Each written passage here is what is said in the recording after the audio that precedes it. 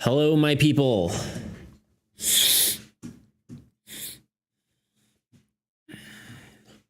Hold on. Can't even come onto the stream not bald, huh? I didn't want to close that. Hold on.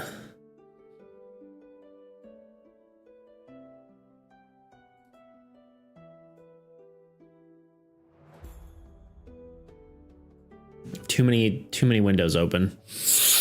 Oh God, it's cold out today. I don't even know if it's actually cold. I guess it's just kind of rainy. Anyway, let's do this thing. Chat. D&D. Hello. Oh, my lights aren't on.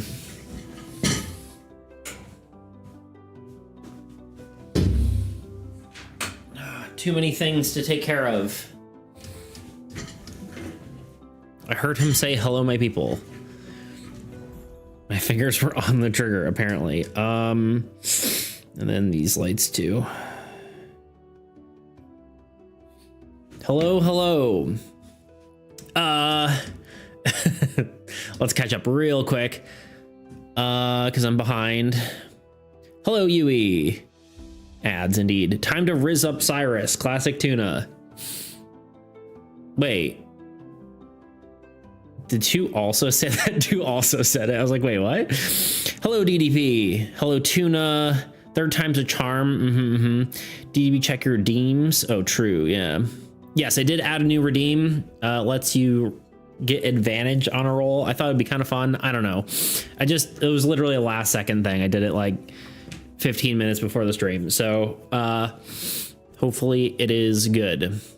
We took on a werewolf and took a werewolf's eyes and other major organs. True. So yeah, I'll have to, I meant to add it to your inventory. I gotta figure out a better way to do that. Maybe that's the next thing I try to improve, is just like how you guys control your character sheet. Maybe we could do that as a part of a Discord server thing. I don't know. We'll see in a minute. We should do a makeover montage and become super beautiful before meeting Cyrus. I feel like you can just change your appearance because you're a changeling, so I don't feel like that's necessary. Anyway, I didn't see if he was already bald. True. I mean, I wouldn't have been, but I have my hat on. Has finger on the trigger. Hello, Yokai Yuna. Hello, welcome on in. Hello and happy streaming. Thank you. Let me know if I said your name right. I'm horribly dyslexic. I wanted to guarantee baldness. There you go. You did it. The music's maybe a little loud right now. Yeah, it's definitely loud. I thought it'd be epic to have it loud. Hold on. For the intro part, at least. Yay, new person. Hello. I'm here, but I'm not 100%. I've split my mind. Anyway, I'm lurking a bit. No worries. Perfectly acceptable.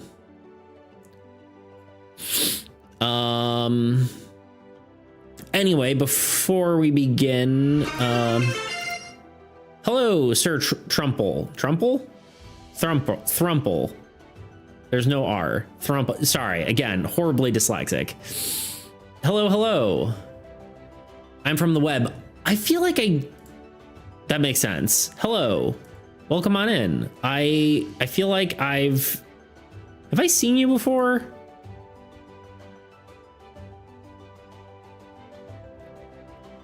I have, haven't I? Sorry, my brain's close enough. Yeah, I'm sorry. Anyway, but thank you for the follow. I appreciate it. I feel like I maybe have seen you somewhere. Maybe I'm crazy. I'm bad at names and faces, apparently. And yes, you did fine. Yuna or Yoka is fine. Okay, cool. I joined the Discord a few days ago. That's right. Yes. True, I've seen that. Yes. Okay. Welcome from the web. Thumple. Yeah, Thumple. Okay, anyway. Okay. I'm getting distracted already. Okay, so where do we start? Let's recap a little bit. Well, first I need, God, I'm not prepared. D&D Beyond. Hold on, I need to pull up your character sheet in case I need it. Oh, I'm not signed in. Just through my Gmail, right? Please.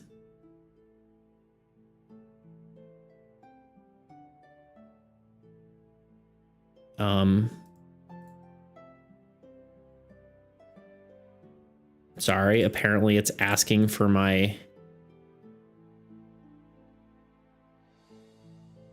personal information. Thank God it's not on the other screen.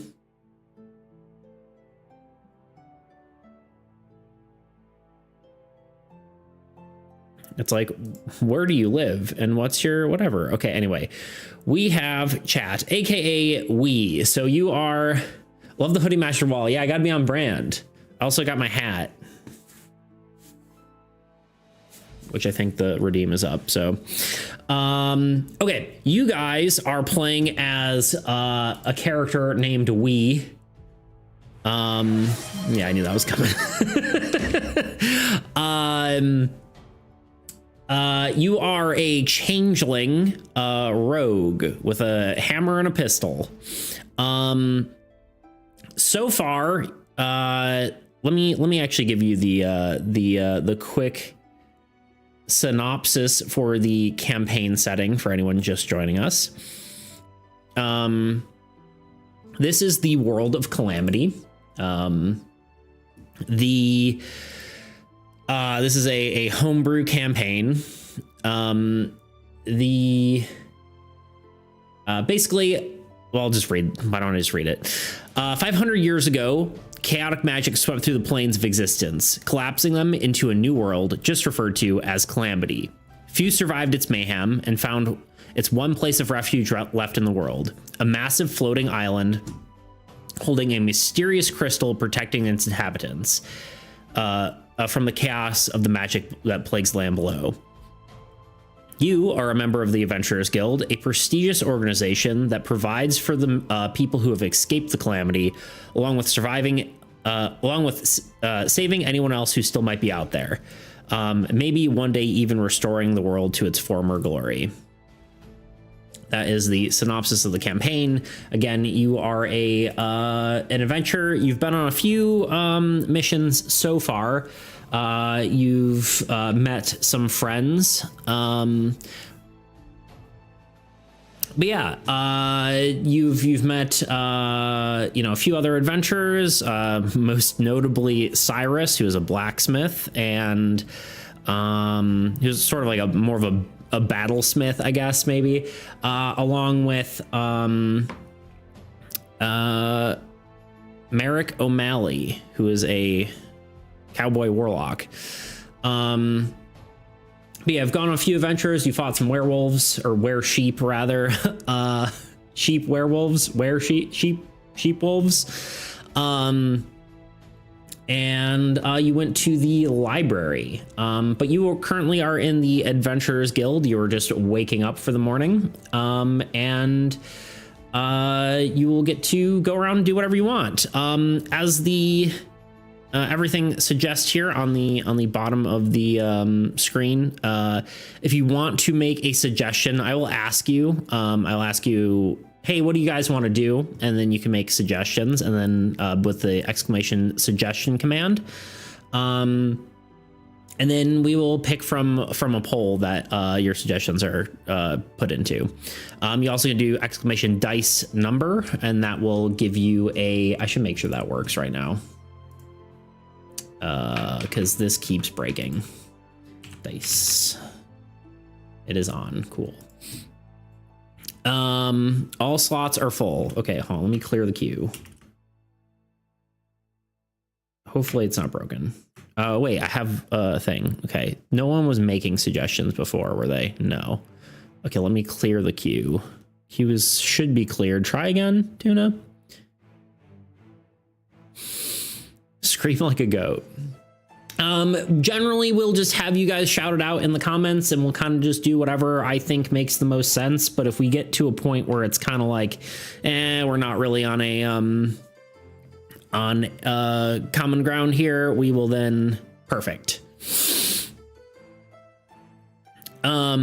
You know, if we're not finding common ground, we'll do the suggestion thing. Okay.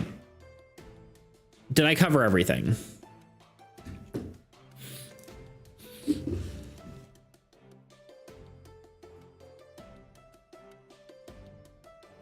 Why did it skip through like 8 different songs?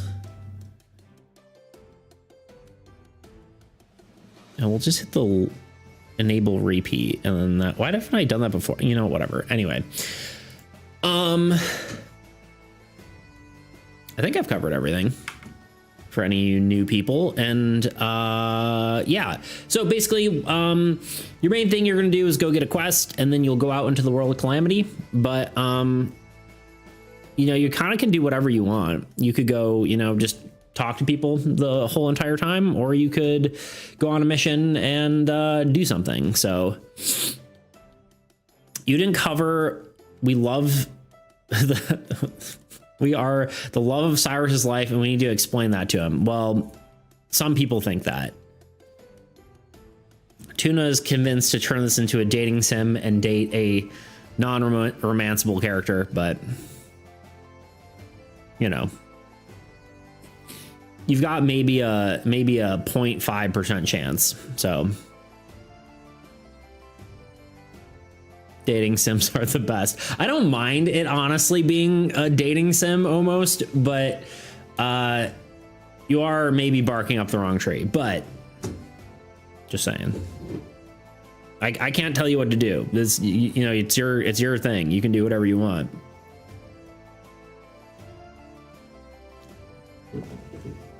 Let's go onto the street and look around. The street, or are you going like looking around within the guild?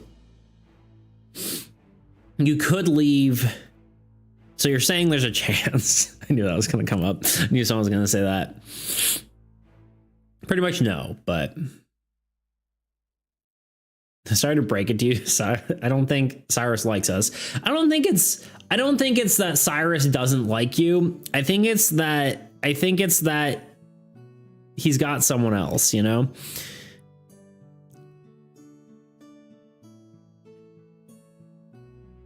But, you know,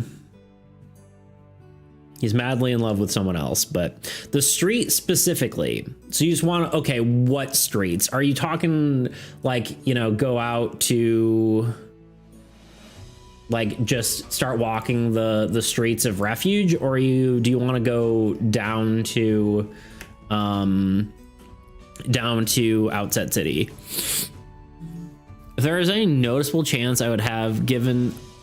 If there was a noticeable chance, I would have given up session 1, but I need to make the impossible possible. I was gonna say, I think at this point you just want to, because just out of defiance, you're like, no, I have to now. You're just being stubborn. Let's walk through Refuge and see if there's any interesting characters. We could do that. Let's throw that up as a suggest. Hold on, wait, let me clear this. Let me throw that as a suggestion. Let's see if anyone else wants to do anything different than roam the streets. Just to get us started.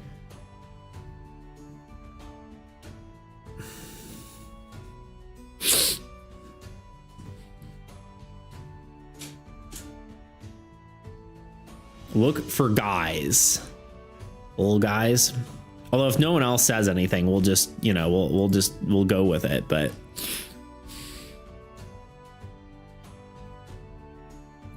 we'll do this though, just to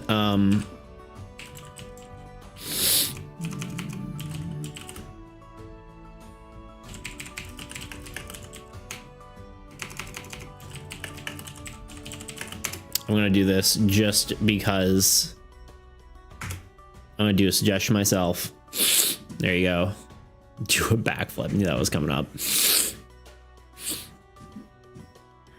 I did that just in case people want to stay on track. I don't care. You could go talk to people.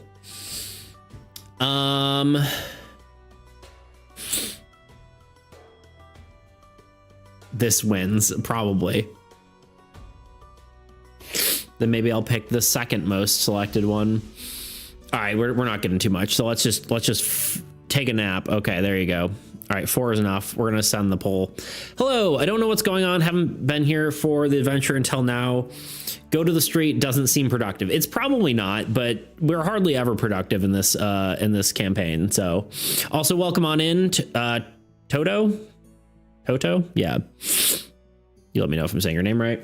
There you go. There's the poll. In theory, that should work.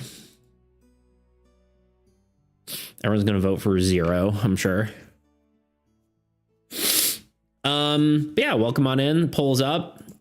Tell me what you're doing. We made this a dating plus backflip simulator. True. I'll give you a quick synopsis of the campaign. We'll say it one more time. You don't understand. We need to meet more men. Jesus Christ. Anyway, here's a quick synopsis, just so you're aware. We are currently in the Adventurers Guild. We just woke up, so we just started. We've done like 2 other sessions before, but here is the synopsis of the campaign. 500 years ago, chaotic magic swept through the planes of existence, collapsing them into a new world, most just referred to as the Calamity. Few survived its mayhem and found one place of refuge left in the world, a massive floating island holding a mysterious crystal protecting its inhabitants from the chaotic magic that plagues the land below. You are a member of the Adventurers Guild, a prestigious organization that provides for the people provides for the people escaping the calamity, along with saving anyone else who might still be out there. Maybe even one day restoring the world to its former glory. That's the prompt. Of course, y'all have turned it into trying to... Okay, well, we're at a... Well, I guess we can do a backflip, get a mission, and go look for guys. I'm the tiebreaker. I'm gonna go now. You don't need to. That's okay. No worries. Yes. Okay. Well... Do all 3. We're doing all 3. So first, the changeling backflip. Done. Backflip complete. And now you, Tuna, give me a perception check.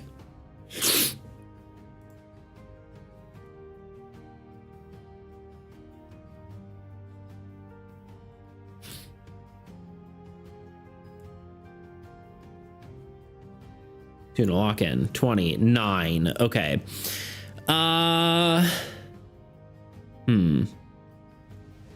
Give me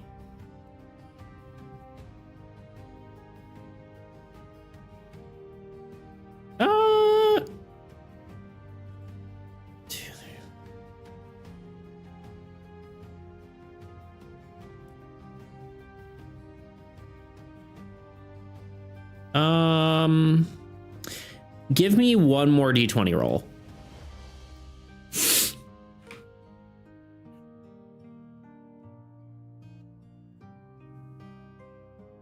Another 9. Okay.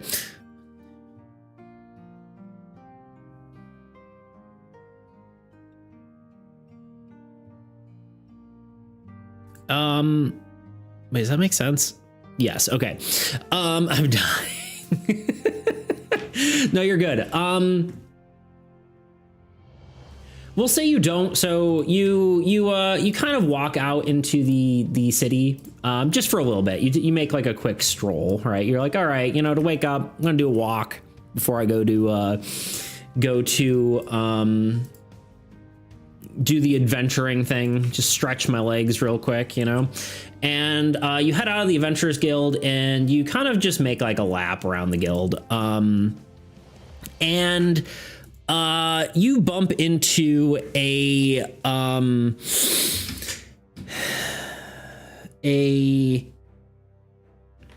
how do I describe him? You bump into like a fancier looking man. He seems like he's well dressed. He kind of looks a bit stern, I would say. He's probably older, but he's a high elf, so it's kind of harder to tell exactly how old he is. And we'll say you literally bump into him. You kind of bump his shoulder and he goes, "Oh, excuse me." And then he starts to continue to walk off. He seems kind of important. He's got like you know, like an expensive pocket watch and more formal attire, well groomed, as he continues to walk off. That is your interaction from that. You're welcome to say something if you would like, but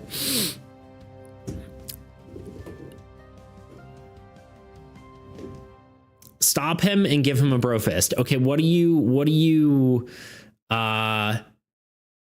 how are you stopping him? Well, I don't know if I have my dice. Sacrilege. Where are my dice? I also need water. Oh, no, they are. They're here.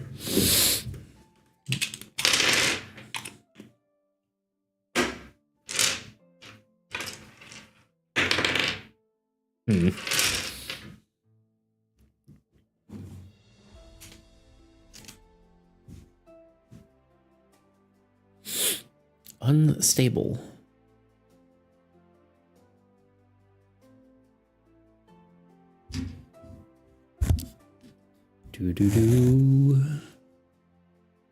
Hey, dude, you got immaculate drip. Put it here.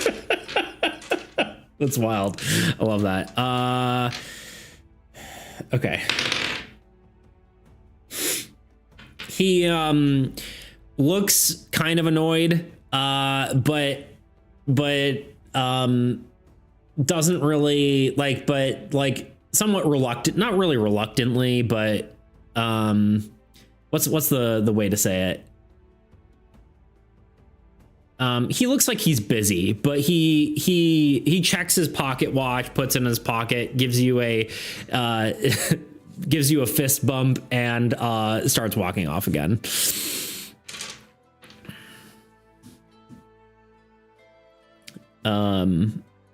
And I think that's it.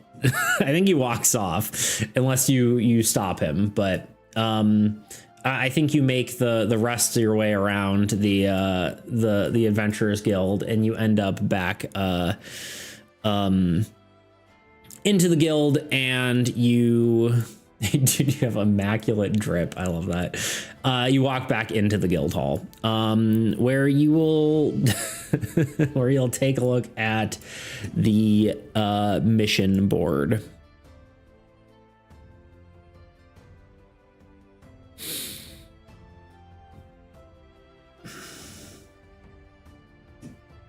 Because that was the third thing we had on there, or the tied vote. Give us those juicy missions. I will.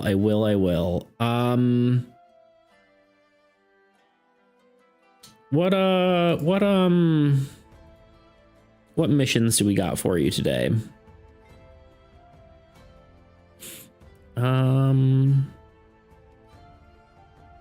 really probably need to have a better way to organize this. It worked at a point. Let's see. There is a mission to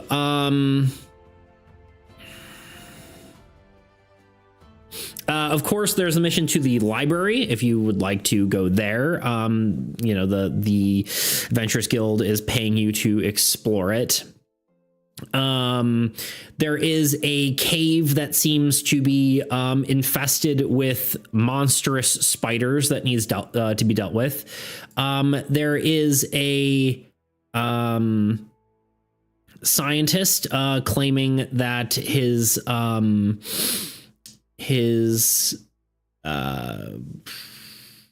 what would you call it? His research facility is being haunted.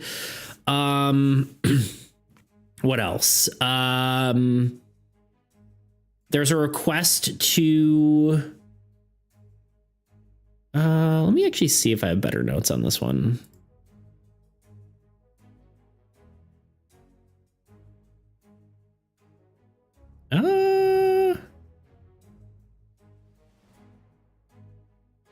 God, I did not take good enough notes, apparently. Oh, here it is. Finish sessions. That is not it.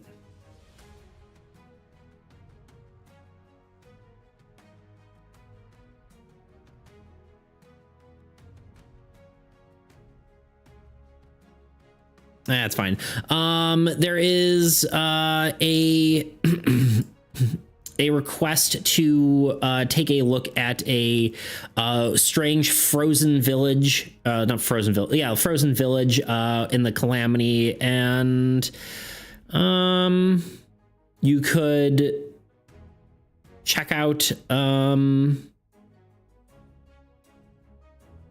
God. Some of these I did not have good enough notes on. There's a weird area with some like shimmering,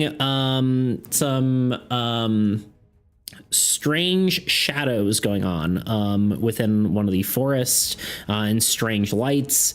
And then lastly, you could also explore the lost city of Taladan. So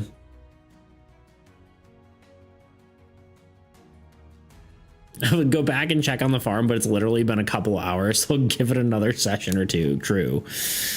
So yeah, let me, you know, I probably should just create a poll. This one seems too, are you here? Can you create a poll? Or else I'll do it. It's fine.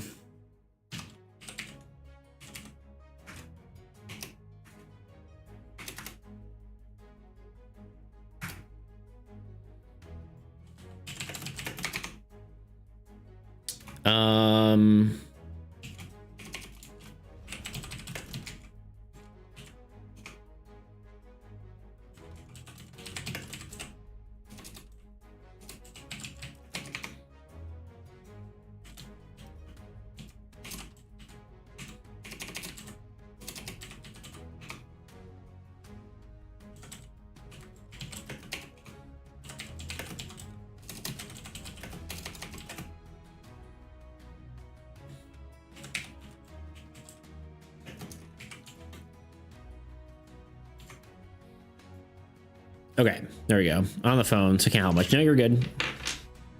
I did it. Haunting seems fun. Spiders are tempting. There you go. There's a poll. What do?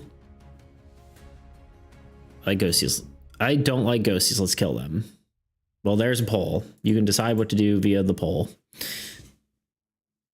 I probably should have made it longer, but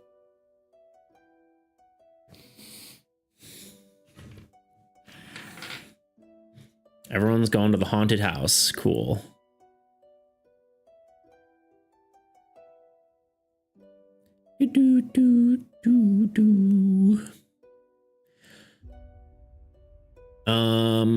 Okay. We are going to a haunted house, it looks like. Can we search for Cyrus now? Sure, you can. So you claim your you grab your no ghosts. You grab your pamphlet to explore or to go out on the mission, and this is actually an interesting one because it is on the is actually in refuge, unlike most of the missions that you've had, which are either down, well, they're down in the Calamity, right? So this one's actually on refuge. So we'll be exploring that. So yeah, you want to search for other party members, potentially. Would you like to?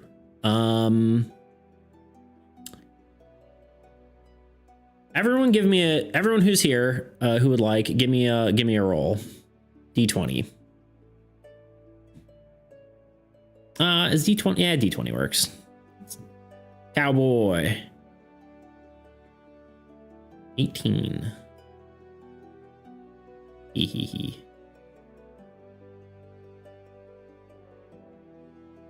An 8.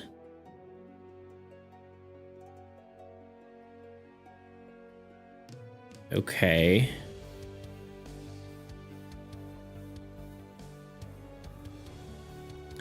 So basically, you are searching the let's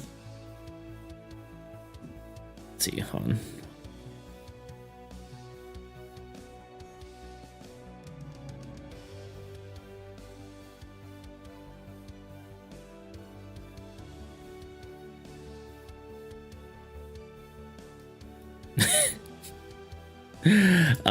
Okay, you know what, Tuna, you're exceptionally lucky, because it wasn't necessarily a perception check. It was a you're rolling on a list of, it's like a random list of who shows up, and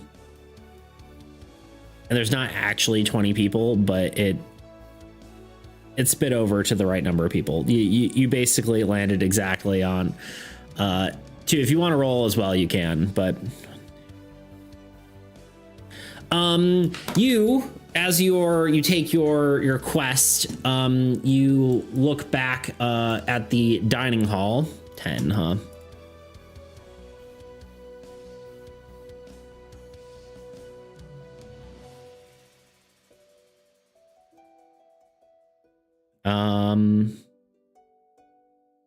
Okay. You look back at the dining hall and you see, this is funny.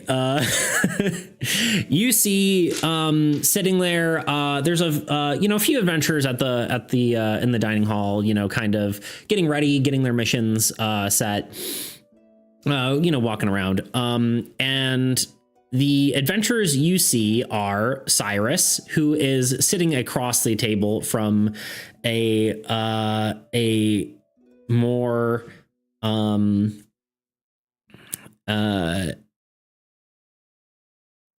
a stronger looking woman, who you have actually seen briefly before, his friend Luana.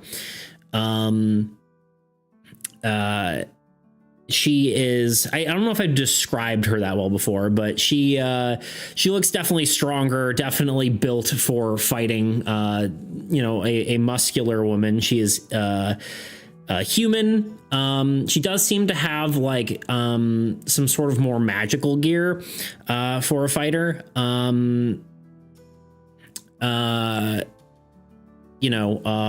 Brown sort of ponytail with, sort of, again, more sort of magical embellishments. We've seen her ugly mug in the art. Rude. And she is wielding 2 axes. I mean, they're kind of holstered at the moment, but yeah. Don't be mean, Tuna. You're not allowed to be mean. And then you also see fluttering around, you see a small fairy, well, technically a pixie, floating around. She's trying to carry a cookie. It's extremely large for her, body proportions. She's like, a foot tall at most, and she's carrying an oversized cookie. So yeah, there you go. That is what you see. What are you doing? It's not luck, it's fate. Well, it's funny that one of the roles was also Luana, but in my mind.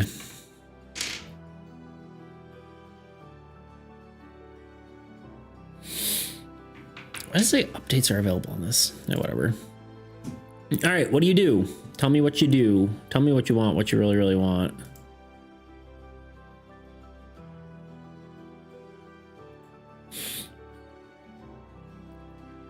It's not like it's fate. Wait.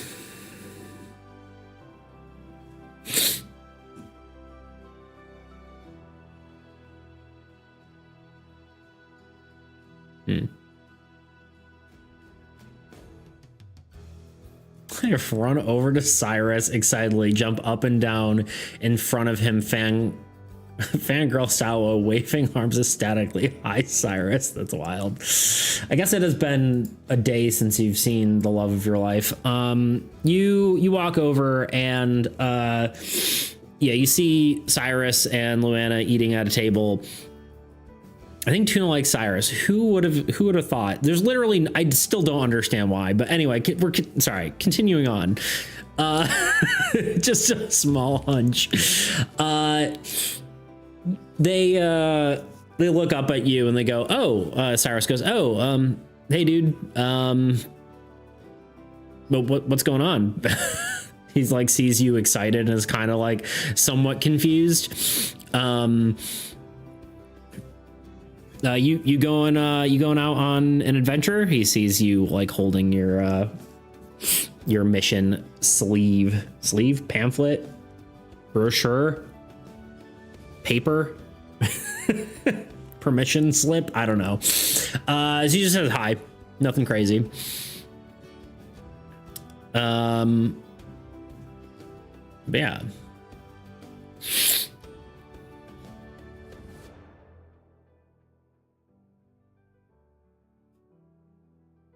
I'm so tired. I was supposed to go to bed earlier, but I'm way too entertained. Good. I feel like I might have to start doing these actually earlier. Just because I guess it's kind of later for you guys, right? But here we are.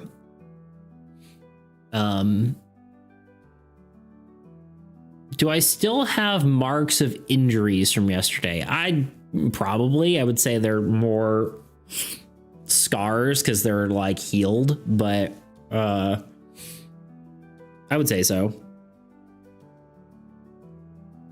Because yeah, they've been magically healed, but I think there's probably maybe some visible scars, I would say.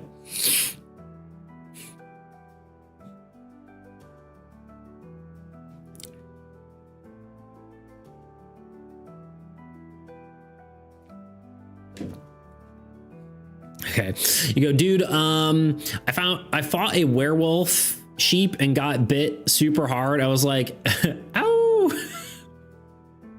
Look, and show him the scars. He goes, oh,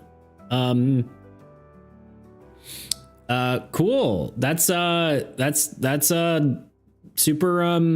That's impressive. Wait, werewolf sheep?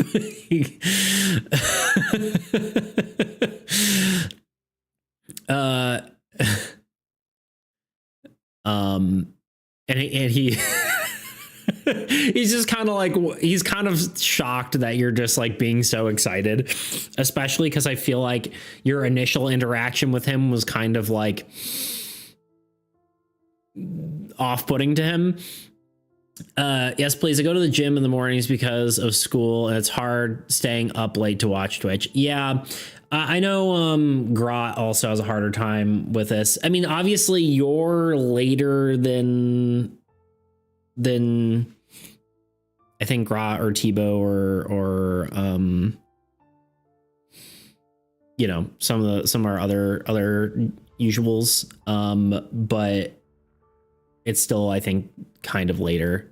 And it's only like it's only 1:40 for me, so if like obviously in America it's a little bit different, but 7 p.m. Yeah.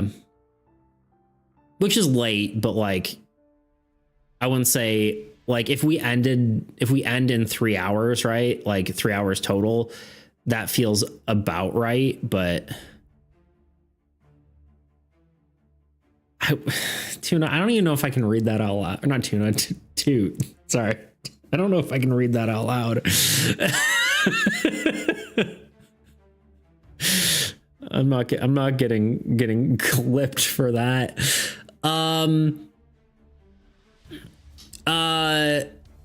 Let's see. Why not? You can't just make me say things.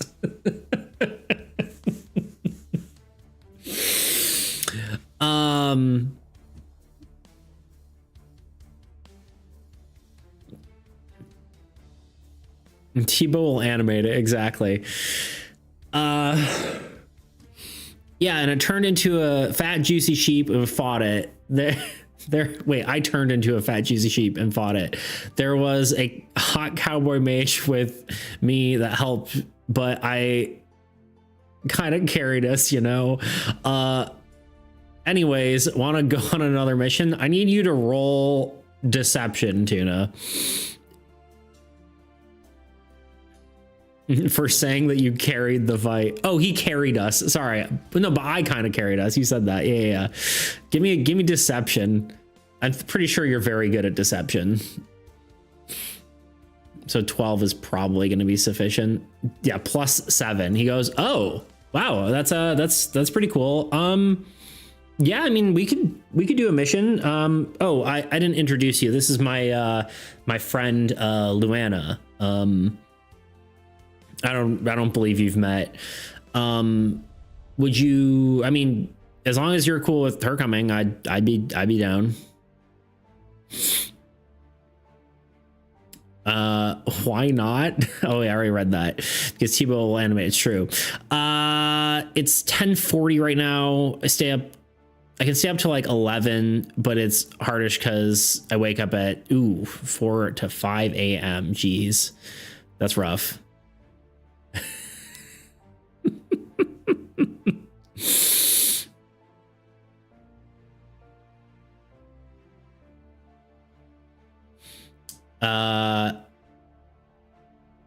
Why did I miss this much? You can always go back and watch the VOD. They're on it's on YouTube. Or on, no, it's probably not on here anymore, but nah, I don't have time. All right, to give me a roll to do your seduction.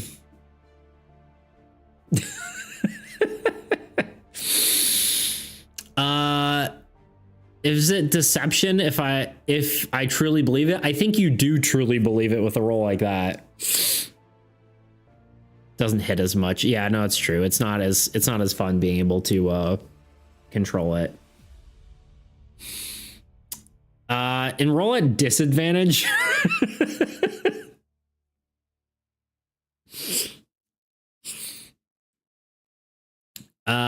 I give her the side eye. Hi, yeah, I guess she can come along.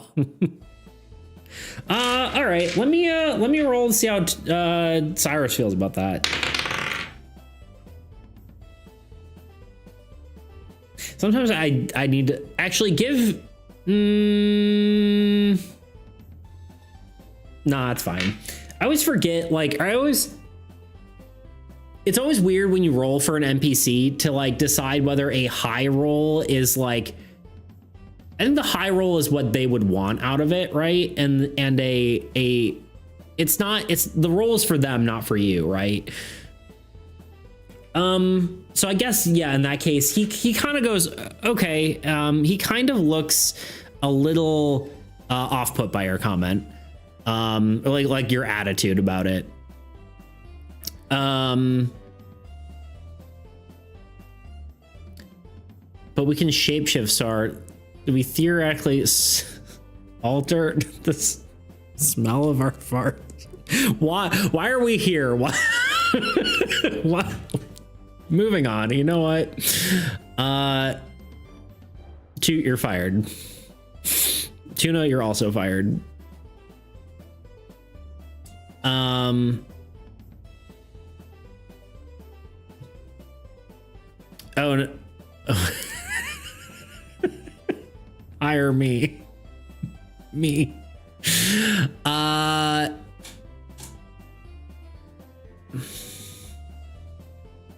I'm just asking the hard-hitting questions, I suppose. I don't know what you'd have to tell me what you'd transform into. But we're not going there. We're not. No, we're moving on. I was AFK. Yeah, it's fine. Don't worry about it. It's only for your earlier comment. because now we're lost in the sauce. Anyway, guys, you're gonna drive away all the new people, even though they've already left, I think. To living up to his name with a suggestion. True. Anyway, yeah. Cyrus seems to agree with going with you, but he does seem a little bit off put by your attitude toward Luana. You guys. True. Sorry, I won't lump you in with everyone else. At least I think that's the I lost the context window slightly on that one, but you didn't roll, Toot. I asked you to roll and you went AFK. Give me a roll at disadvantage if you really wanna go with your suggestion. How dare you go AFK on my stream? Oops, didn't mean to do that. Anywho's.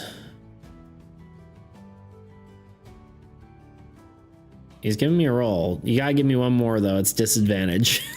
Because it's wild that...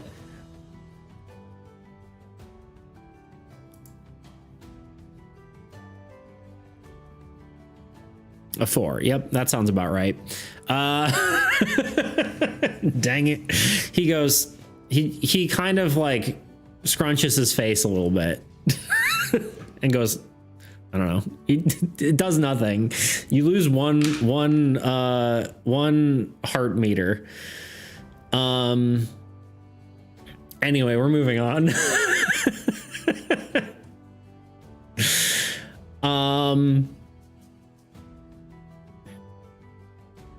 Okay. You've successfully acquired Cyrus and Luana to your party. Yes, that's a stinker, not a sexy toot for sure.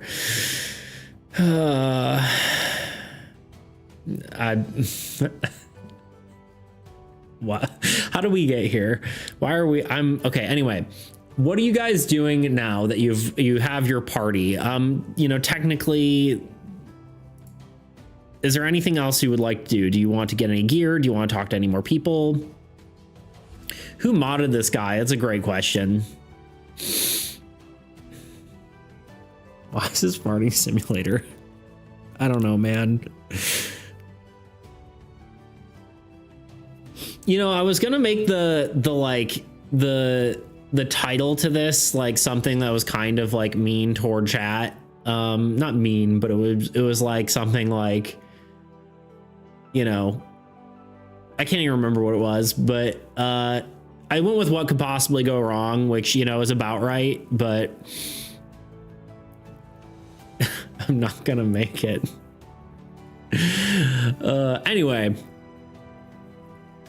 it's a great question.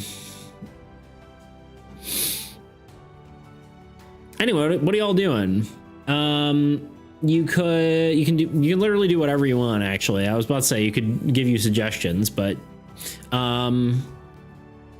dating back farting simulator. Can you talk to the pixie? You sure can. How are you walking up to her and talking to her? AFK for a while, shaking my head. Tebow, we need you. Please help ground us. I can't do this anymore. No, I'm just kidding. Can we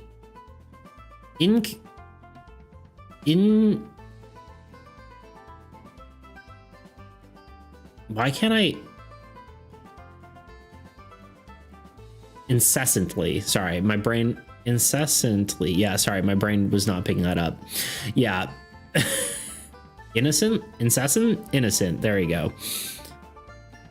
No, I got it. Innocent. Innocently tell Cyrus we love him. No ulterior motive. Sorry, my dyslexic brain was having a struggle. Sure. If you're, yeah, give me a, I don't know, I guess it's not even a roll, is it? It's just, you would say it. I guess because you're going to talk with the, you're going to talk with the pixie, you just go, all right, love you. And then you walk over to the pixie.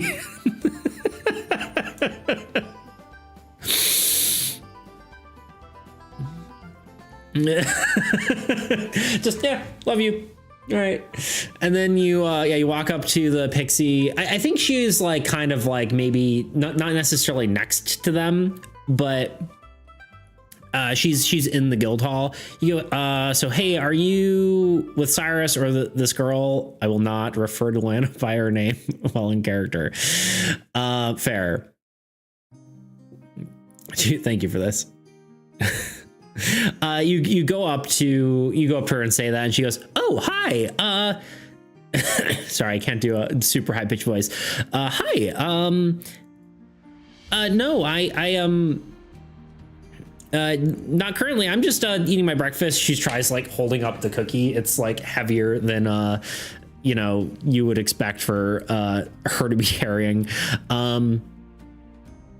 She goes, oh, sorry, I don't think we've met. What's your name? She's talking like super fast and like kind of like fluttering about. She seems very energetic. Actually, I do have art for her. And she goes, oh, by the way, I'm Pipistrella. Nice to meet you. She like tries to hold out her hand, but almost drops the cookie and then has to hold it up. Let's see, I should have art of her. Pipistrella. There's Pip. Loading. It's loading off my... There she is.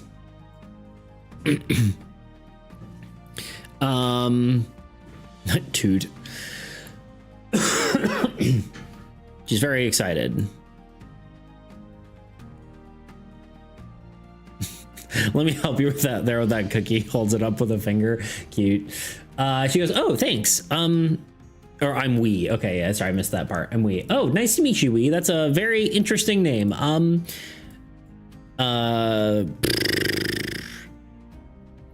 think she just starts bombarding you with questions. She goes, so how long have you been an adventurer for? Are you going on a mission today? Are you? And she just like keeps like ranting out at you. She's just very, very excitable. At least I take it your adventure. I don't see an adventurer's bracer, but I would assume because you know Luana and Cyrus. And she just kind of continues to ramble. She's so cute. She's pretty cute. But yeah, she's very very just like kind of. Can we answer every single question excitedly? Sure, yeah. And she's like nodding along as you answer. I think she's the kind of person who can like ask you another question before you finished answering. You and I are cut from the same cloth. Indeed. Indeed.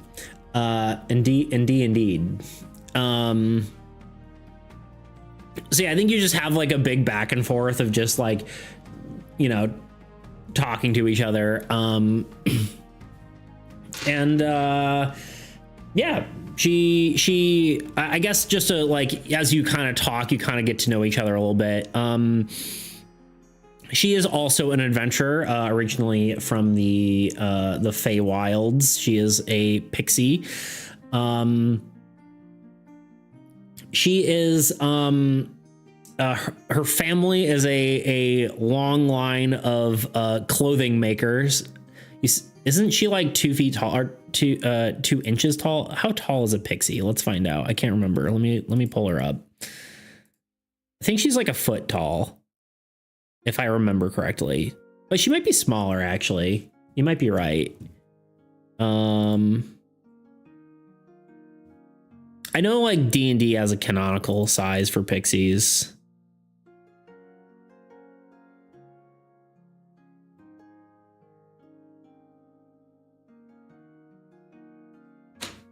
How tall is is a pixie D&D? Typically between 9 inches and 2.5 feet tall. I would say she's on the lower end. Yeah, she's probably about a foot tall.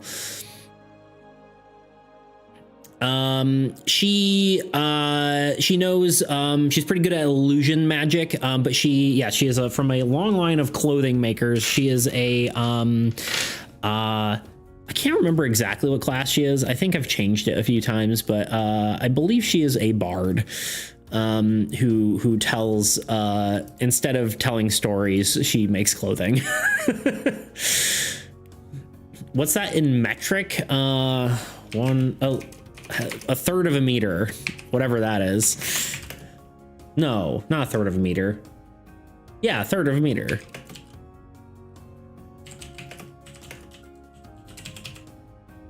Yeah, 30 centimeters.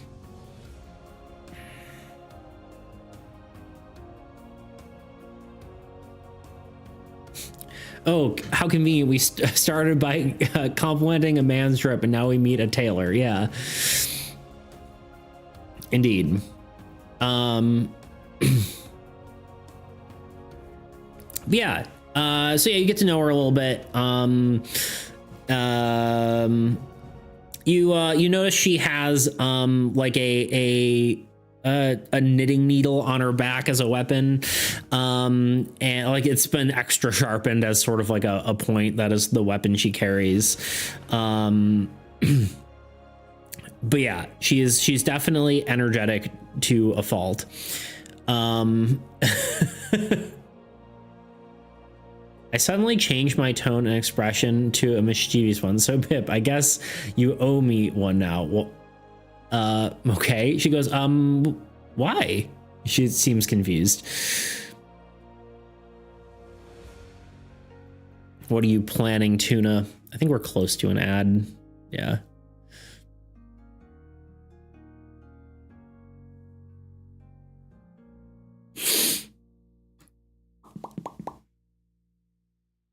Ads will be coming in 3 minutes. Yeah, I definitely need to get myself some more water. So that will be good.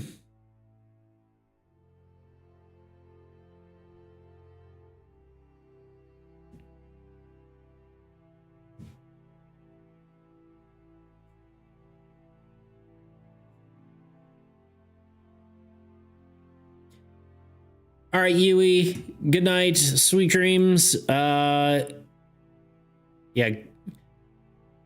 Bye guys. I'm going to bed. Yes, indeed. Yeah. So good luck with getting up early. Yeah. Maybe next time we'll try to do, maybe we'll do the weekend ones earlier. I just don't want to do it too early for myself because it's kind of a Sunday. So I don't want to like, you know, do it too early. And also like, I also don't want to do it at like lunchtime, but we'll figure it out. We'll maybe find a compromise here.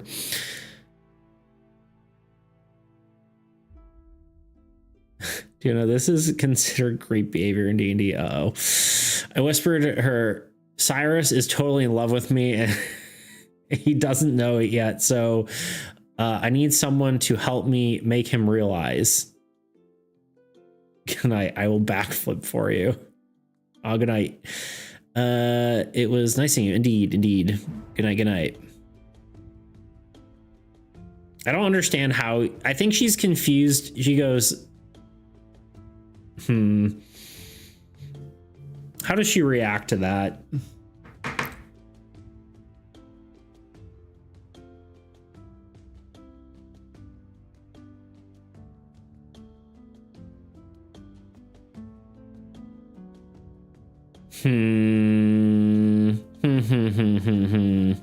Yeah, I don't know how she reacts to that.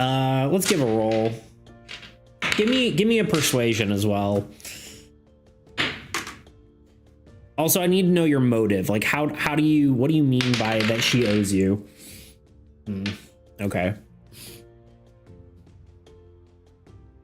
How does one react to tuna? It's a great question.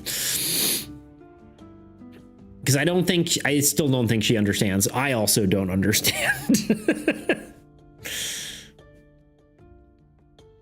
No, but why does she owe you?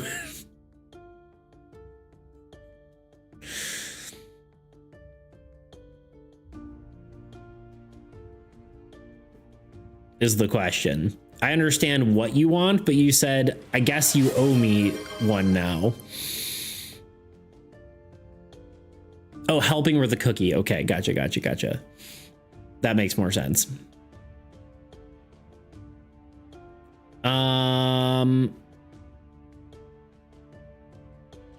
Okay, give me another roll. You did the old re-roll.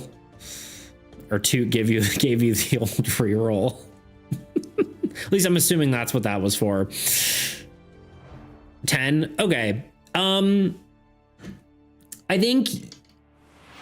Okay, Tuna did the old re-roll. You like the dice on the screen? Isn't that fun? Of course, it stops, which I kind of wish it didn't do, but you know, it's good enough. Give me another roll, Tuna.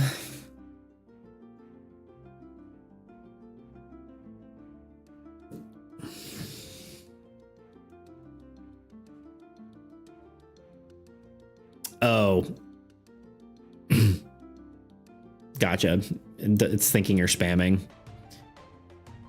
A 9. Okay. And on that note, we will take an ad break and I'll let you know how it turns out. You had triple advantage. Anyway, we'll be right back. I was playing Dungeons and Dragons the other day, and by the other day, I mean like what a fitting video. My players were in combat with a monster. This was a pretty standard fight, but things ended up getting kind of dicey. No pun intended there. It was kind of intended. I wrote it in the script, but I didn't think, you know what, whatever. Let's just get on with the story. Anyway, so one of my players ended up getting knocked unconscious. I'm generally pretty nice to my players, so this was actually a somewhat rare occurrence, which is maybe not how a dungeon master should operate, but I just end up wanting all the characters to be friends, and I don't know. But yeah, after the player was knocked out, the very next turn, they were quickly healed by another player and back on their feet as if nothing happened. Then they quickly attacked and defeated the monster. After the session, there was something about this fight that bothered me. And I think it was the lack of impact of not only being knocked out, but the lack of impact of damage as a whole. There were no lasting effects on the character. It really felt like there should be some sort of repercussions after being beaten senseless. And I'm not even talking about mechanically here. I'm talking about from a character standpoint. You would expect a character to at least be somewhat traumatized or afraid or something after being knocked out by a terrifying monster. So when working on my game, I kept all this in mind, and I think I found a way to solve this problem by allowing damage to be impactful to the character narratively as well as mechanically. Hi, I'm Nathan, and this is my tabletop RPG deck builder called Soul. Today we're going to be talking about my new equipment system, items, and how that relates to health. When I was trying to solve this problem, two game systems kept popping to mind. One was Mech Warrior's slot-based inventory system. Each weapon or component was equipped onto your mech onto a slot on their body. And when that part was damaged, it would no longer function. And the other one was the singular time I LARPed. Yeah, that thing where you run around in a local park and hit nerds with foam swords. It was high school, I don't know, what do you want from me? I'm totally kidding, I don't have anything against LARPing. I mean, look at me. I'm making a tabletop role-playing game by myself for fun. Anyway, but yeah, the specific LARP I went to used a limb-based system for health. If you get hit in the arm, you can't use it anymore, and if you get hit in that limb again, you're dead, essentially. So really the same concept as Mech Warrior, just simplified. So with that in mind, I decided to make a slot-based inventory system with health as well.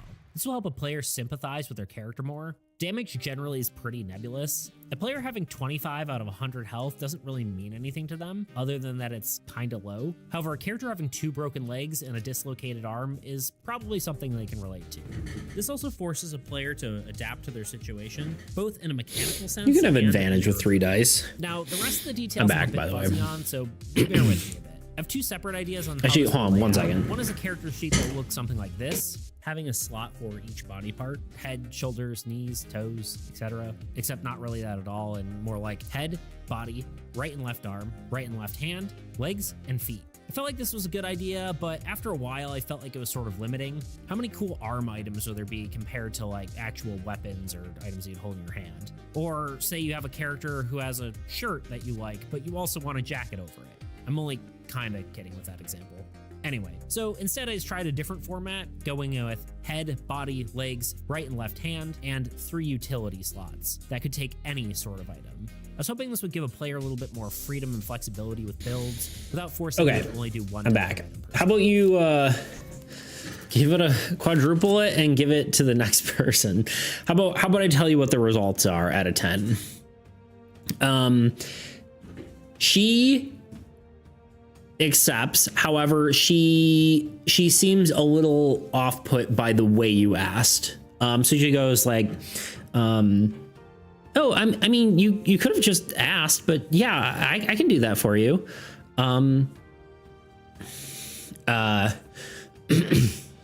She goes, I mean, what, I mean, you just let me know at some point what you're looking for as far as, you know, an outfit, and, I can help you out. So yeah, you got it. She accepted, but she does seem, like she wished you would have asked it differently or just gone right out and asked. Yeah, there you go.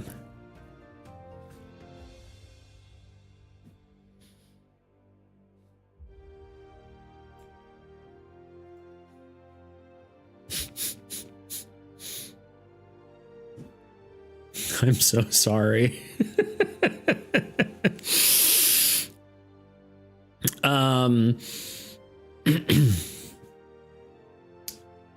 But yeah, there you go. So I'm a gremlin. All right, we'll move on at this point. Just because we are an hour in and we haven't left and done anything yet. So, all right, last minute. Do you want to do anything? Do you need any gear? Or are you moving on to the haunted house? I think we get an hour in the guild hall, and then we have to move on. Let me make sure I have my freaking notes here.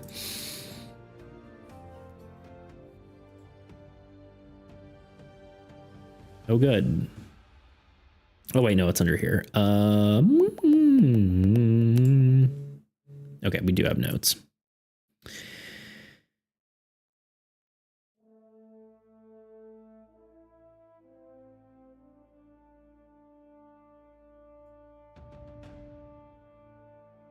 I'm quickly refreshing myself. Give me half a second.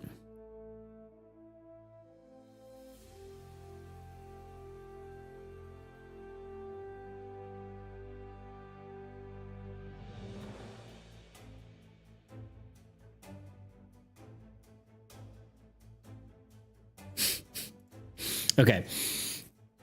All right. You leave the Adventurers Guild with Luana and Cyrus in tow, and you head to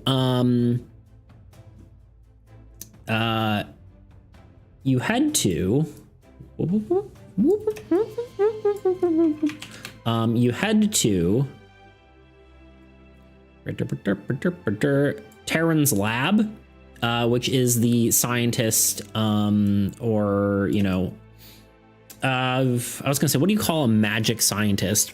Scientist slash artificer slash mage slash whatever. Arcane scientist is what I called him. That sounds good. You make your way to the lab, and you speak with, or or you enter the lab and you find Mr. Fancy Pants Science Magic Man. Exactly. You find Tavern himself at his lab, and he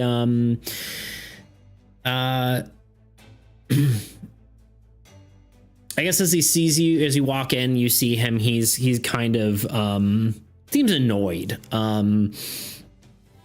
Like most people I feel like you've met. He seems annoyed, and he goes, as you walk in, he goes, finally you're here. He seems kind of like a bit closed off, I guess.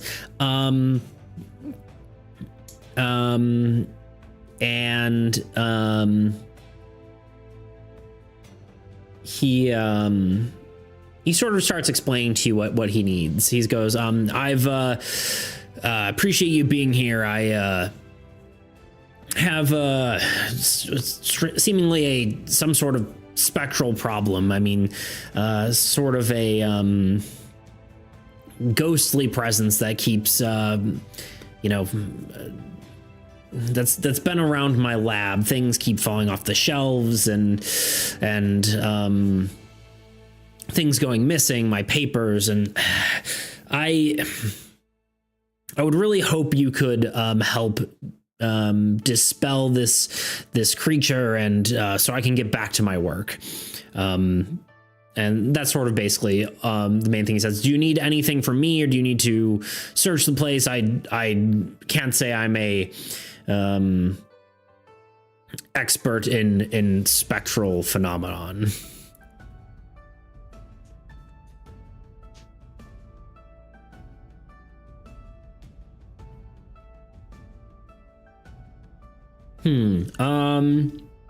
What is your work, you ask?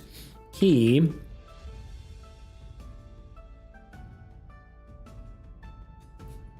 trying to think how he answers that.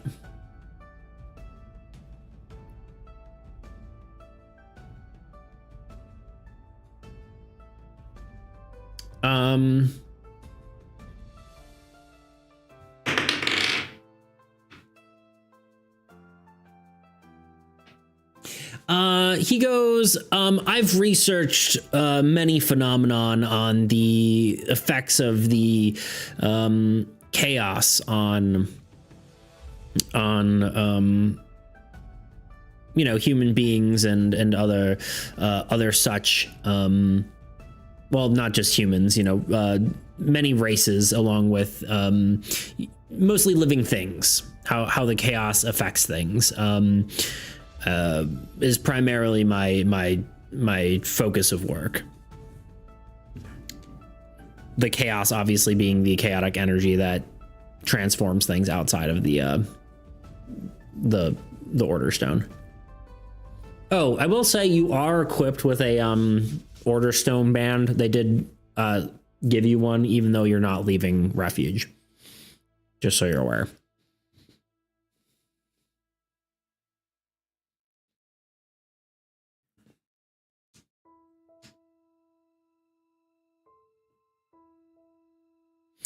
I whispered to Cyrus, mark my words, I think he killed these ghosts and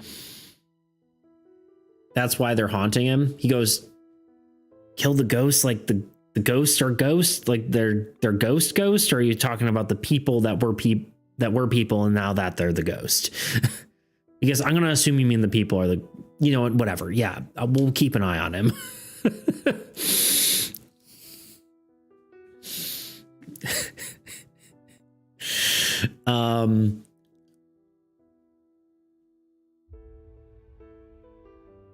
So yeah, what do you do?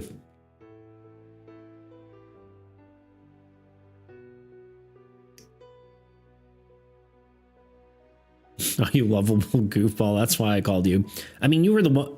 You were the one who said they killed the ghosts.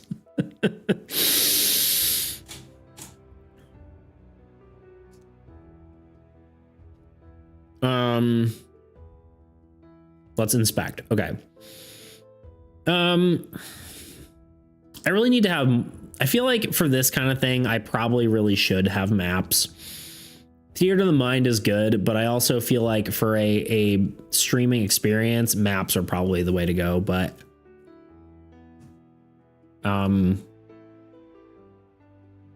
let's do this.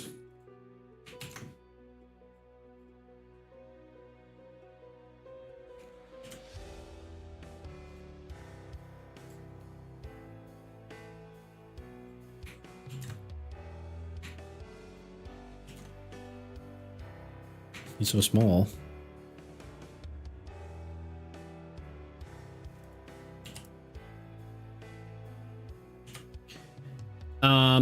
Okay, you have some options.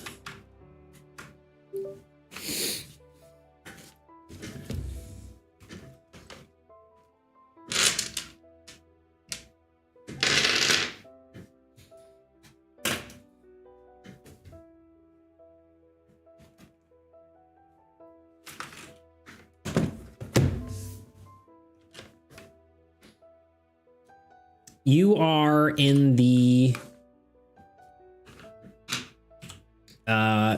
main portion of the building. Let's say that you're in the foyer as you enter. The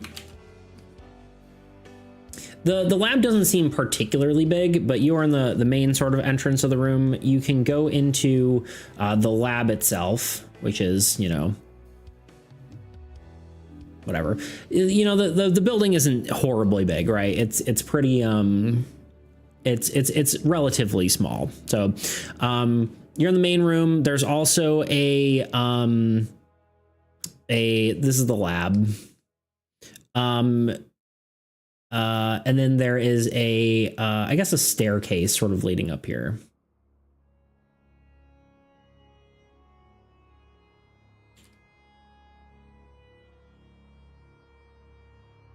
I'm still jealous as a homeless person. Fair. I mean, I don't really think this is his home. It's more of a lab. He might live here. I don't know. He probably also lives here. Let's be real. We live in Cyrus's mind rent-free, hopefully. Nah, he's paying. Never mind. I get what you're saying. That's a good one. That's a good one. Definitely. All right. What do you guys want to do? Things will reveal themselves as you walk in or walk different places. Let's do this.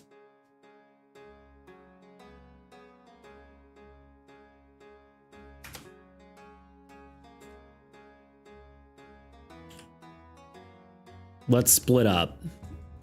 Okay. Oh, weirdly, for some reason, Luana needs to go somewhere else, and me and Cyrus need to go somewhere together, is what Tuna's thinking. Is this the ghostly house? It is. I want to break all the glass in the lab. All right. I mean, if you want to end up in jail, fine by me.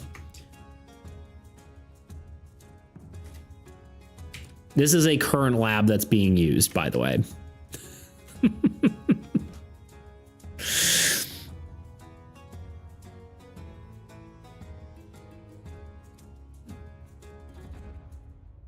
I feel like you're missing context. Yes, this is a lab. You just spoke with Tavern, who is the lead scientist in this lab. Guys, we should split up. I'm so scared. Someone needs to go with me.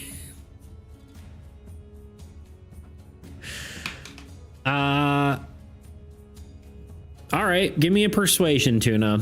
Also, too, I need to know if you're serious about that suggestion, because you are literally a 19.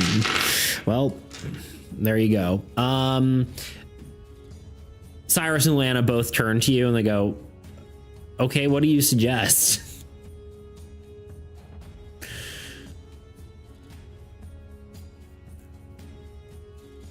Yeah, I guess you got it. And what would that be? That would be persuasion, I guess, which you're probably also very good at. Yeah. Cyrus, hold me with your big, strong arms.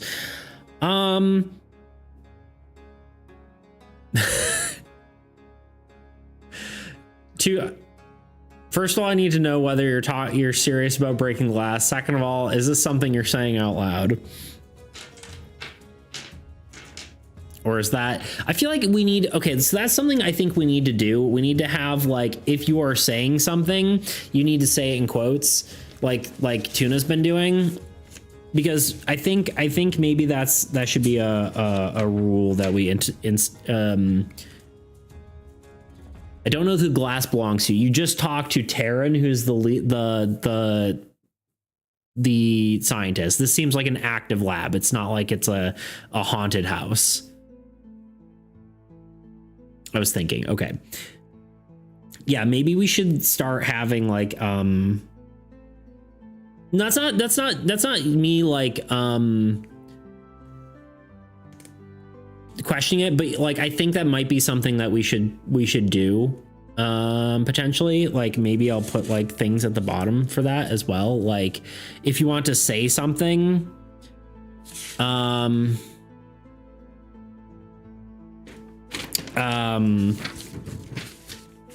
if you want to say something, you know, putting in quotes or like having an action, put it in like, I don't know, stars or parentheses or something.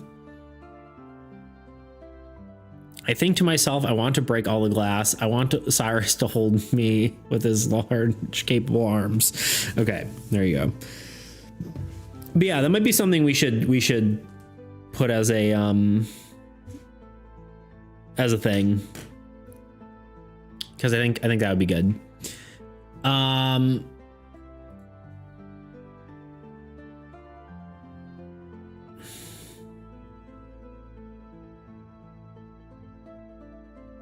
Okay, so you've convinced that you should split up but not go together, or not go separately. I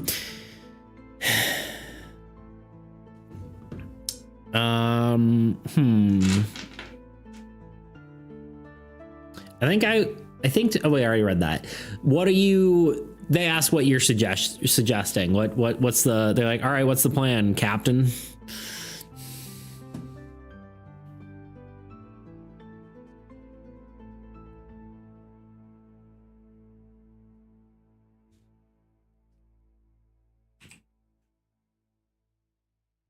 Do you know that splitting the party is one of the main causes of party death? I'm just kidding.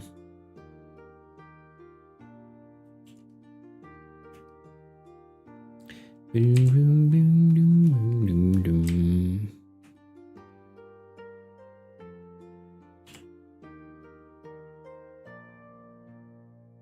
even spell foyer. Foyer.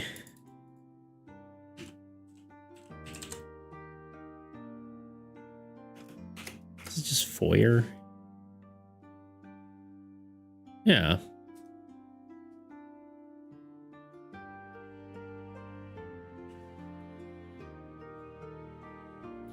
I guess whoever knows me better should go with me. I'm not sure what I say to them. All right, let me do a roll for that. Okay. Okay.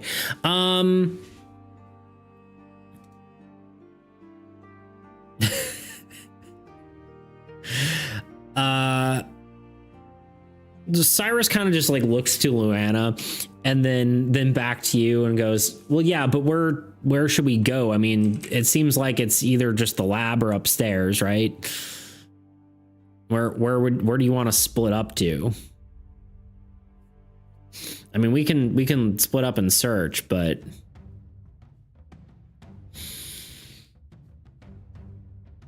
you're going up? Okay.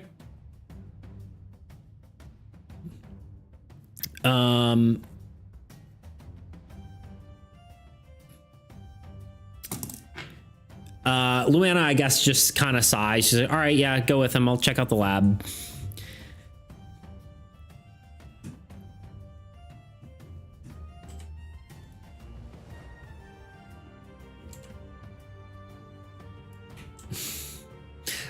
And so you and Cyrus go up, and Luana is going to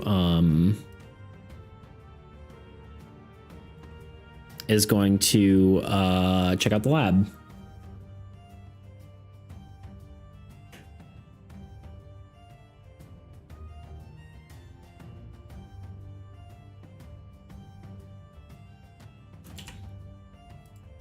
I'm slightly offended by her misuse of pronouns to go up with Cyrus. I guess that's fair. Would she'd probably call you they, right?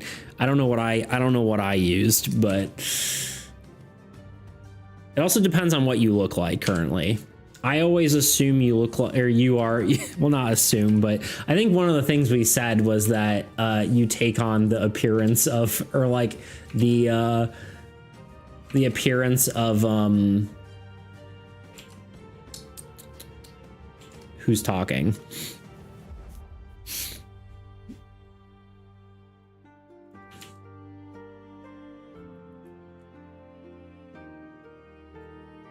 But yeah, you head on up.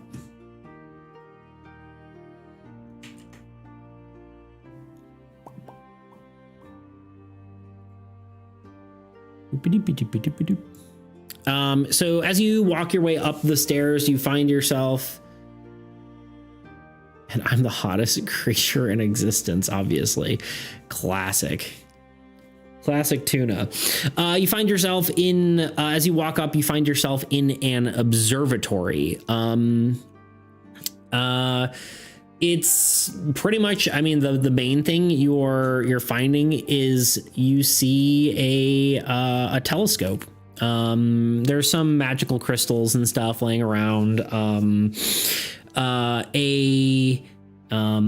few books, some notes sitting on a table. Let's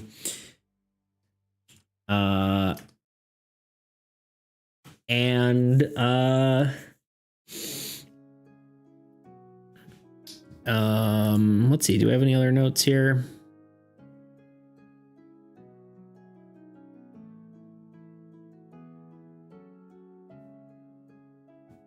I don't believe so.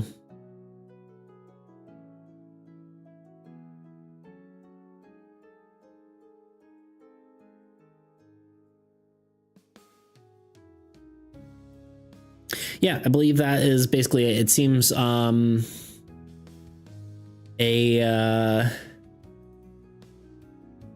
know, like I said, like a telescope looking at, there's a it's like, yeah, pretty classic observatory. This telescope isn't huge or anything. It's, you know, relatively modest, but there is, you know, some crystals and seeming like some arcane instruments laying around. What do you do?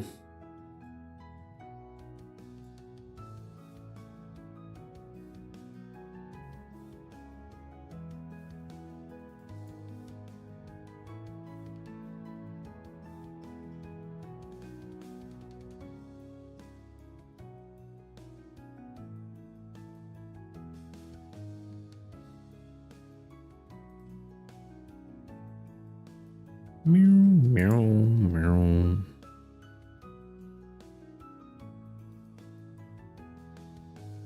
Oh my God. You spin around and dance around the room. So Cyrus, did you miss me? I look at him innocently. All right, let's see how he takes this.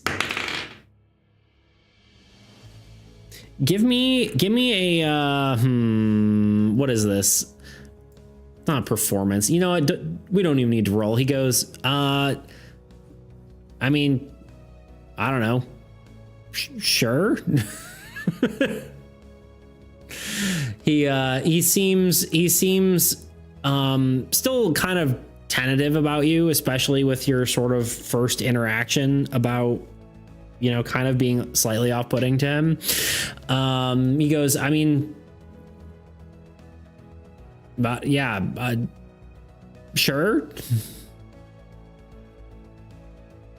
He like sort of looking around the room, looking at some of the instruments.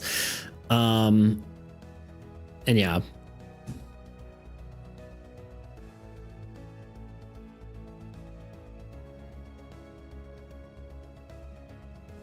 Sorry, I'm looking at my notes. Will you formulate your response?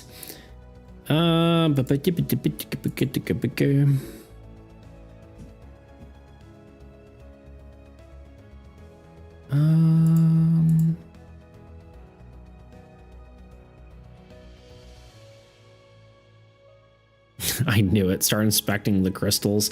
Sure, give me a investigation check. Give me a roll of 20 for me. The old 20. A 5.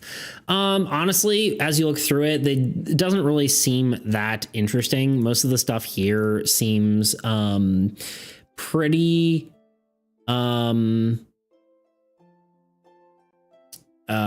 pretty standard, sort of research equipment. Nothing seems particularly interesting.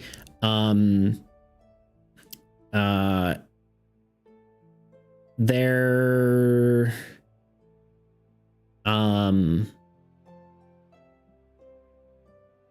yeah, none of the crystals specifically look very interesting. As you do look around though,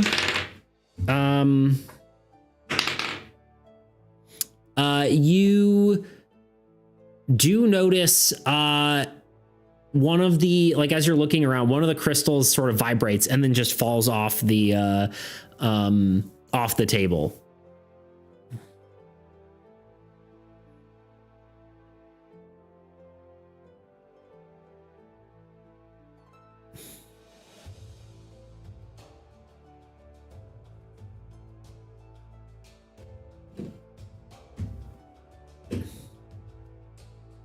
Pick it up carelessly.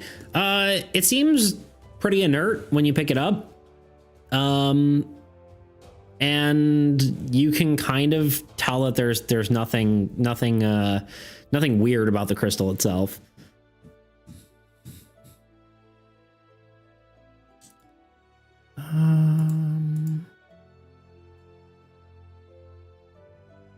Where the heckity?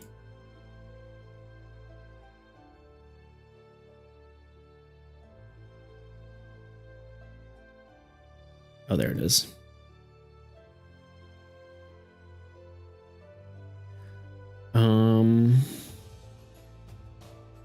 Yeah.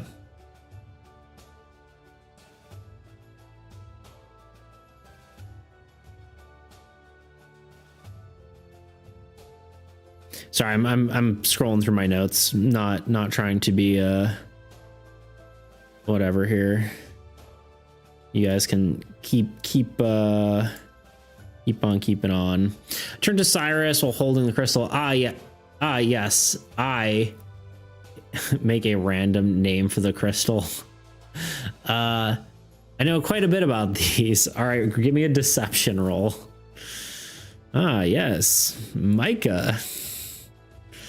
I know all sorts of things about this kind of crystal. Of course. He goes, "Oh, you like rocks? Are you?" And of course, that's +7, so it's a 26. He goes, "Oh, that's cool. Can you tell me about them a bit? What's interesting about those?"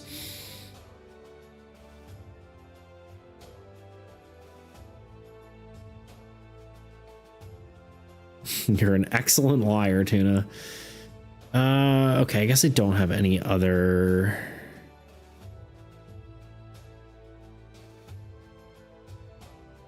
Oh, right. Okay, sorry. That just makes so much more sense. I didn't realize I had the information on that quest. Okay, anyway. There we go.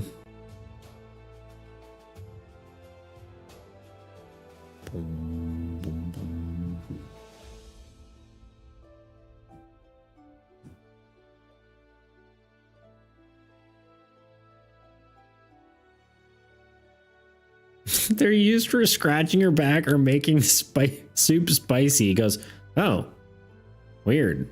Huh. Strange. He goes, but why did that fall off the shelf then? He says, like, sort of like realizing that it's like wasn't the crystal, and then sort of starts looking around. He's actually gonna roll for perception. It doesn't seem to, like, as he's looking around, he doesn't seem like he's seeing anything.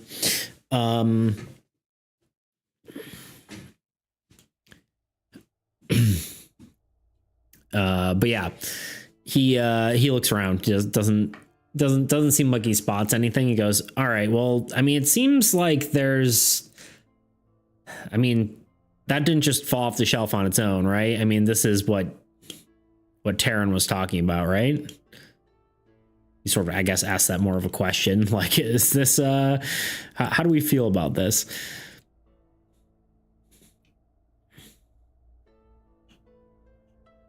I guess he'll roll an investigation check as well for y'all.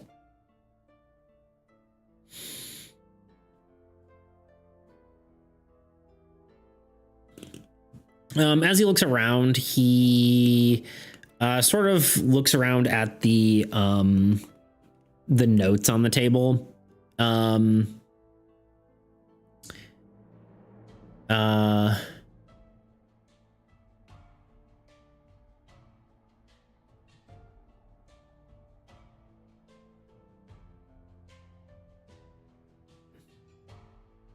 Sorry.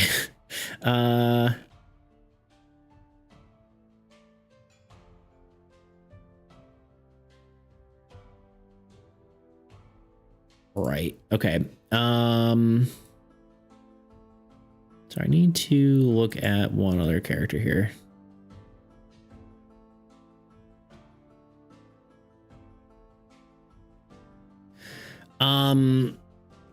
Look over his shoulder. Yeah, sorry, I was just double checking my notes. As he looks over the notes, he goes, "This is weird. There's a bunch of research here by someone named Fenno.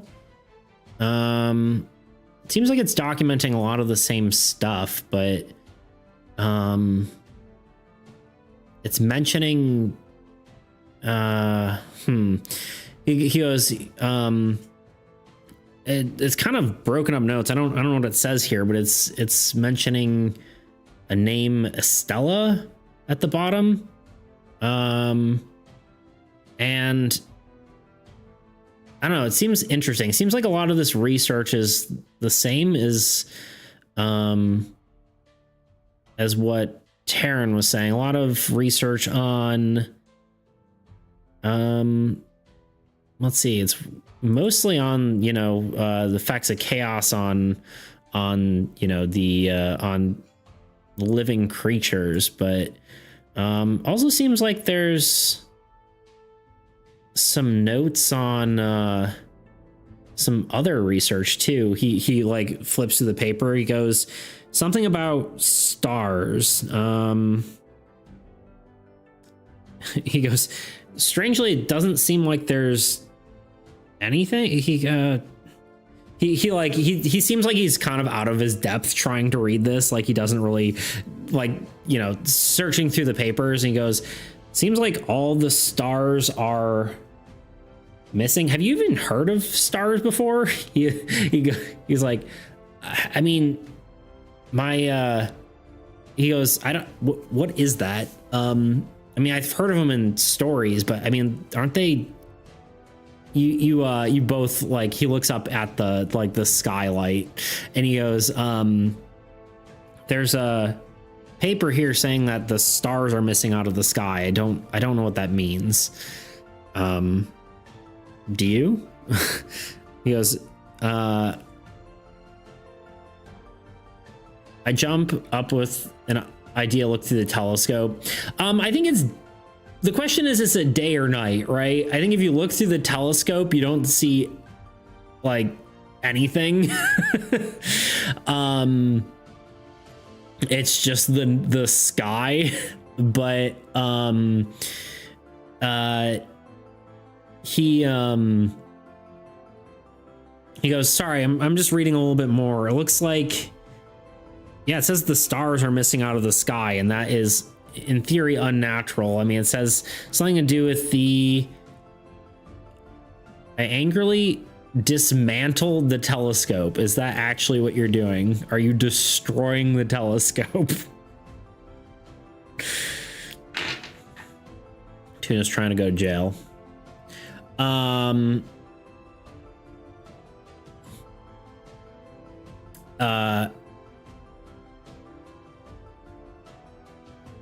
I'm just disassembling the parts. All right, go for it. Give me a sleight of hand check.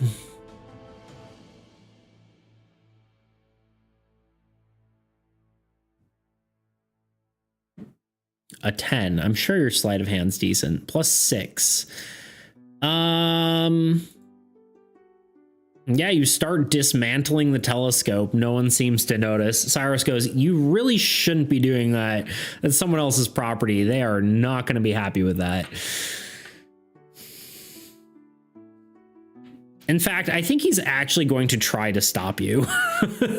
He goes, come on. He grabs you by the shoulder. He's like, you don't do that.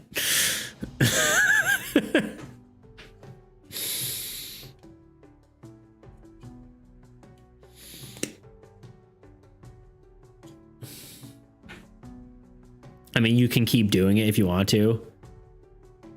Don't worry, I'll tell him Ghost did it. That I don't think sits right with him either. He goes, all right, man. I don't know if I'm cool with that. I'm gonna go back down to Luana. You finish up here. I'll check on how she's doing. And he starts leaving down the stairs, and he goes to join Luana in the lab.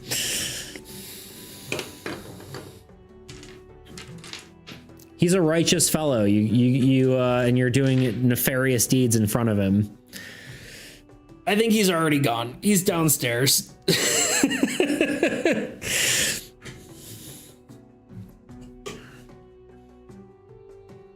Cyrus, wait, sorry, I'll be good. He goes, whatever, dude.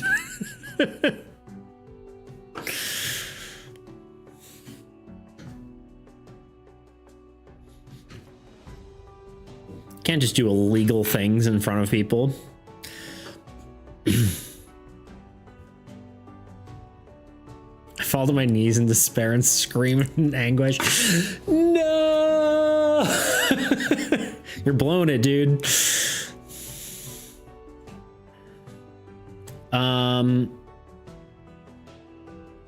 Can't be roguish in front of a non-roguish person.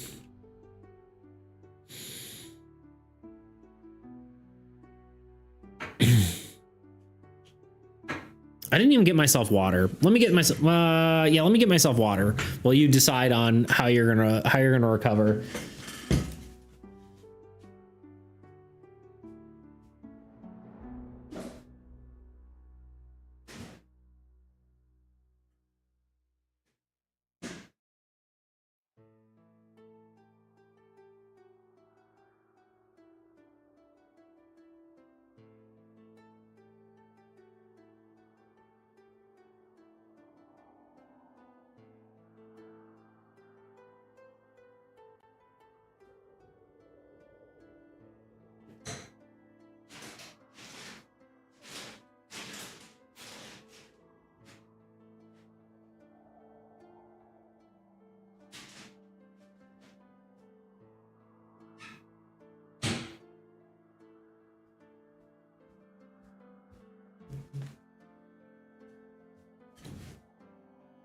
All right, I've returned.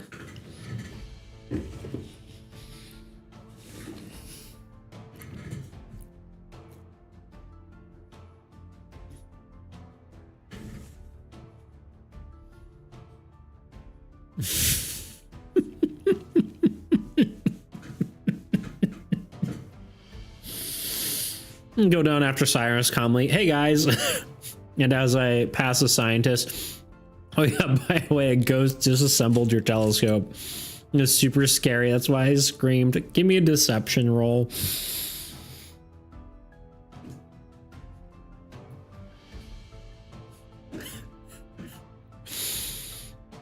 God dang it. I mean, you know, it was that's a 26 again. I'm dying. He goes, what the huh?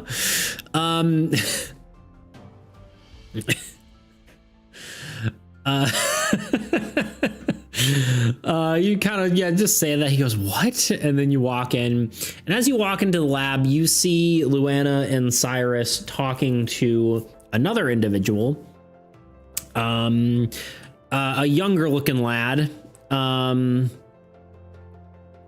is he? Do I even have? Oh wait, no. I have no description of him. He's a younger looking lad who seems to be talking to them. He seems a little more timid. Sort of the nerdier type. As you walk in, Cyrus turns to you. He looks a little disappointed, but he like quickly kind of recomposes himself and goes, oh, hey, this is Fenno, the guy we saw the notes on. It looks like he's Terran's assistant. Wrong button. He helps with his research. He mentioned you know, seeing the same things we've been seeing, the books fall off the shelf. He said most of those occurrences seem to happen at night. So I don't know if we want to try to stake this place out closer to nighttime or what, but that might be for the best if we maybe check it out at night. Seems like it happens less frequently during the day. But yeah.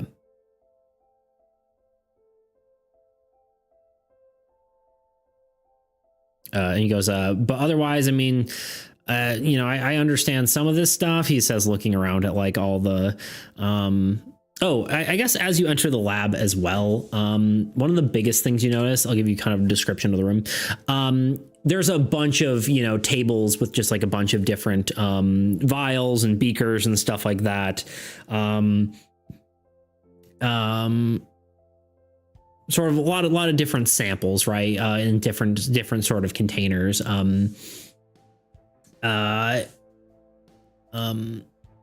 These are all sort of like placed on, you know, there's tables, right, that go across the room.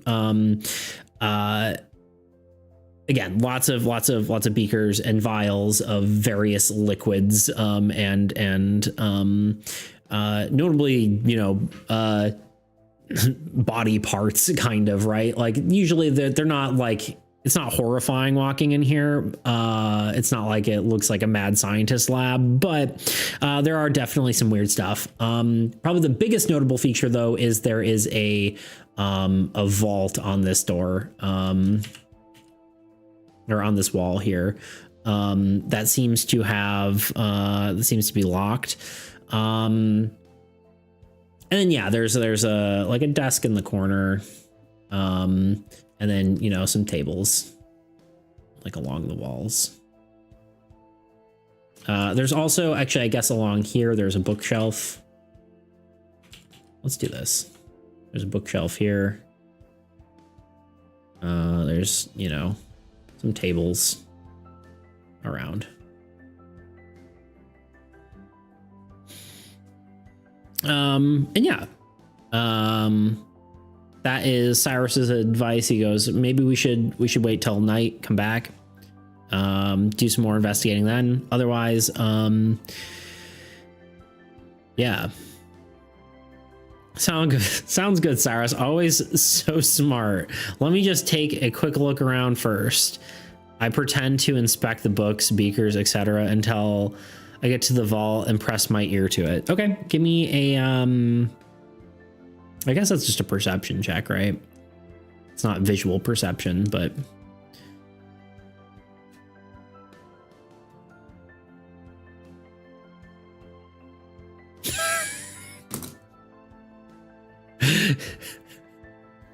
your character just can't get anything done. But man, when it comes to lying, maybe you should have lied to the vault instead.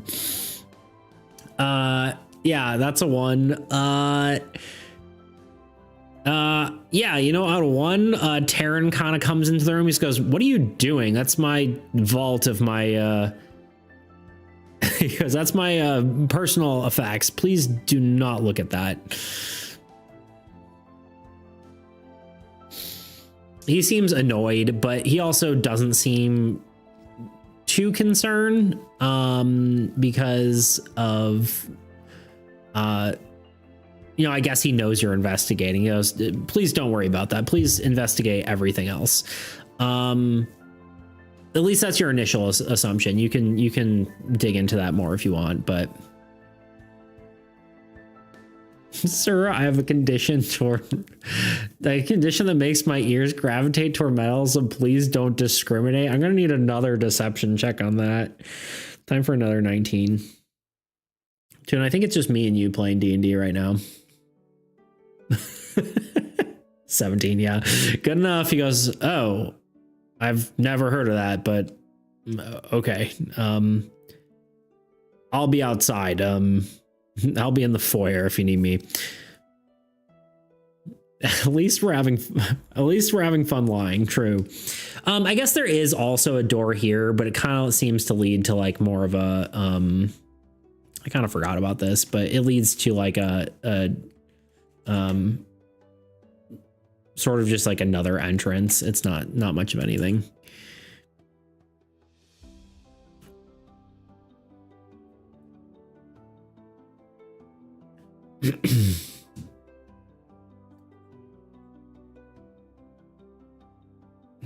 I poured myself water, but I didn't actually drink any, so.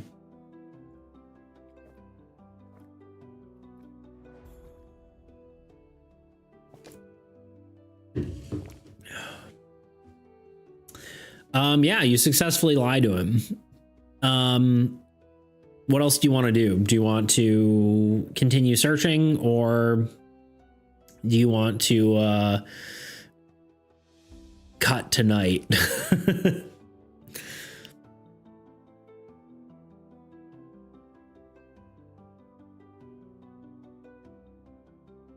Hey, Fenno, what's your relationship with this guy? How long have you known him? I assume you're asking this sort of in private. You know, when Taryn's kind of out of the room, you talk to Fenno, you ask that. And he goes, "Oh, yeah, I've been working for Taryn for a decent while. You know, he's very distinguished in his field, which is, you know, which is, you know, good to, you know, work with him, I guess. Which, you know, helps, you know, my research get out there, seeing as he's, you know, so renowned. Well, maybe not so renowned, but at least more than me. So, you know, he helps get my research published, and yeah, you know, I'm just his assistant mostly. He doesn't seem to be fully truthful right now, which I guess I should have made you roll for like an insight roll, but I think it's kind of obvious that he's not that he's necessarily lying, but he doesn't seem to be telling the whole truth.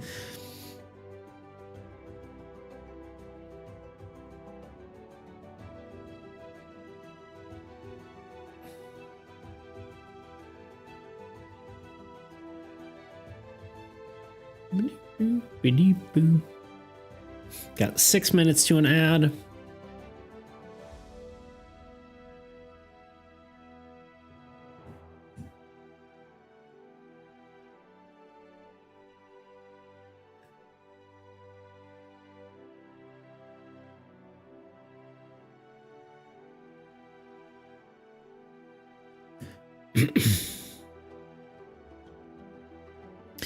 I can smell there's something you're not telling me. You can trust me. Give me a persuasion check on that, which is, again, you know, something you're good at there. I wonder if I can make that a redeem. I wonder if it'd be faster than doing like the roll d20, dice 20. No space. There you go.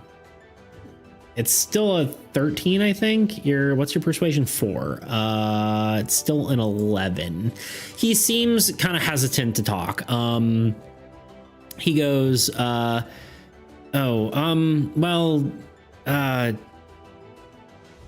mean, it's nothing really. I mean, he's a, like I said, he's a great scientist. It's just, yeah, I shouldn't say. I mean, he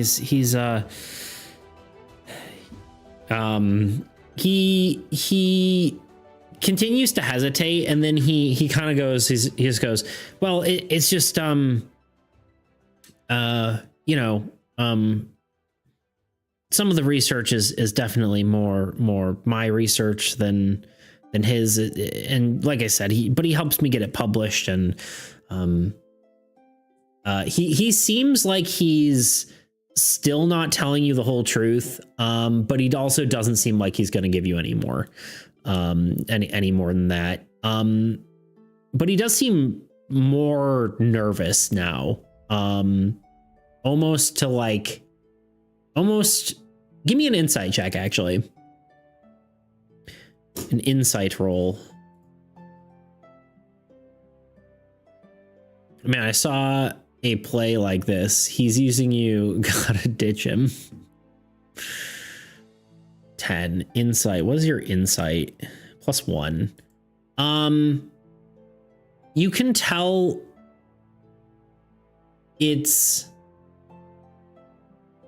it might not just be nervous. It might be something more than that. You can't quite fully pick up on what it is, but he seems it's more than nervous. He goes, anyway, I should go. I won't inhibit your investigation anymore. Yeah. And he sort of starts to step out of the room. And then Cyrus and Luana turn to you and they go, all right, do we, seems like he's, are we all alone in the room? Yes. Just you, Cyrus and Luana are in the room. 3 minutes till ads.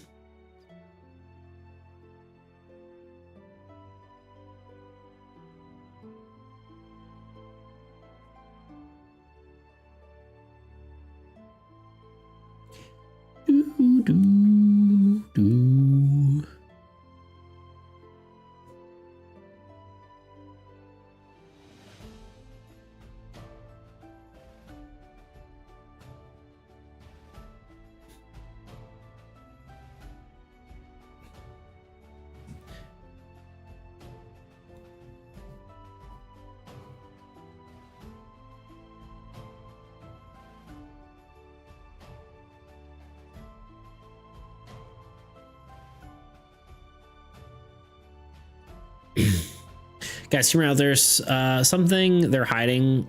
Let's just open this vault. I won't take anything, and they'll and I'll tell you what I see. I'll close it before coming back. They could be doing something dangerous. I think Cyrus and Luana, they're both, they kind of nod their head a little bit. It's like, yeah, they're let's just say Luana talks just to give her some screen time here. She goes, yeah, it does seem like they're not forthcoming with information for sure. Cracking into the vault does seem a little bit whatever, but he did seem very cautious. I don't know if you picked up on it, but he definitely seemed I don't know, not happy with that. And then I guess Cyrus kind of kind of starts talking to you. He's like, yeah, I mean, honestly, I think maybe we wait till night. I mean, they said they would leave us to check it out at night. So if we just let them go and we take a look at night, you know, we'll be able to sort of observe this place a little more unobstructed, maybe take care of the ghost, maybe see if they're hiding something.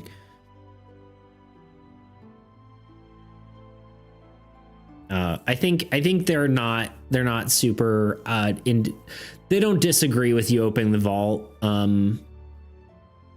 Cyrus seems a little bit like a little bit more worried about it, but I don't think he outright says no.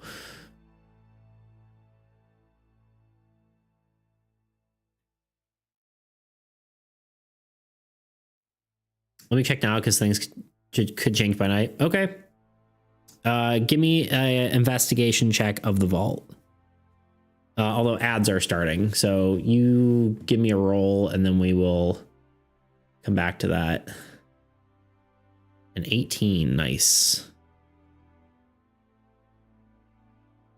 You have good perception.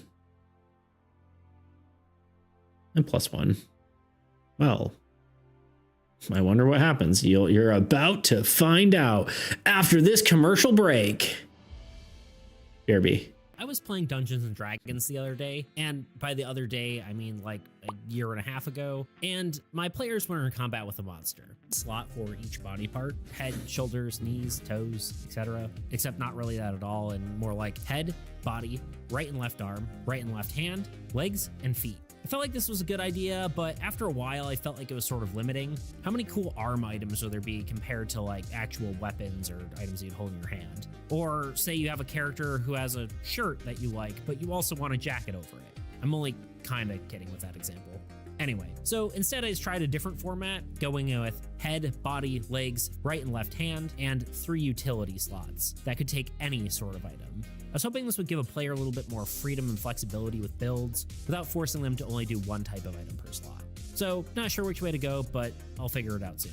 There's also a different problem other than me not being able to make up my mind, is that I've been planning on doing customizable items. These would be made up of cards and therefore need multiple slots. This is going to be similar to a lot of war games you see these days, where you can equip different add-ons to your weapons or your other equipment. So either of these systems would look something like this. This is cool and all, but I fear it's kind of a lot. Like, likely this many cards will interrupt the flow of the game, but I still might try it anyway. And if it fails, maybe I'll scrap the idea, or maybe make it simpler by using tokens instead of cards or something. Either way, this is the current prototype, so let's talk about how it relates to health. Which also brings me to another way I'm planning on making damage more impactful: having 2 types of health: physical and mental health. Physical health will be linked directly to each item slot, like we've talked about. Then when a character is attacked and one of these item slots reaches 0 health, then they will no longer function. Just like my Mech Warrior example. Now, I'm not sure how someone will choose to target these slots. One of the ideas is having a D8 and have the damage dealt to whichever slot that the dice rolls, then having more specific abilities that allow you to target exact slots. There could even be a mechanic for expending more concentration, the player's energy source, to target a specific slot. As a side note, another potential for this slot-based inventory system is to have status effects applied directly over item cards. This could allow for cool different effects. For instance, having different statuses like broken, dislocated, bleeding, etc. Now, mental health, on the other hand, is a separate health pool that gets damaged whenever your physical health goes down, or when you are psychically damaged in some other way. If your mental health reaches 0, you go unconscious. Like I said, this is linked to your physical health. So let's say your hand takes 3 damage, then your mental health will also take 3 damage. This health pool will be much larger and likely be able to take multiple equipment slots being brought to 0 in order for your mental health to be brought to 0 as well. There's also a potential for hitting already destroyed physical slots, dealing additional damage to mental health. Unsure of that one though, still toying around with it. I'm also not really sure how I feel about the symbol I chose for mental health currently. I'm choosing the psychology logo or symbol that people use because I already have used the brain for intelligence and concentration. So I don't know. I just work here. Anyway, as per usual, I'd like to address any problems that I think that this system could have. I think what's most likely to cause problems is what other games call snowballing. Unfortunately, with players becoming weaker and weaker over a battle, they could get worse and worse, and then inevitably die. In short, it's punishing.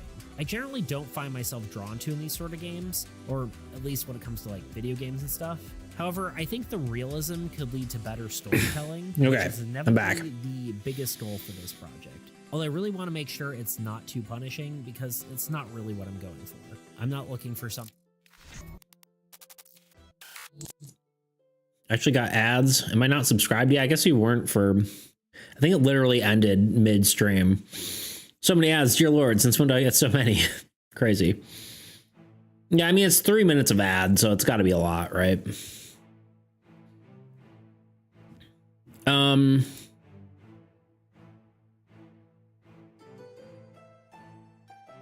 What's our time looking like? I mean, we got like another hour, which this will feels like it's going to go more than an hour. We'll have to see how that works. Which I don't want to have it go too long. So, I mean, potentially we could do it like whatever, but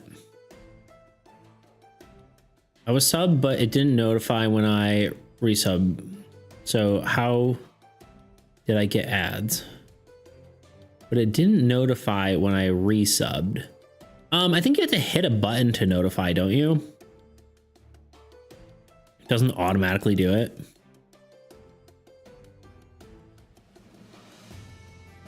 I don't know. I don't know how that works, unfortunately. Okay, you are investigating the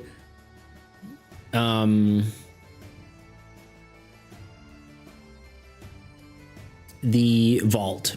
The vault itself, you can't really see anything past it, right? But what you do notice when you look at the vault is you find... Oop, I didn't realize that was on a separate layer. You do find... it's sort of a pretty intricate vault, and you find that it has a combination lock. That combination lock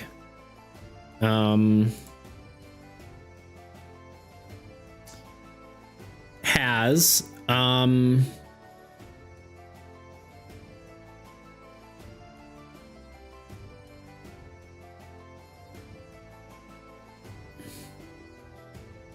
let's see.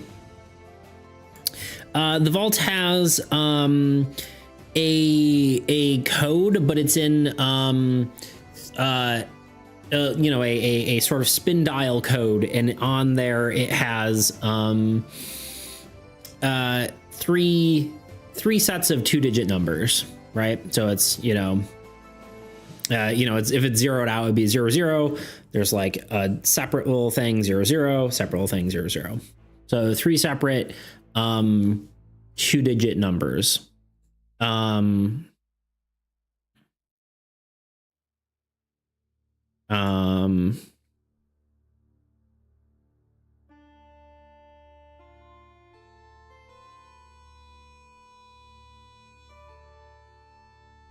I'm just reading my notes yet again. This would probably normally be a little bit more yeah, I think I'm sorry, I'm getting ideas on how I should run my stuff better, but for now this is fine. But yeah, that's the biggest thing you notice about it, is it just has a bunch of whatever. Can I try to lockpick as in try to hear it if I can hear clicks for certain numbers? Yeah, sure.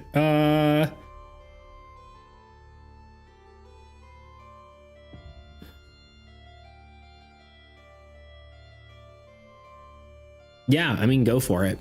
Sorry, I was just making sure that I, yeah, give me, I guess that's sleight of hand. Jesus Christ.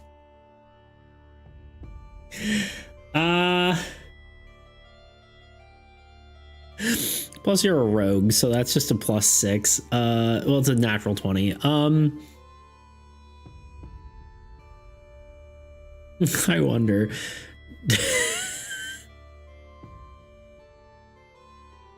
Oh, I'm trying to think how to play this.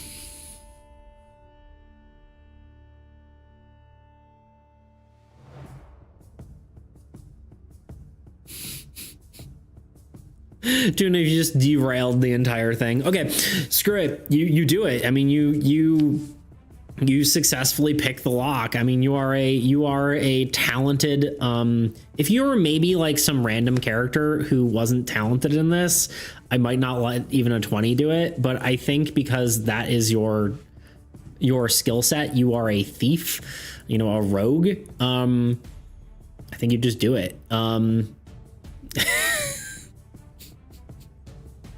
You've completely circumnavigated a puzzle. Okay, oh shoot, I've returned. Well,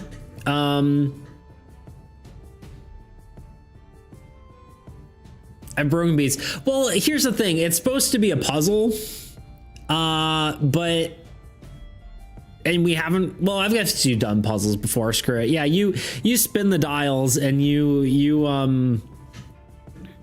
just, you know, when you hear a click, you stop the number, and then you do that with all the consecutive, maybe I shouldn't fully give it to you. Here's what I'm gonna give to you. You spin them all, and you get the entire first tumbler set, which I think is actually, it's kind of an additional hint, you know. The first tumbler seems to spin, or not tumble, I don't even know if that's the right term, but you spin the dials and you get to the number 36. Sorry, not 36, 34. You get to number 34, and it you hear like a larger click, like that number, that the first set of numbers looks good. You hear a larger lock fall out of place. And as you do that, I think Taryn sees you and he goes, "Hey, that, like I said, please don't touch that." He doesn't seem mad about it just because you rolled a 20. But he goes, please don't touch, again, please don't touch my safe. But you do have, and he doesn't notice you do it, but you have the first set of numbers out of the set. Good. But you're interrupted before you can do the other ones.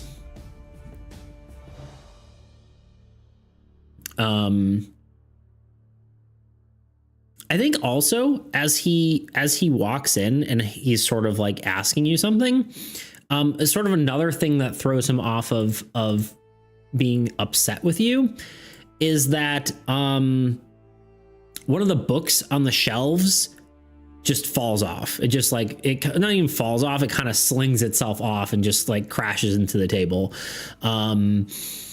as that happens.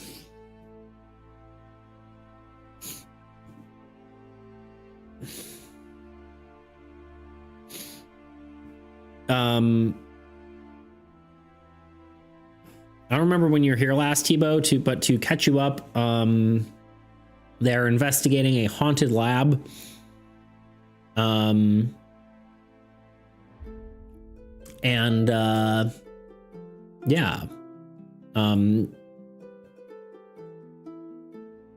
I yell cheerfully, "Okay, sorry." And then I look at Cyrus and Luana seriously and whisper to them, "What are you guys doing? Distract them.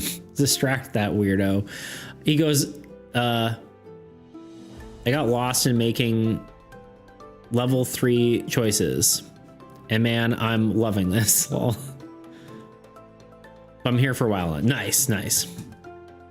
Yeah. Character building's pretty fun in D&D. But yeah, they Tuna has been trying to pick this vault. You did just see a book fly off the shelf. To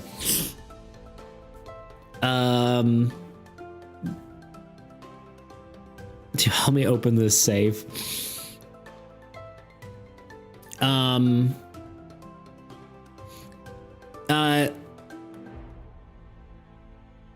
Dude, I opened the safe. Not that easy. It has a lock. So again, it has a lock with 3 sets of numbers on it, 3 sets of 2-digit numbers. Tuna successfully rolled to get the first set of numbers good. He did it, no takebacks. Right, true. Luana goes and she goes, it's like, all right, I'll take care of this. She kind of whispers. She goes up to Taryn like, hey, buddy, look. We're trying to investigate here. I know you're worried, and I mean, obviously we just saw that book fly off the shelf, but let's if you just want to let us work, we can try to solve this. Obviously, Ghost and she sort of like brings him to the other room as they talk. She's sort of trying to calm him down and get him to stop.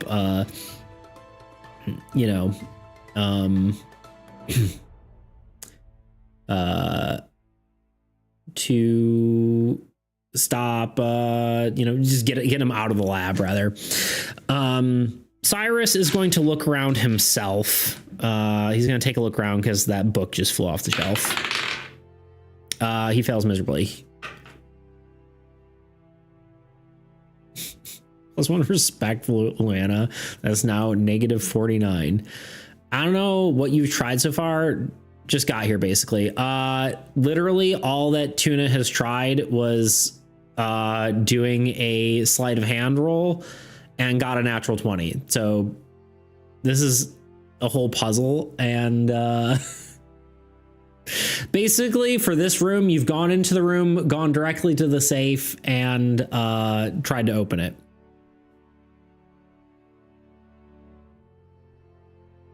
Now I'll do a perception check, please. Give me a roll. Okay, sure. A 10. A 10 plus... It's only 1, right? No, perception. +1. God, you're proficient in it, and it's still only a +1. It's wild. I guess your wisdom sucks.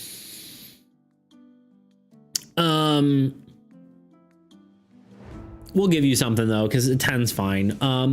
You...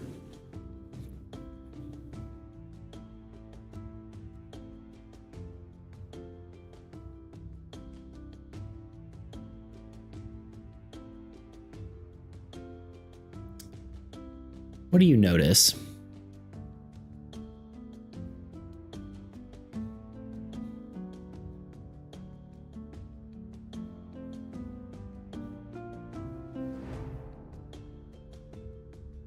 Sorry, I'm trying to figure out how to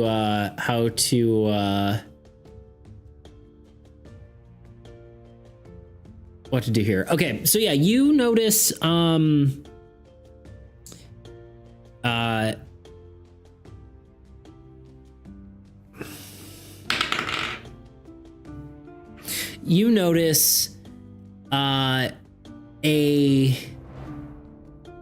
another book goes off the shelf, and it seems to land near a pile of notes.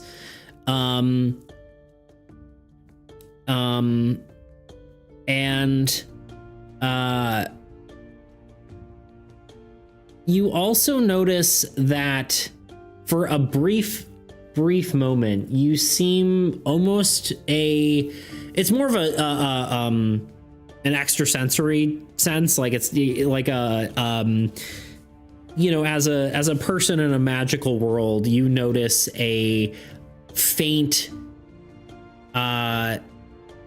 sort of sense of a spell that was just cast as the book flies and lands on one of the tables next to some notes.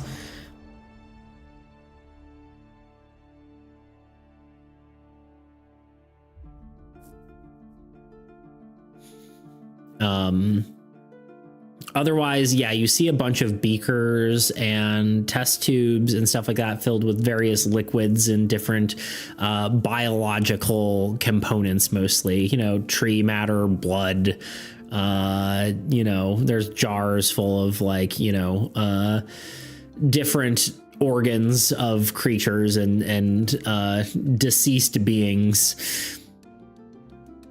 All very well cataloged and stuff. There's also, you know, typical arcane sort of equipment, sort of crystals and technological instruments and that kind of stuff. That's more of the general stuff you see in the room. There's a desk, which is where the book landed.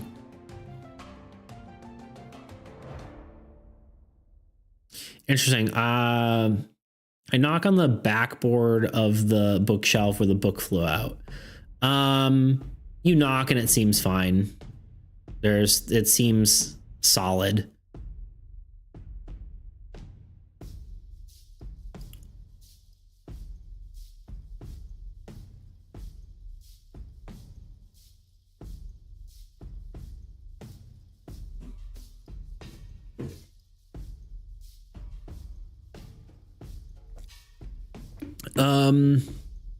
Yeah, you start reading the notes. On top, most of them are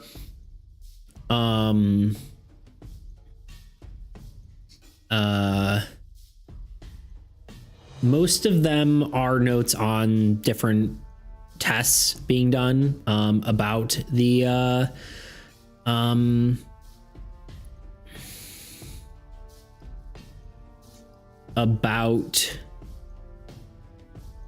yeah, I guess you walk over here and you walk over here. Most of those notes are about just different tests being done on the chaotic nature of all the living matter that's been, you know, all the stuff you see cataloged here. A lot of it talking about how it affects different cells and that kind of thing. How the chaotic nature of this you know, of what's happening to all this living substance is very well, chaotic does have some sort of semblance of structure to it. For instance, like when something changes, it changes a whole creature rather than just like each individual cell. It seems like it's happening more on a situational basis that seems strange. The other thing you find as you sort of look through the notes and you look actually almost exactly where the book landed, you sort of like there's a writing mat, and then underneath the writing mat you find a slip of paper, and it says the code for the safe. You know, it's like written underneath the mouse pad, you know. It says the code is 1610, and it's written out letters 1610, which confuses you because the first set of numbers you unlocked the safe with was 34.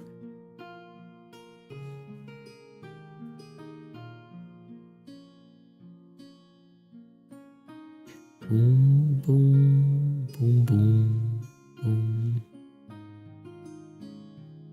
Sorry, I wasn't paying attention. Perfect. Huh. Okay. We just found a note which says the password on the code for was giving colors to my wild surge. That's fair. I was here. So let me give a recap. I can give a recap. It's fine. The biggest thing is there's 3 dials on the safe with 2-digit numbers. You just found a note that says the code to the safe was 1610. However, the first set of 3-digit numbers that was on the vault was 34. Exactly. Just what Tuna said.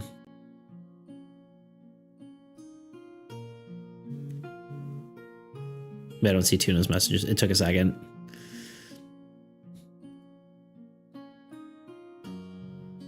Oh, didn't show up at all. You blocked me. It's fair. Tuna is a menace. Code is 169. Yeah, so the note that the note that you found says the code is 1610. I didn't for sure, I swear. But that's what you find.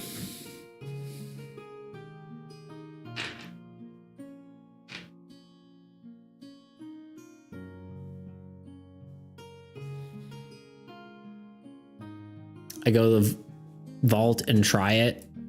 Okay, what do you? So again, it's three sets of 2-digit numbers. So the first one looks like this, and then this, and then this.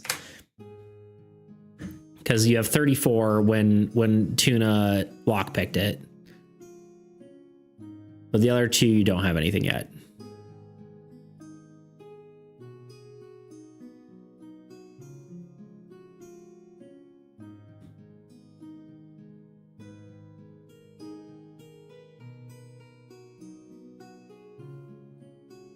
What was the note then? The note was on the desk. And seemingly a ghostly book flew at it and made you know, or told you where it was. At least that's what it seemed like. So maybe it's referring to the books. I inspect the first book. I inspect the first book that fell out. Okay.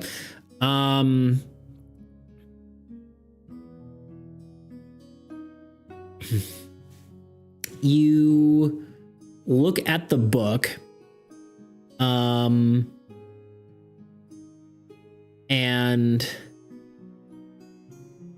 it is just a book on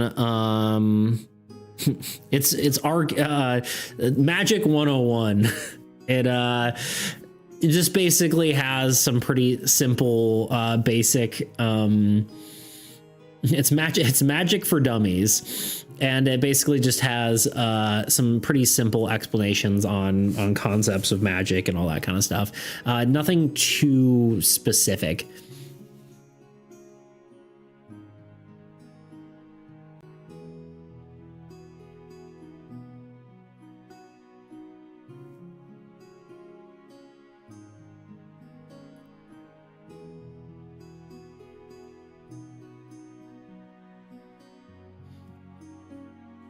Yeah, Tebow, if you want to try a code, you can, but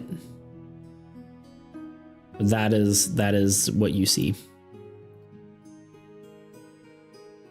More like Magic 010001, the binary for 34.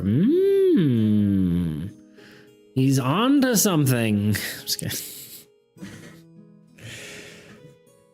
Maybe it's like, go to this page in this chapter, this line. I don't know. Good. I'm not telling you.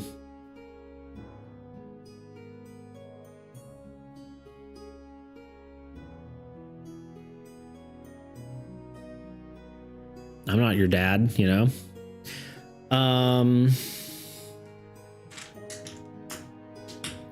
You actually have a very big hint that that your that when my players were doing this, they did not get it, or they took them a while to get that. You have a hint that they don't have.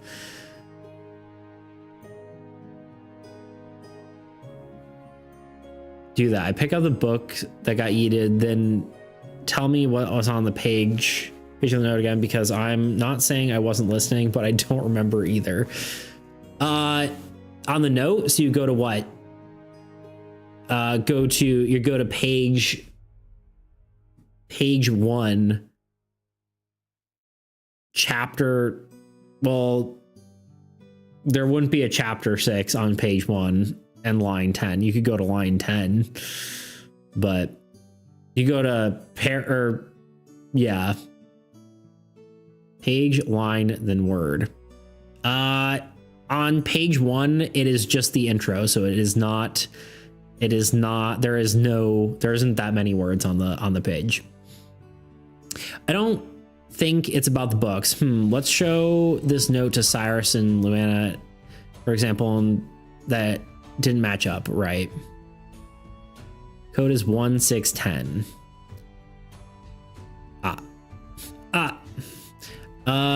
We need 3 sets of numbers. First is 34. I'll write this down this time. There you go.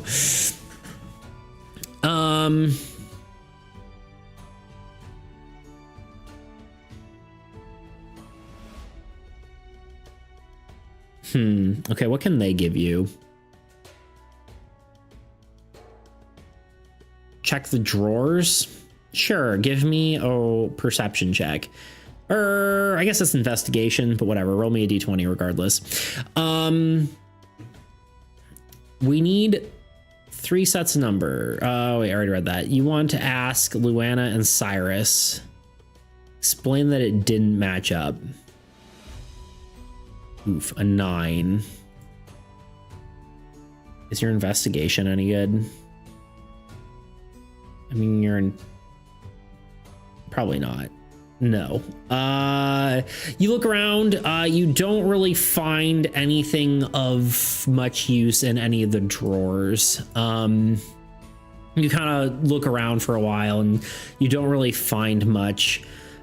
Tuna, you said you wanted to talk to Lana and Cyrus. You show them the note and let me give you 2 rolls and see if they make anything of it. No. Luana doesn't make anything of it. Cyrus, he looks at it and he's like, that does, hi kitten, hello, yes, dice are very interesting. Yes, you're very interesting, yes.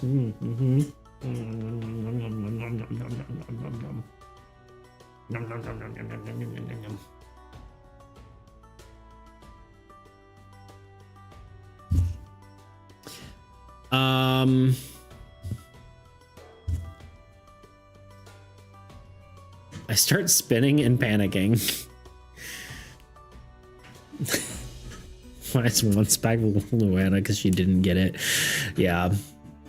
Cyrus said hi kitten to us. Pog.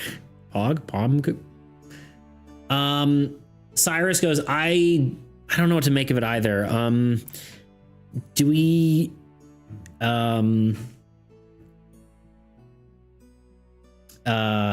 what did he give you for an 11?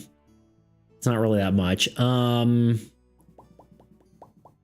He goes, yeah, I honestly couldn't tell you. I mean, obviously it's weird that accidental P, you're good. OMG.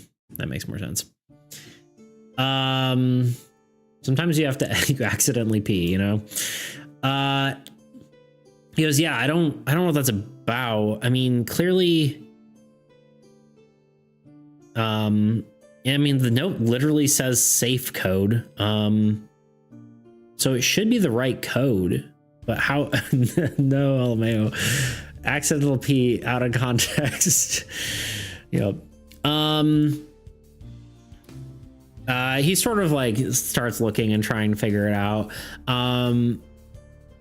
But he goes, I think you're probably onto something, but doesn't seem like the, yeah, I don't know if he has much for you, honestly. He kind of like sees where you're going with like,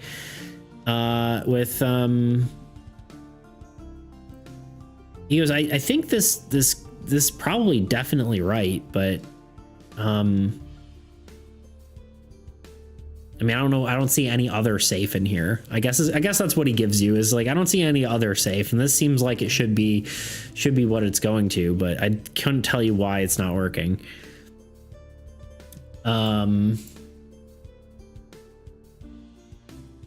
His respect for Cyrus. I expected more from him.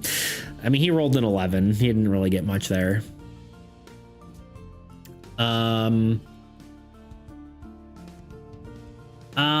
I guess just as that happens, a vial of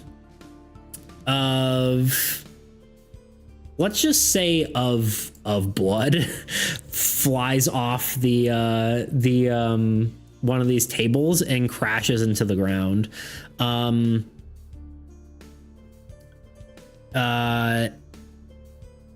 Give me a perception check.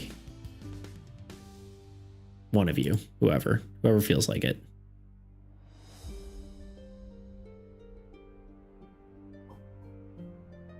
Another 20. You notice a lot. Tuna's cheating.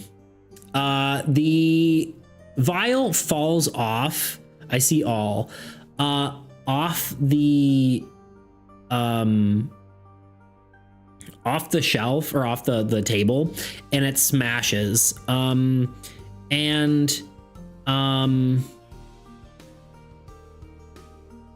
This is kind of interesting because I'm trying to decide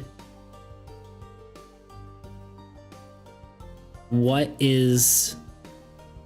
you paying attention to when this vial falls off the table? What are you looking for? If I tried lockpicking again, can you imagine? You could have gotten another thing.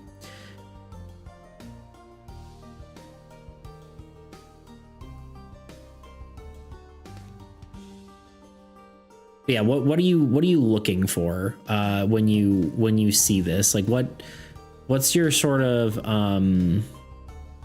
focus on? Because that kind of really determines what this result should be.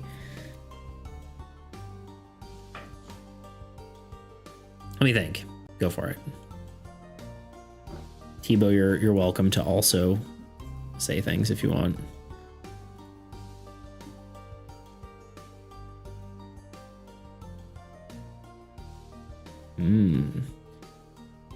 Tebow doing a character building. Where the vial flew from. Insert anime girl spinning gif. I don't think I have any spinning anime girl emotes. Unfortunately. We've got a twerking duck. That one's fun. Anyway, hold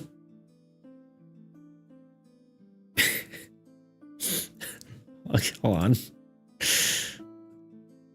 I don't know. Sometimes you just get random emotes, you know? The safest choice. I was going to do something risky.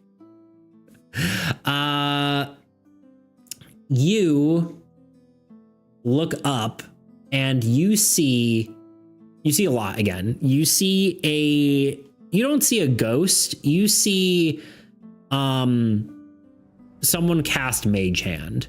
And as you sort of follow the trail of magic, you see I sent in stream chat. Yeah, I think I know which one you're talking about. There you go. There's Tebow. Wee. You see Fenno standing sort of hiding in the doorway, sort of like off to the side. He's kind of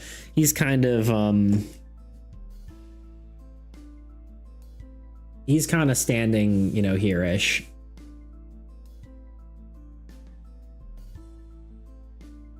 That's my voice in my head, in our head.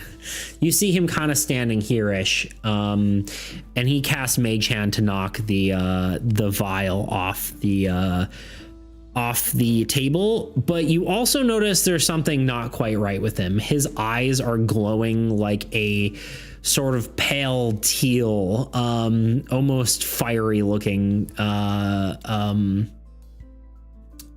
glow to his eyes. I run and tackle him. Deal. All right, he's going to give me a... I was thinking something similar. Deal. What's the what would that be?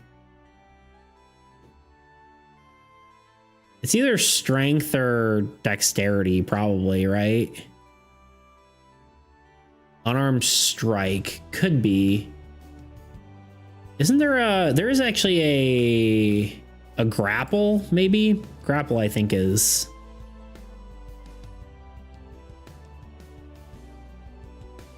You can use either strength or dexterity.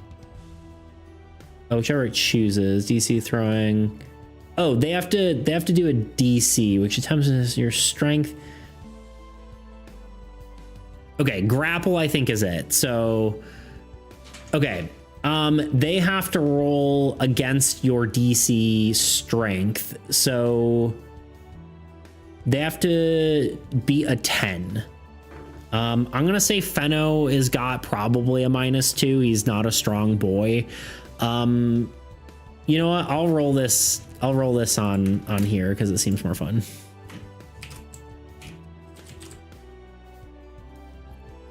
Dice 20. So if he rolls anything, we'll do a -2. So anything 12, sorry, 9 or under. 9 or under, you guys succeed. 7. Okay, so you succeed. You just tackle him to the ground and grab him. He suck it, Fenno. He starts and then as you do, his eyes start glowing more as he sort of tries to escape you.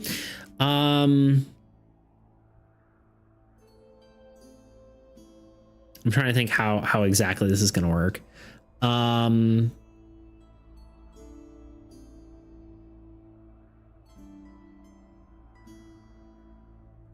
Okay, I know. He opens his mouth, and out of his mouth, a spectral figure just like coalesces out of a sort of fiery, smoky breath coming out of his mouth, of a young woman who floats there for half a second, and then she starts darting back toward the lab more. This way. I guess kind of, you know, in this direction. You're also over here. What do you do? She is kind of flying past you.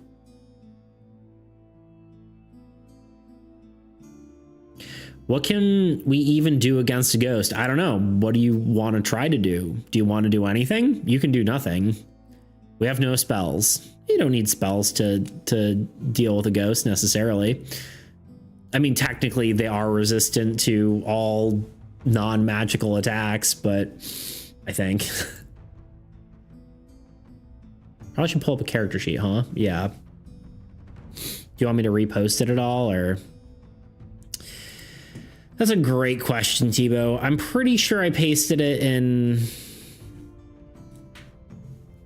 the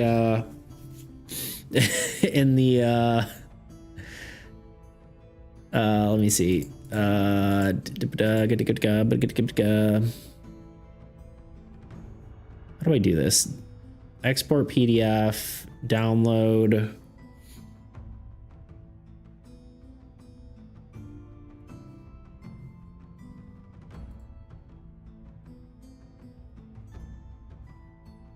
Rename we. We're just gonna rename it we. And it's posted in role-playing games because that seems to make the most sense. Probably could have been in stream chat. That probably would have made more sense, but you know, here we are. Don't have bagpipes, do we? Or we have bagpipes, don't we? You do.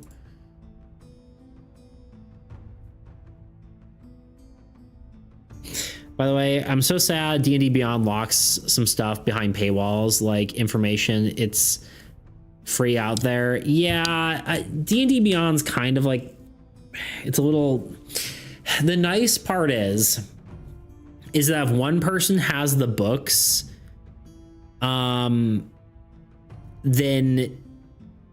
you can share them with other people, which is nice.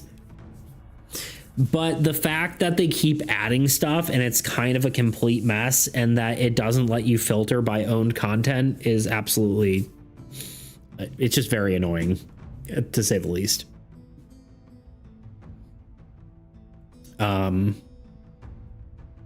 I do like how you can just like click on your character sheet and like things roll and stuff like that, but why would I pay $19.99 for some text instead of looking it up? I mean, like, I feel like in fairness to them, to an extent, I do think they deserve to be paid for content that they make, but I don't necessarily think that, you know, it's obviously annoying, especially if it's already out there.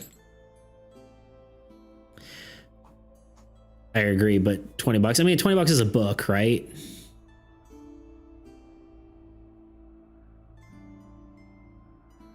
It depends on what you're looking at, right? Like a whole, like, because you are getting a book for it, right?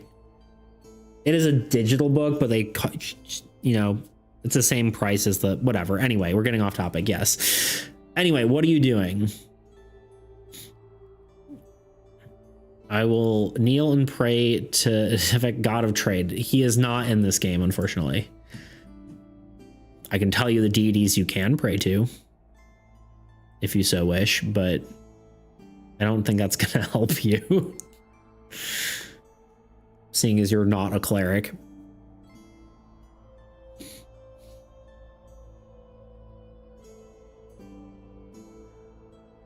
He's in my head. That's what matters. There's a lot of things in your head, Tuna.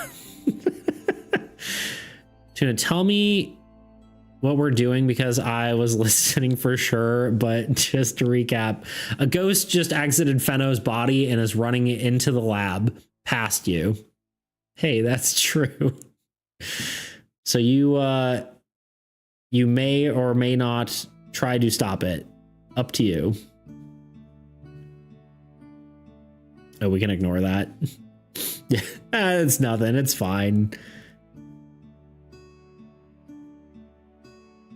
Use fast hands. What is fast hands?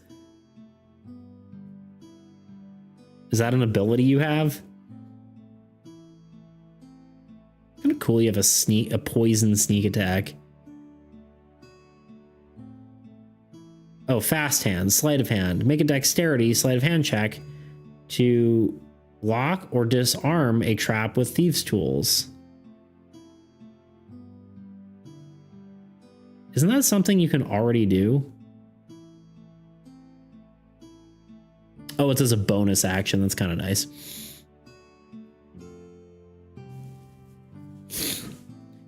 Yeah, I don't think that's going to help you.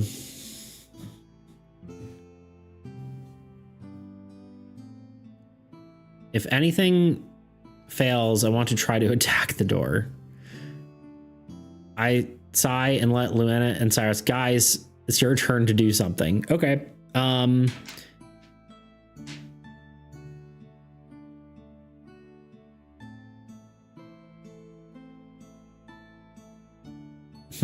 Okay.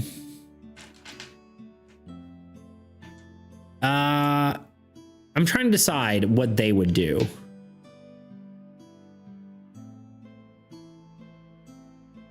Sure, screw it. I think Cyrus doesn't. Let's give them a reaction time. Let's see how they react. Okay. Okay.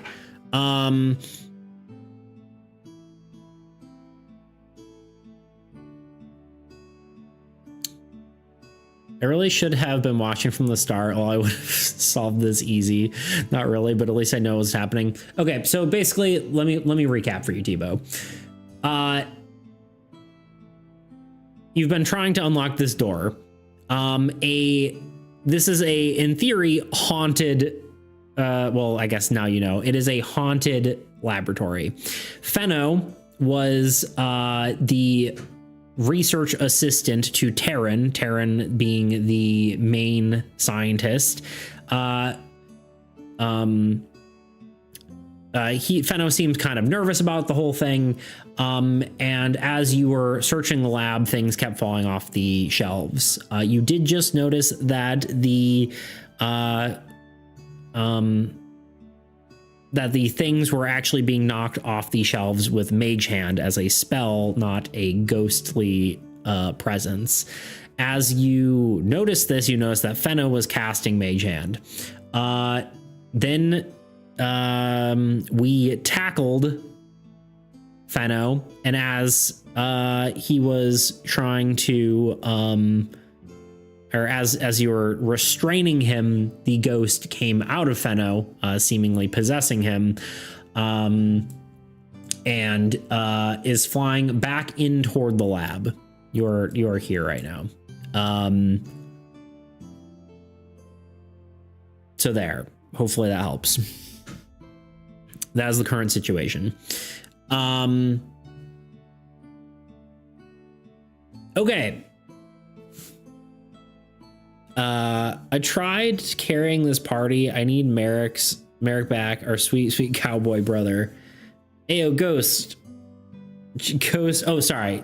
The Ghost is also a young girl, but still, it's still funny. Ayo, Ghost man, chill out, bro. Who are you? Okay. Tuna also said for Luna and Cyrus to do something. So both of them are also going to be able, but whatever, it's fine. Yeah, I didn't clarify that.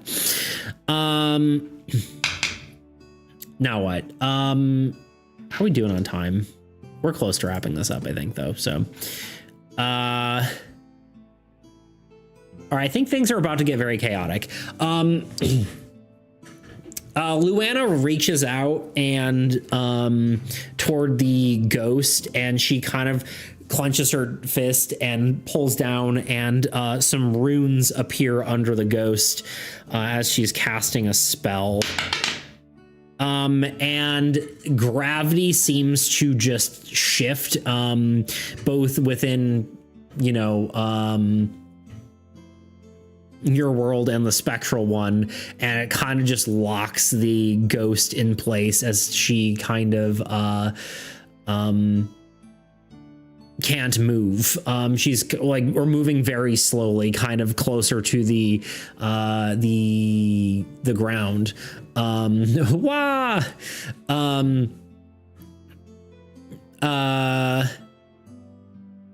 Plus 10 respect for Lana, minus 10 respect for Cyrus. The ghost opens her mouth to say something, and she's speaking, but no words come out.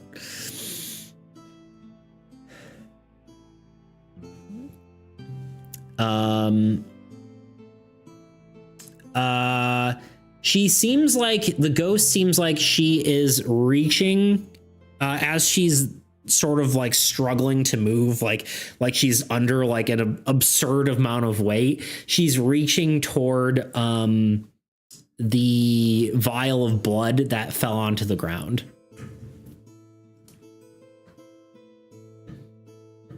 What do you do? Sorry, the vial of blood is smashed on the ground. There was just a pool of blood on the ground. Let me clarify.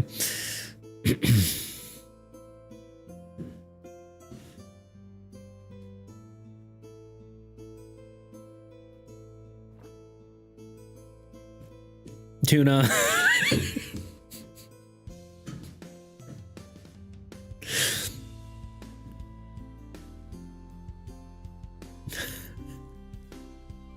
Tebow, I was gonna say, let's get a consensus on that.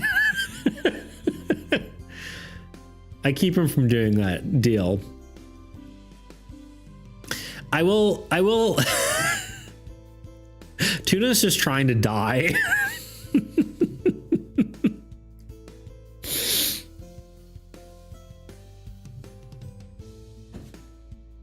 Okay, what do you do then?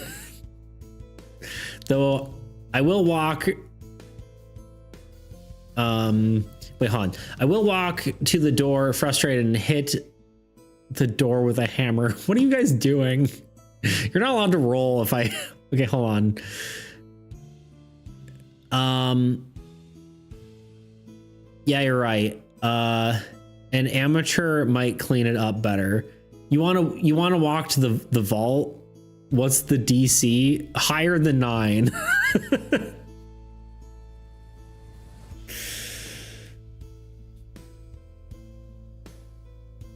Tebow is constantly distracted voice in the head. True.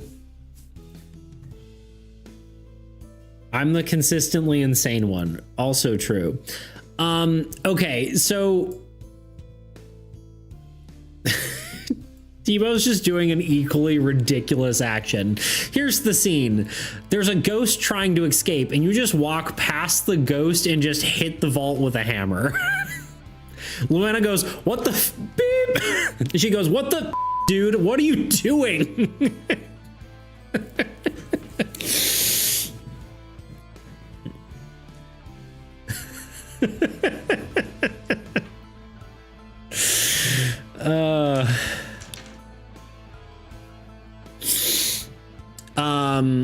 This awesome live belief. You're welcome. Also, it's time to just swear. I probably will just swear on these because I don't necessarily feel like. Sorry guys, I'm taking over by the violent one. Cyrus is like, that's both ominous and terrifying. Then tell us the password to the door?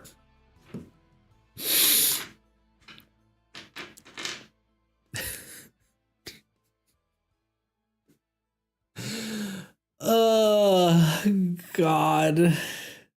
This is going horribly.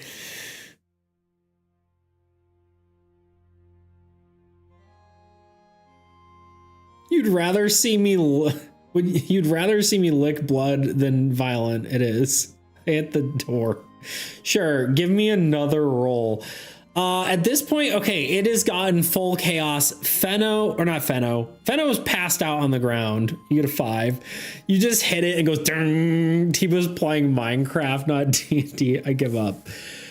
You're making such a commotion. Taryn runs into the room now. Fenno's passed the heck out. Taryn runs into the room and goes, what are you doing? And he sees you hitting his safe. There's a ghost being restrained by magic. Cyrus is like trying to move this scene along. You're not helping.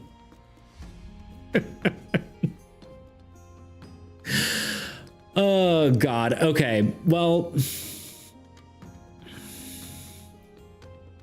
oh no.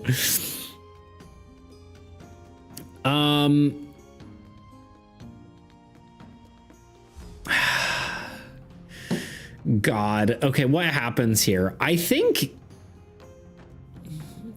I jump onto the table and do a silly dancing boom shakalaka.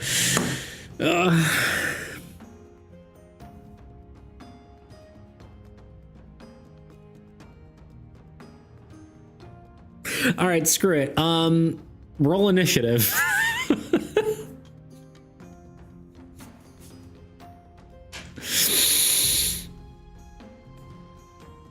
Yeah. A 10 plus 6, 16. You are now in combat with Taryn and a ghost.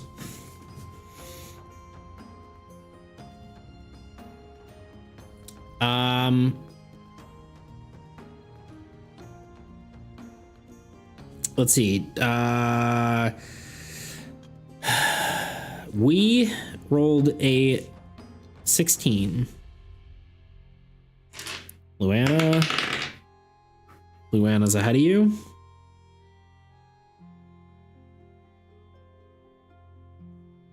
Although she's kind of spending most of her turn. Cyrus is, let's say, just before you.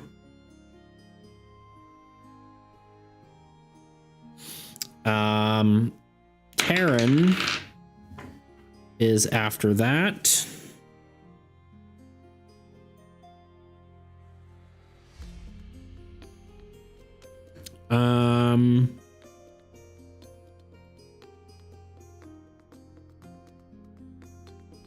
Who's... Oh, the ghost. The ghost is last in the order.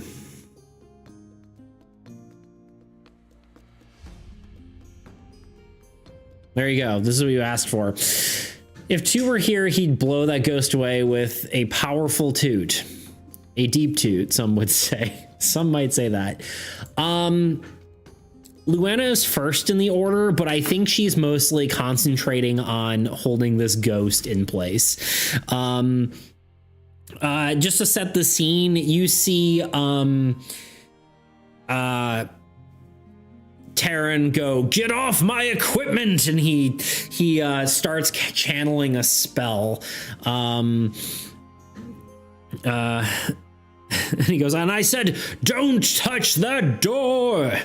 He yells in a booming magical voice. So he's channeling. Luana's holding the ghost in place, which basically goes to your turn. Terran's channeling a spell at you. It is very apparent. Some might say it looks like it's going to harm you.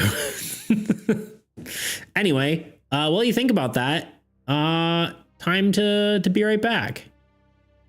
This is going longer than it probably should have, but here we are. Oh, God.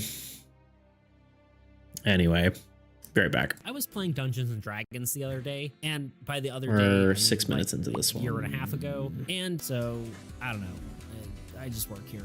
Anyway, as per usual, I'd like to address any problems that I think that this system could have. I think what's most likely to cause problems is what other games call snowballing. Unfortunately, with players becoming weaker and weaker over a battle, they could get worse and worse, and then inevitably die. In short, it's punishing.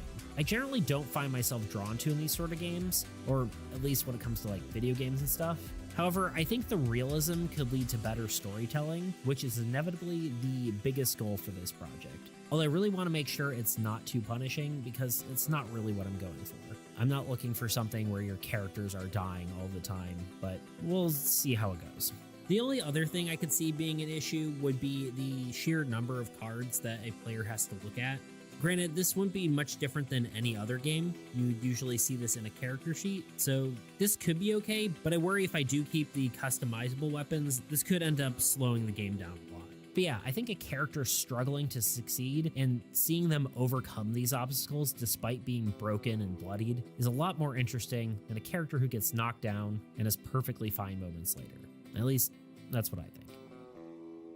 Thanks for making it to the end of the video. It's been a long time since I posted. There's been a lot going on in my life, which biggest one of which is I just moved to a new house. But yeah, I'm going to be hopefully trying to work exclusively on content creation and game development over the next year and give it an honest shot.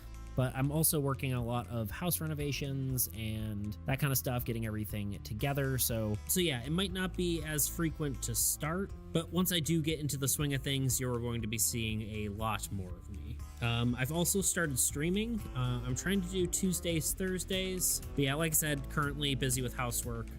So kind of juggling this and that. My recording setup right now looks like this. So definitely pretty temporary. And even with this sort of setup, it's still pretty echoey. So, yeah. Anyway, thanks for watching, and I'll see you in the next one.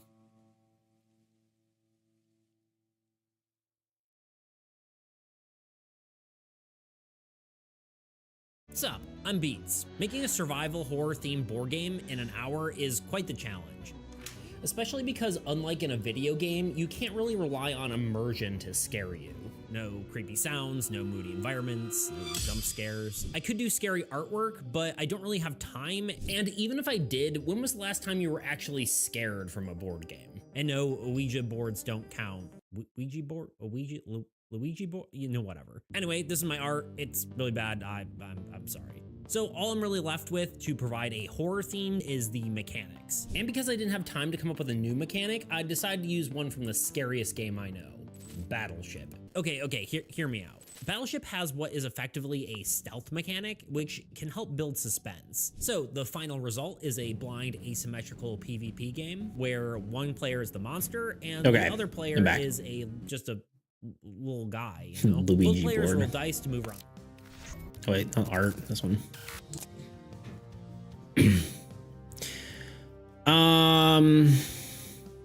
I say, I'm sorry, sir, and do a bonk on the head with my warhammer, just jumping toward him. Sounds dangerous. Dice 500. Suggest win the fight. Suggest force Tebow to stay instead of trying to build a routine which realistically he could start and Monday instead. You must stay up. No, I'm just kidding. If you have to go to bed, my friend. But I'll try to do these earlier. I think I've learned that these need to take place earlier in the whatever. DDP. Apparently this ran out midstream. It did with Tuna as well. Thank you for the sub. Thank you for the sub as well, Tuna. TFFDDP just subscribed. Apparently this ran out midstream. Hell yeah. 8 heckin' months. Thank you. I really appreciate that. I appreciate you all. You're too cool. All right.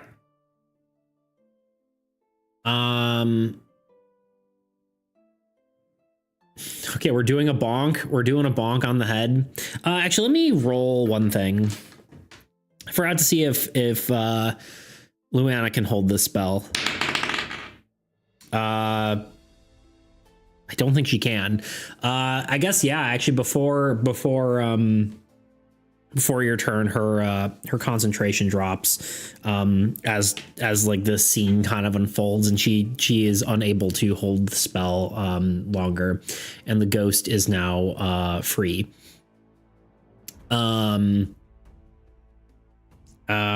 We minus 0.01 respect. Okay. All right, I guess roll for a bonk.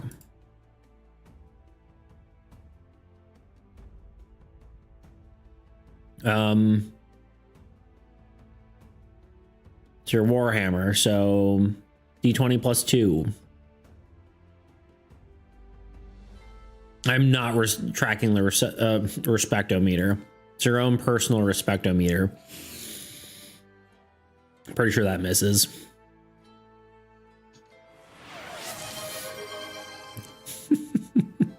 All right, rebonkinate him.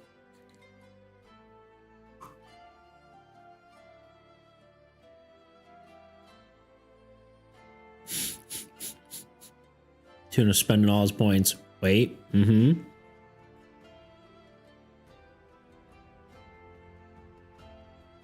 That hits, on the other hand. No, that hits. He's not wearing armor. At least nothing fancy. You jump down and you bring down your warhammer on him, and you do the bonk. Roll a. I guess you're probably two-handing this warhammer. Give me a D10.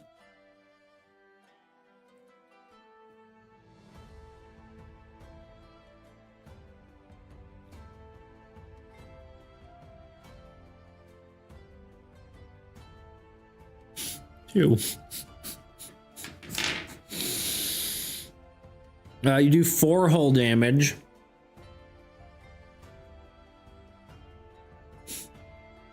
I was gonna say re-rolling damage would be rough. You 4 hull damage to him, And he doesn't seem super fazed by it.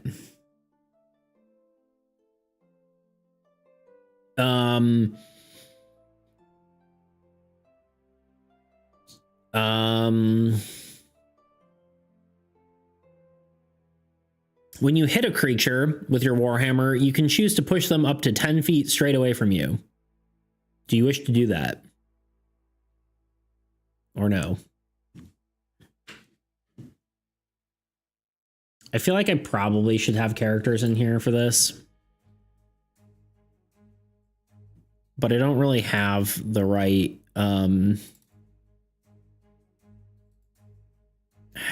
This is where it would be cool. Honestly, I really want to make a character creator. I think that'd be cool. Does it cancel his spell?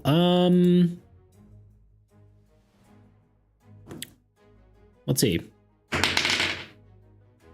No, it does not. But it doesn't seem like he's channeling anything too crazy. He backs up and he smashes and kind of into the, I guess the other side of the room. Yeah, he hits into the bookshelf and the books kind of, some of the books topple on him. So he's kind of knocked into the wall there.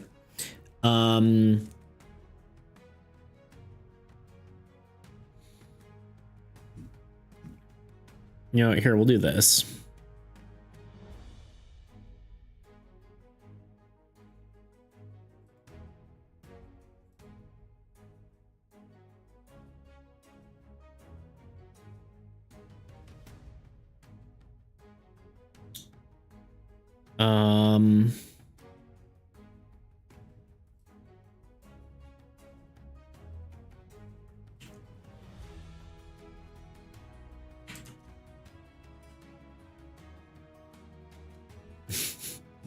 He's the mad scientist.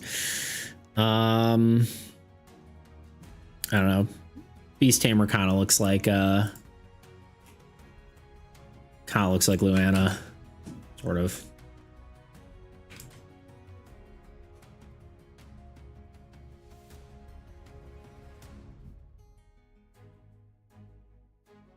I don't want to hurt him anymore. Too bad. Cyrus. What does Cyrus look like? Cyrus looks like... I don't know. I don't have a good one for Cyrus.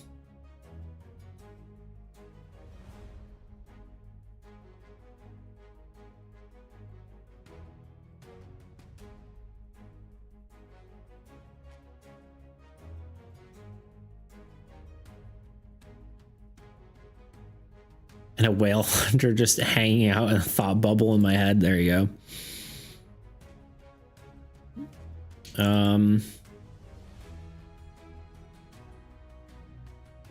Yeah, I don't have a good one for Cyrus. Cyrus will just be, we'll just use the Oscathian warrior just as a stand-in.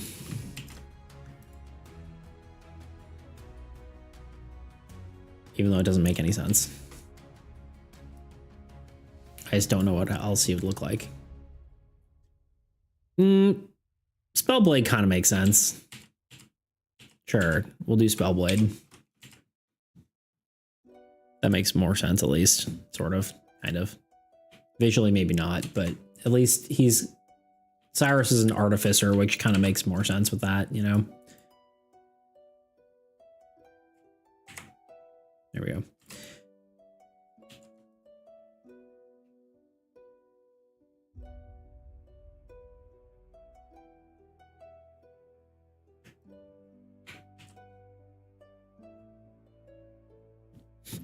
Oh, wait, Han. I got this too, Han. Here we go.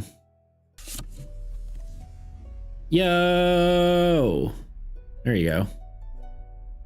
Tuna, thank you for the subscribbles. Tuna Arpiano just subscribed. What?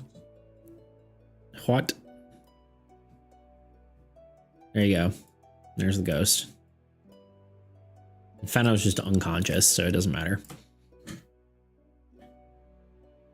Here's a scenario. Why is it always tier 1? Because you don't spend an additional $5 or $15, $10, which I would not ask you to do. That is insane.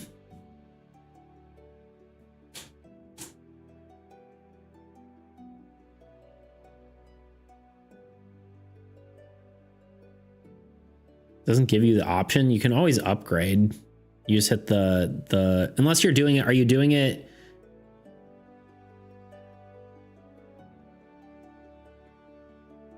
Bits are more worth it, probably. I mean, I don't know. I don't know if it really matters. I mean, it's either you're getting charged on the front end or the back end. It's kind of like whatever.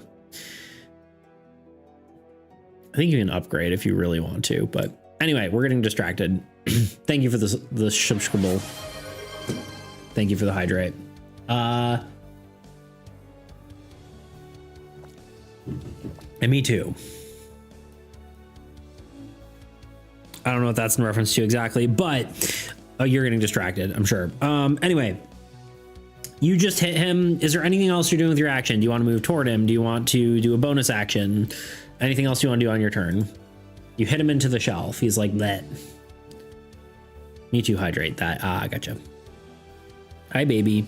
No, those are my dice. Those are my dice. Those are mine. Yeah, you're very cute and fluffy. I'll get up in his face if I can. You 100% can. No, Luna. Those are my dice. Oh, don't act like you were doing something else.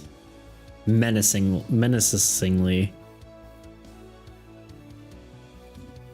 Girl. Here. It looks weird when you flip him, but there you go. You're in his face, menacingly. Did I delete the spell blade? No, I just turned it off. There you go. Do you have any magic item? I don't know if you do. It's not my fault, though. I did ask you if you wanted to buy anything before you left. You do have boots of elven kind. They're technically, I think, magical. Maybe you can kick the ghost.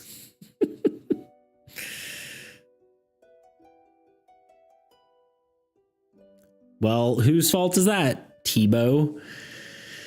I just saw use magic item, take magic action, or use magic. Oh, requires a no, you don't have any. You don't. I don't think you have any spells. You can shove the boot in his mouth. I don't think that's. The funny thing is the boots just make it so it's silent when you do it. You can silently put your boot in his mouth. Yeah.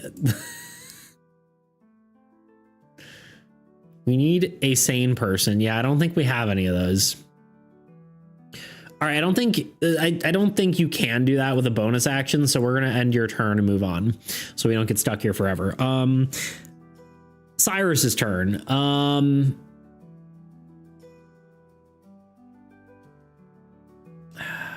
What does Cyrus do? I guess he takes out some sort of contraption.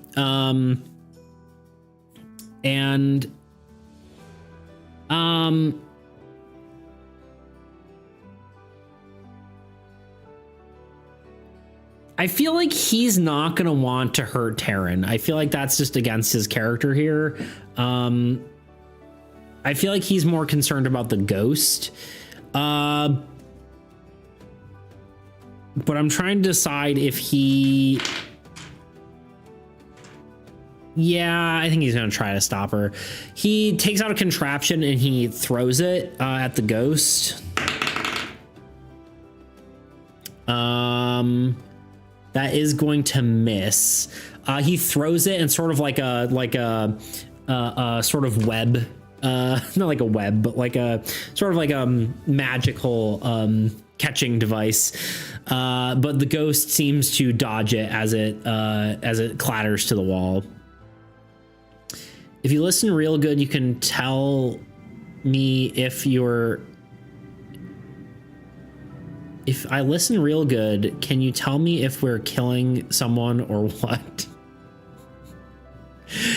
Tuna's fighting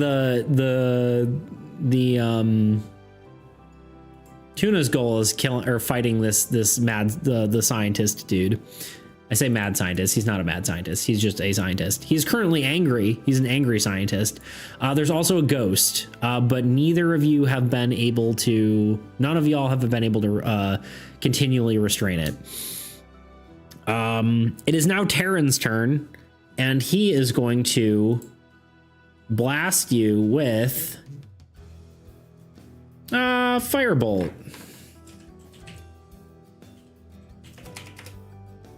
Actually, you're kind of close. Doesn't change it. He's going to shoot you with firebolt. He's technically our employer right now. I'm thinking about showing my toes, boot and shoving my boot, shoving boot, my toes, boot and all in his mouth. There you go. Yikes. Give him advantage since. No, technically that's not how it works. I think technically you should have disadvantage at that close, but I don't know. I think it's only ranged weapons. I don't think that works with spells, but showing my toes is wild to read. Yeah, I read that too, and I'm like, I think he means shoving, not showing, but I'm pretty sure that's a miss. Intelligence is +3, so that's 12. What's your AC? 13. He shoots, but you kind of and then it just the fireball hits, or firebolt hits the ceiling and kind of dissipates. He doesn't really do much else because he can't really get away from you. As the ghost you see puts her hand in the into the pool of blood and then quickly beelines it this way. Luana's gonna get an opportunity attack. She's going to try to restrain the ghost again. She fails, and the ghost flies and it phases through into the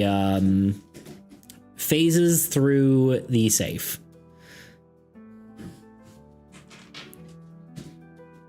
PF is hard to read, not gonna lie, but I'm trying, haha. Yeah, is it? Yeah, the character sheets are weird on D&D. I'm not a huge fan of how the information is presented necessarily. There must be a better way. This is why we want to move away from D&D and work onto our own system, but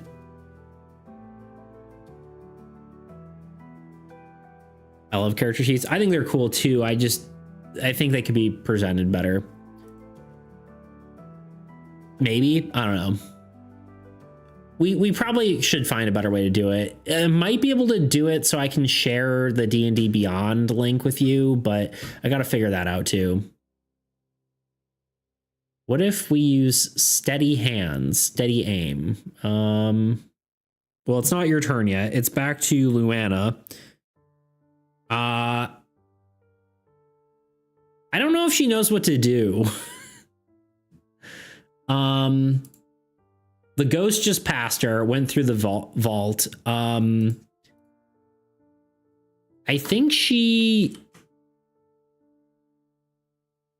gonna turn toward here and try to restrain scientist guy. She's like, all right, let's all calm down here. And then she just gonna grapple him. Oh wait, he rolls to whatever. Hold on. He surprisingly gets out of it.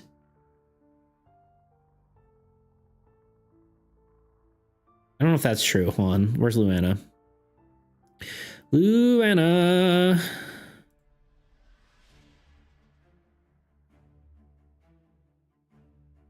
Yeah, he does. He's kind of Yeah, she just kind of isn't able to quite get him.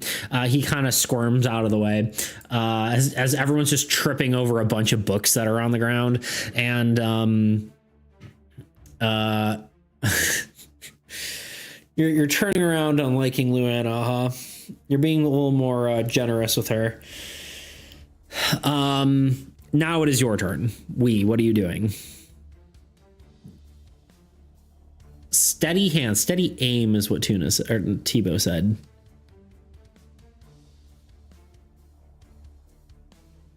What is steady aim? I don't see it on your character sheet. Oh, steady aim. Give yourself an advantage on the next attack roll on the current turn, provided that you haven't moved during this turn. After you use it, your speed is 0. Okay, so you can not move, and yeah. That's cool. You can do that. If we try knocking him out, I mean, yeah, you can go for it. Non-lethal. It's advantage for the attack, but you can't move. Yeah, is basically what it is. We'll say you're trying to not kill him. I mean, technically, like any player, like you knock out, whatever, but I mean, I think you just say you're trying not to kill him, right? So you're not like aiming for the head, you're hitting him in like the chest and that kind of thing. We could also straight up shoot him. True. You could. If you really want. But yeah, what are you doing? What do you want to hit him with? If you want to do non-lethal, you can. We do a chop to his neck. With your hammer or with your hand? Unarmed. An unarmed chop to the neck. I mean, if you lower his hit points to 0, you will knock him out. We can make it so you're not killing him. Because like if you kill a character, right? Like if you get a character down to 0 hit points, they pass out unless you continue to attack them or they fail their death saving throws. So an unarmed attack is just going to do less damage.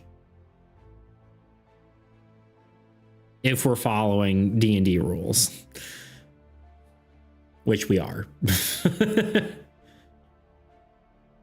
True, is that the case with an NPC? I feel like it's kind of weird for it to work differently, but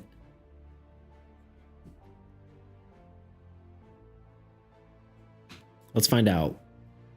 Let's ask the rules.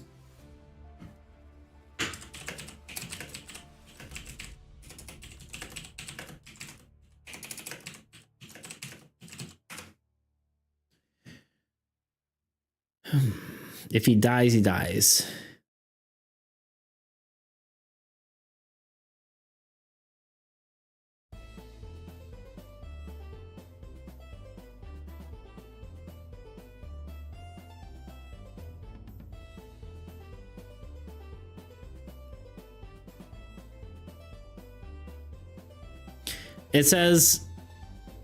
It basically says, I mean, you can't knock someone out with, like, blunt weapons is probably the perfect thing to knock someone out with. It's like you can't use bolt to try to knock someone out. It's logical. If you're trying to knock them out, you knock them out. Those are the rules. Fine. We had roll to attack. 8. Okay. If he dies, he dies. 2. Well, I rolled 13 plus 2. Wait, no, Tebow rolls. We had advantage, so. Oh, right. I see. Oh, it's 2 Tebow. Yes. Hold on. Let's see. 8. Give me 2 Tebows. We can do two Tebows. Give me 2 Tebows. I'll give it to you. An 11. An 11 is plus 2, right?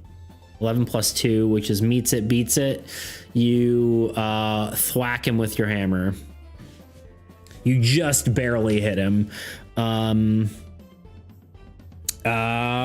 a d10 for damage.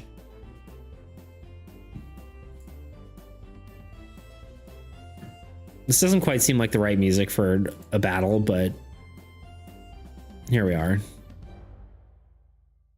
We're about to go to the next one. Doing a U? Sure. I'm rolling badly now. We'll see.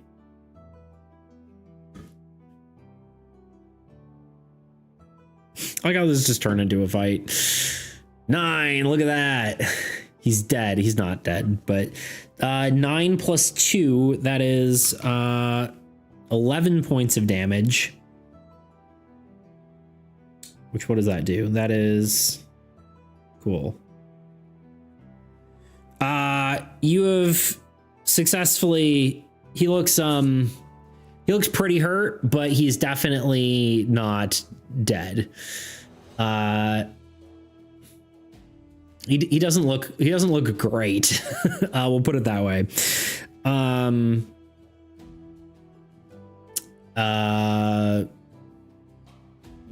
He looks pretty if I were to say he was looking injured, I would say he looks about halfway injured.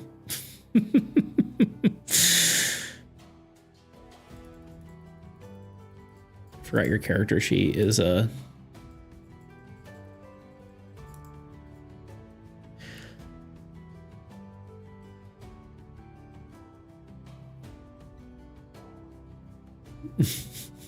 fake snapping away can say, what just happened?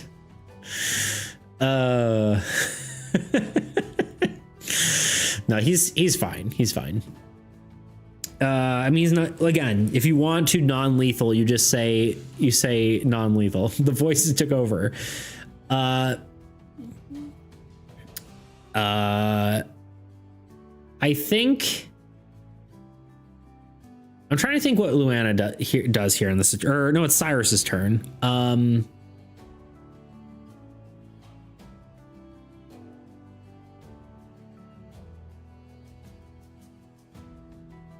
Trying to think what Cyrus does. Give me a second. Okay, I think he's going to see that this guy. Oh wait, yeah. I think he sees that this guy is not standing down, and he is going to help you. He takes out his own warhammer, and he's going to do a bonk. He hits.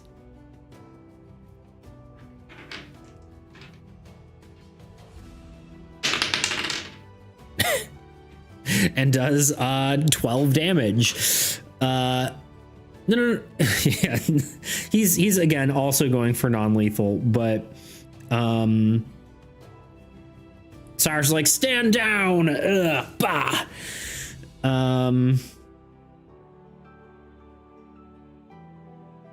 And now he's looking very, very worse for wear. Cyrus, no. Again, you won't kill him. You won't kill him if you beat him to a pulp. He will go unconscious unless you just pull out your gun and shoot him. That would kill him.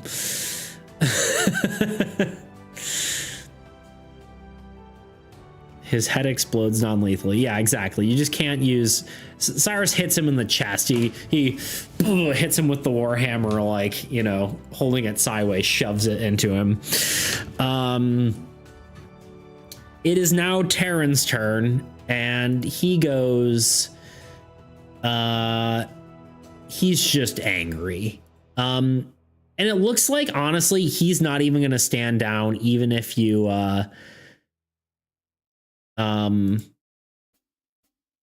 even if you were to stop, he goes, you meddlesome adventurers, and then he what is he gonna cast? Something scary, I'm sure.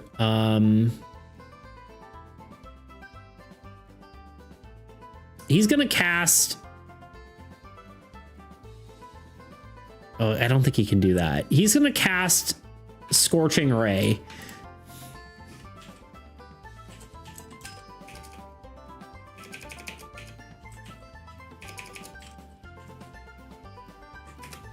Tuna, what happened with you? What's with you and hating on Cyrus all of a sudden? Sorcerer. He's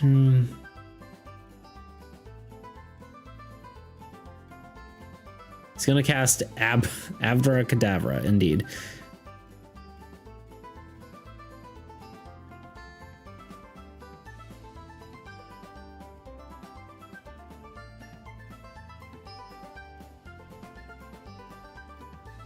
Okay, he casts Scorching Ray, which shoots out 3.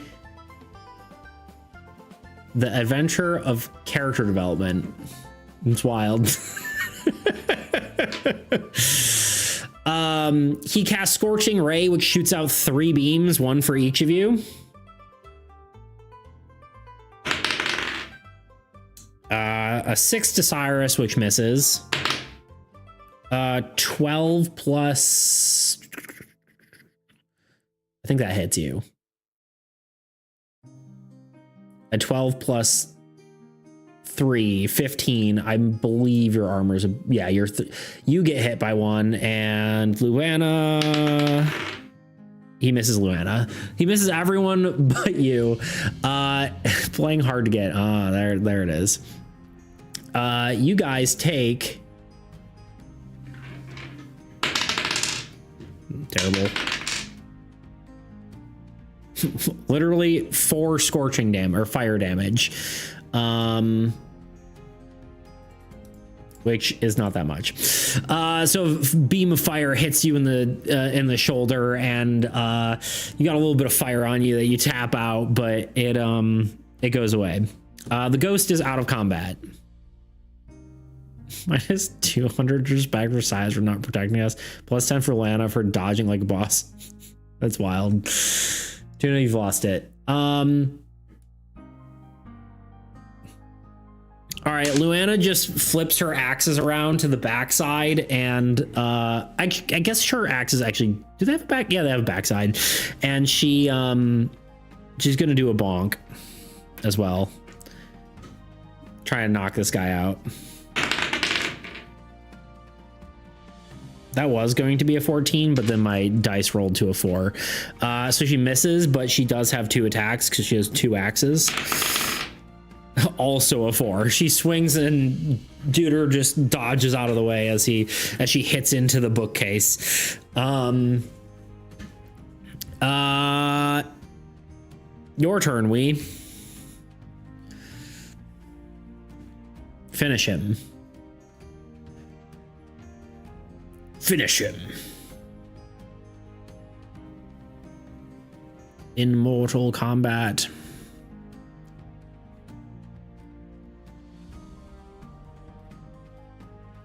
Well, this guy didn't do much, but he's taking a beating.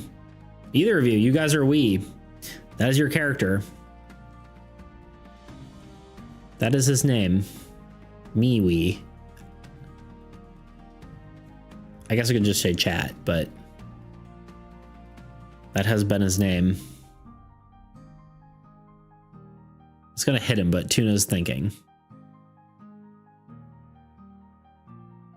It's true. If you want to just give him a bonk, knock him out, you can. The old bonk.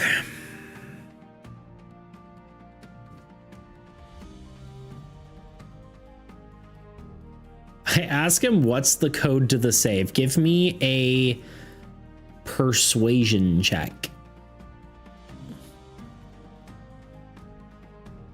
We'll count this as your bonus action. Persuasion. It's a skill, persuasion.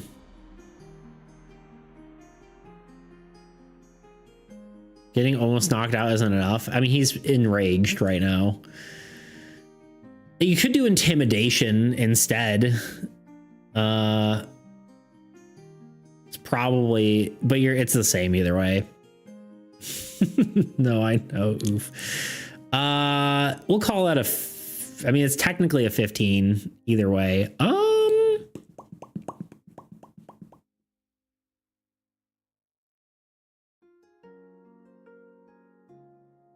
Why do you roll? Why do you roll again?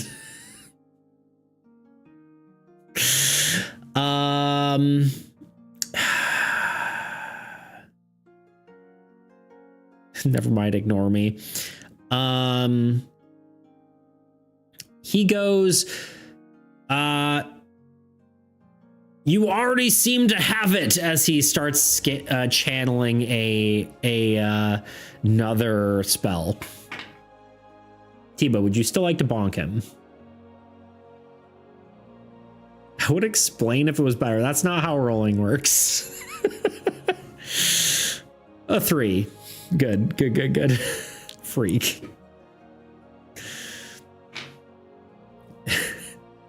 He does not attack. He does not. I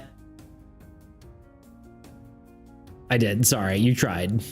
I gave you. Yeah, no. You're good. All right, Cyrus is going to try to end this thing. He does not end this thing. He swings with his hammer, and the guy reflects it with his. I don't know. I don't know how he dodges it, because you're all just kind of wailing on him, but he dodges out of the way as the hammer collides with the bookshelf. Since when is talking to someone a bonus action, though? Persuading someone is a bonus action. Talking to them is not. At least that's how I would see it. If you want to have a better bonus action, I guess, because like whenever you take an action to like try to resolve conflict, I think that you're probably right. It probably isn't.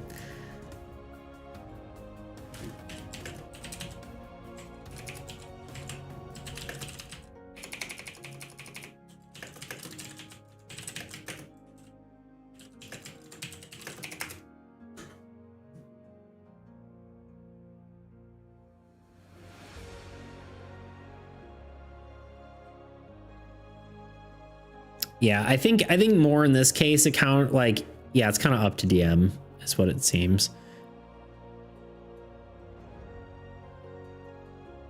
It's technically free, but the fact that you're trying to get it out of him is different. Anyway, you don't really have many bonus actions anyway. You're in combat, right? Like this guy isn't you're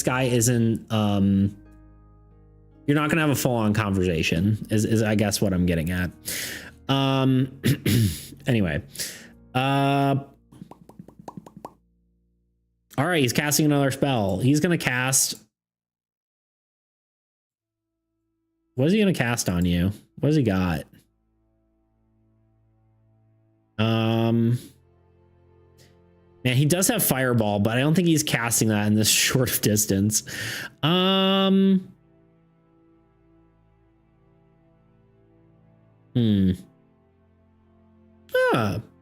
He's gonna do an old classic. He's gonna cast Magic Missile.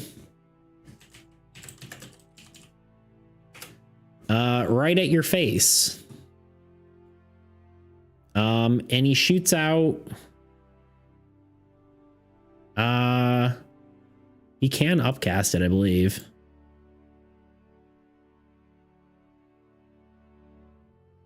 Yeah, he's gonna cast it at max level, and he's gonna hit you with 5 darts, which you are gonna take. They cannot miss. It's true. 5, 3. So that's 5, 6, 7, 8, 9, 10, 11, 12. One more. 6, 18 plus 5. That's 23 damage. I'm killing him. Well, you take 23 damage and have 1 point of health left.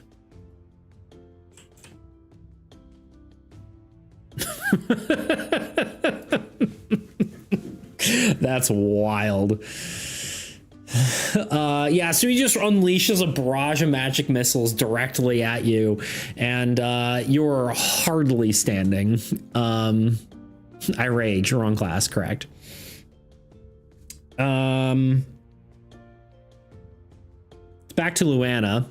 Luana, I will shoot him. A what? Oh, goner. It's Luana's turn first. She's going to do the choppy chops. She hits with her first attack, not her second, but I think that should be enough. An axe, probably what, D6? She doesn't kill him. She hits him again, and he has bad guy hardly standing. I mean, he's just on the ground, like channeling spells. He has a whisper of health, just like you. So end it. We take all you, Tuna. Tuna's taking over. It's literally gonna shoot him. Rah! Up to you. I mean, you tell me what you're doing, but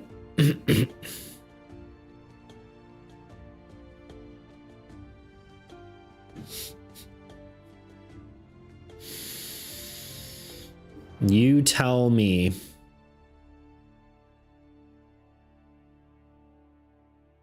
I don't know how to use the gun.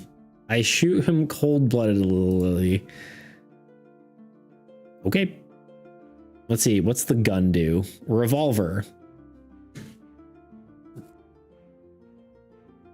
Damn, that does a lot of damage. Such overkill. Prison arc incoming. Uh-oh. That is so much overkill. All right, sure, go for it. Give me a roll, D20.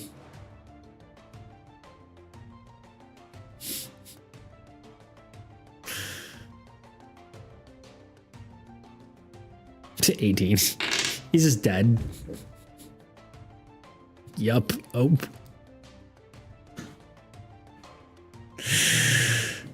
You just kill him. He's dead. Jesus Christ.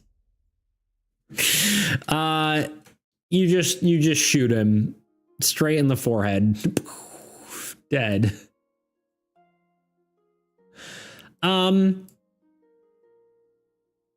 I think Luana and Cyrus both seem somewhat shocked as gun.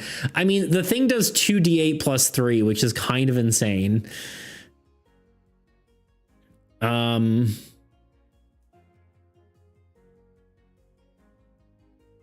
So yeah, he's dead. At least for like, you know, being able to carry that level 1, that's like, I don't know, pretty crazy. Anyway, he's dead.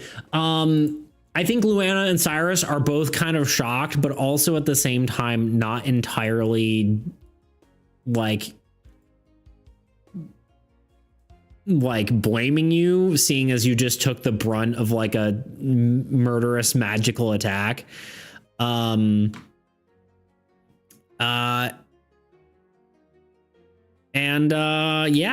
he's dead. I shoot the vault door. As you go to the vault door, you see the pool of blood, and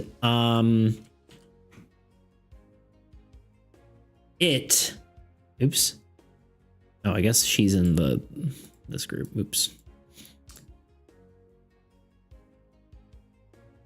I'm panting and shaking. As you walk toward here, you see the vial of blood that had broken on the ground that the ghost had touched, and you see in the pool it just says A equals 1.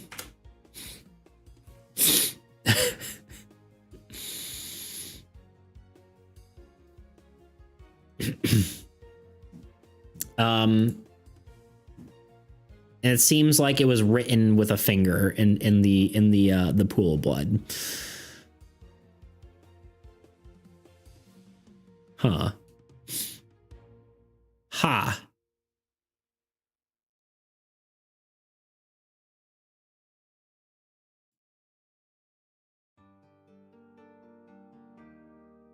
Lab equals 11. Got it. He. A combination hint. Indeed.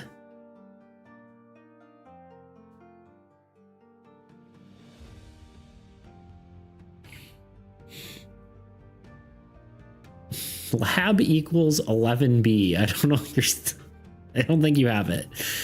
Oh, equals 1B. Sorry. I thought that was 11. It's a 1. Yeah. Tuna, you're paying more attention. I see what you're saying. Yeah. Let me calculate this. I'm letting you calculate. Tuna's doing the math.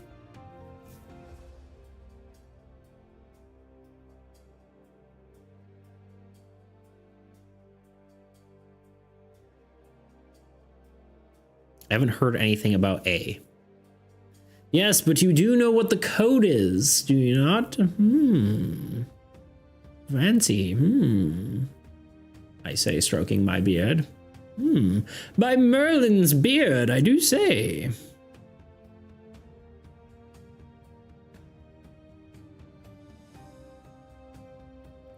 O and N are 29. E is 5.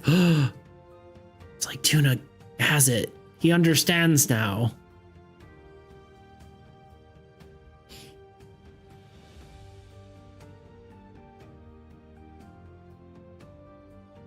Six and 10. I've really not been paying attention. No, because you got told the code. What was Tebow? What was the code that you got for the safe?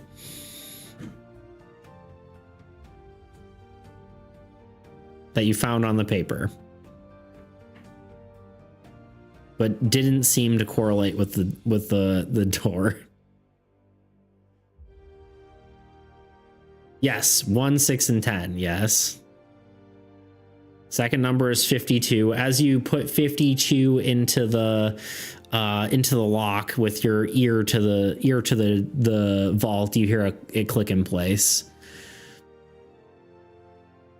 So I guess one of the things you missed, Tebow, is that the 1, 6, and 10 were written out in letters. Tuna's got it.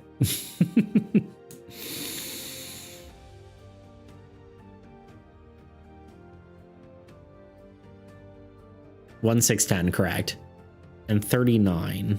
I believe that's right. I gotta pull up my notes again, but correct. As you spin the dial to 39, the door opens and you W puzzle. Thank you.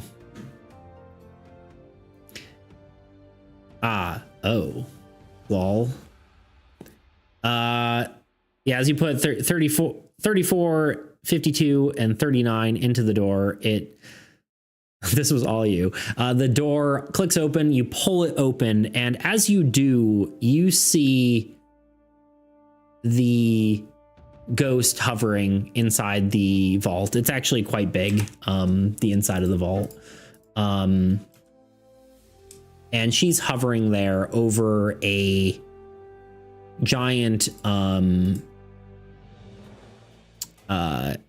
large tube, almost like a tank that you would hold a specimen in. It is person-sized, holding a seemingly an abomination, some sort of strange creature that maybe was once a person.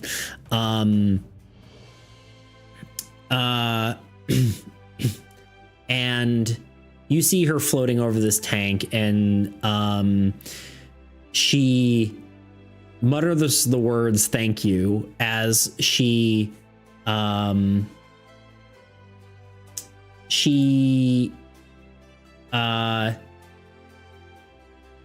sort of starts to she puts her hand onto the tank of the glass, and she she looks at your hammer and then at the glass.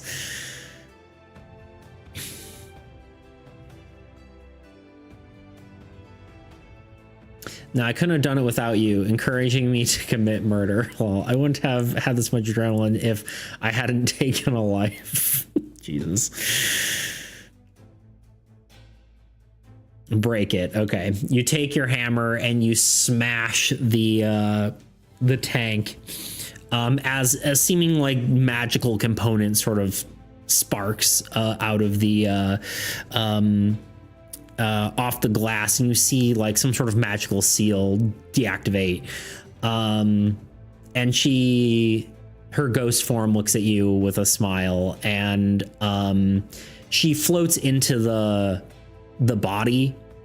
And then this weird dead creature, as she floats into the body, there's a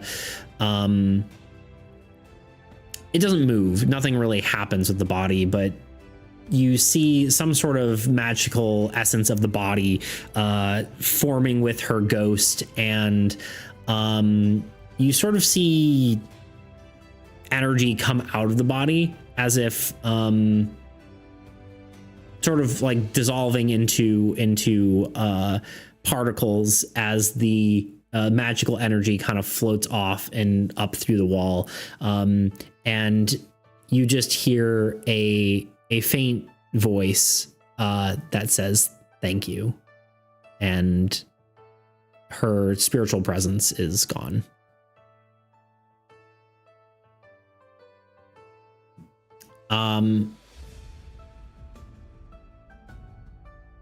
You did it. You saved the ghost. I fall to my knees and sob. As you do, Fenno comes back to consciousness and sort of stumbles into the room, and he goes, "Oh, thank God someone's found her. Look, I'm sorry I wasn't truthful with you. I didn't know what to say. I was afraid of Taryn, and he like looks down and away, and he goes, I know this sort of research is highly illegal. And truthfully, I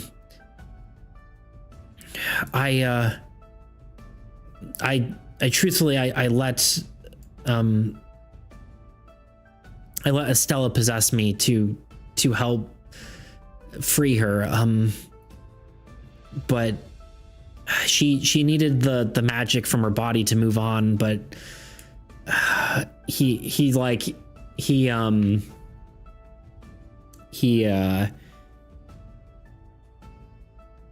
seems pretty distraught too, and he's also just like feels like holding his head, like, because he was just possessed. He goes, but I don't know. I'm sorry I put you in this position. I should have just told someone, but no one believed me. That he like sinks to, like, falls to his not to his knees, but he falls on the ground, like clutching his head. And Luana and Cyrus both look around. They're like, I think we're gonna have to report this.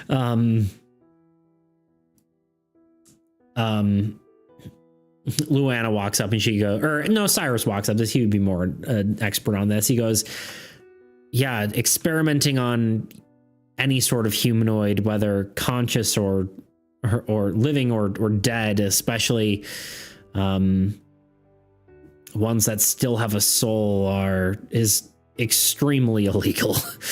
I look at him as he's talking, and I'm listening. Can I fall unconscious, succumbing to my wounds? Oh yeah, at this point, yeah, you're Cyrus and Luana run to you. They're like, oh my gosh, shit. Come on, let's get him up. Come on. You just hear like their faint voices as they try to like pick you up, and I think, yeah, I think that's a perfect way to end it. I think you just fall unconscious and they sort of wrap things up in your stead. I think when you wake up, you're in the Adventurers Guild again, and things have been sorted, but I don't know if we want to do that today or if we want to do that where you wake up next time. Technically, you should have woken up in the infirmary last time, but you know, here we are. Yeah. I love to play as my own character in this world beats. Yeah, I feel like could be fun to do too, but some real character development. Murder. Yeah, it's much more fun playing as like actual people, right? Like actually not chatting. I'm traumatized apparently.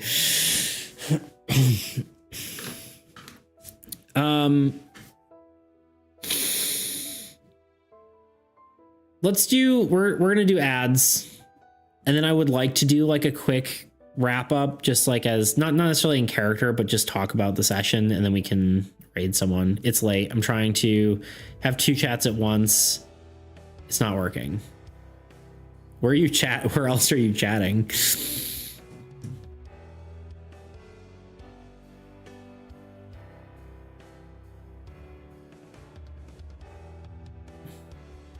But yeah, let's do. I'm just gonna go back to the farm next time. I'm gonna be a farm man. Use retire a character and get a new one. Few people trying to play D&D with a pretty dang advanced AI. Interesting. I've heard about that. My soul is dying.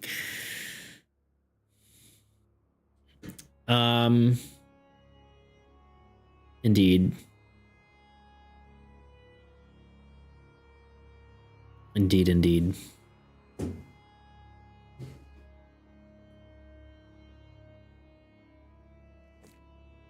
Yeah. I'm kind of just going to chill here. I don't think I'm going to leave, but I'm going to I mean, you guys are both subbed, right? We can just do this. I've heard about the bot for a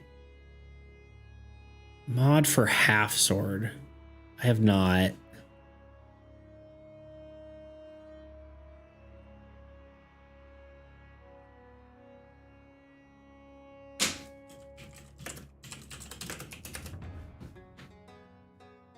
Interesting.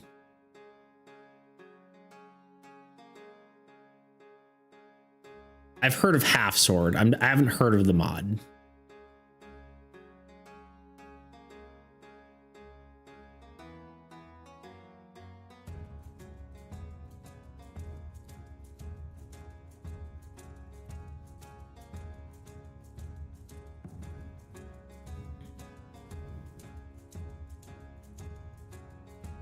Sorry, I don't know what I'm saying anymore. Let's so you guys are subs, so we'll just talk about this real quick.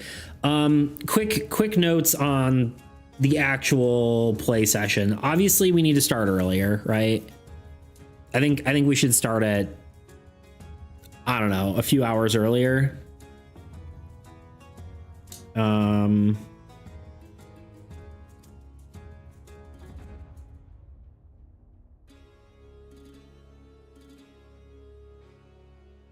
Maybe even start it at the beginning of the day, I think. Like, I don't know. Respectometer, total 3 Cyrus, 12 Luana. There you go. I feel like that math didn't math, but sure.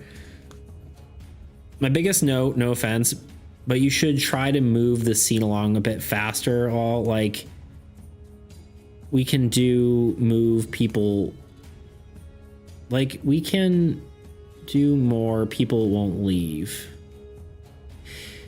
Yeah, I agree. It's kind of hard to move the scene along faster when when interactions take as long as they do. I think if we have more people, things go faster because more people are suggesting stuff, right? I like her now. Cyrus fell off, apparently.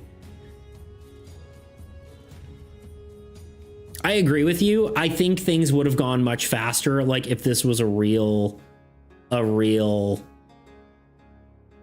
if we were talking in person, right? Are you switching targets? Maybe he is. Who knows?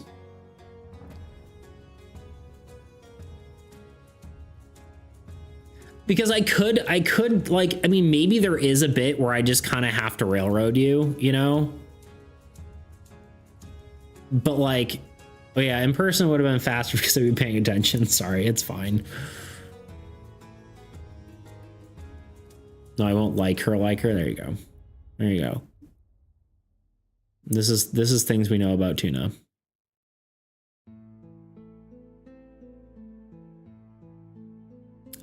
It is interesting. We did have a lot of new people like right at the very start, but like I don't know how to keep those kind of people like without like I could have got into the game faster, but like I feel like I have to preface it. I can't just jump in, which is what I tried doing, but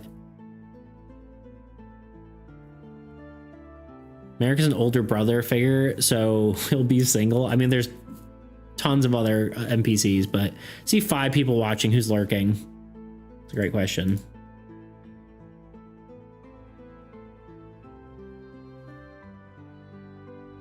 People are just enjoying the voice in the background. Fair, yeah. But no, I mean, I want your criticism though. Like if it's like, even if that's how you feel like it should move along faster, I agree. I agree we did get stuck there. But sometimes like that's just kind of how like D&D will work, right? Like without me railroading you, which I don't really like doing. Like I could suggest things. I was like, oh yeah, let's move to like, you know, I was like, oh, like one of the things I did was like Cyrus was like, oh yeah, let's come back at night kind of thing, right? That was kind of trying to move stuff along, but that also wasn't necessary. But it also was to try to get things to move faster because, you know, I could have done it a different way, but I think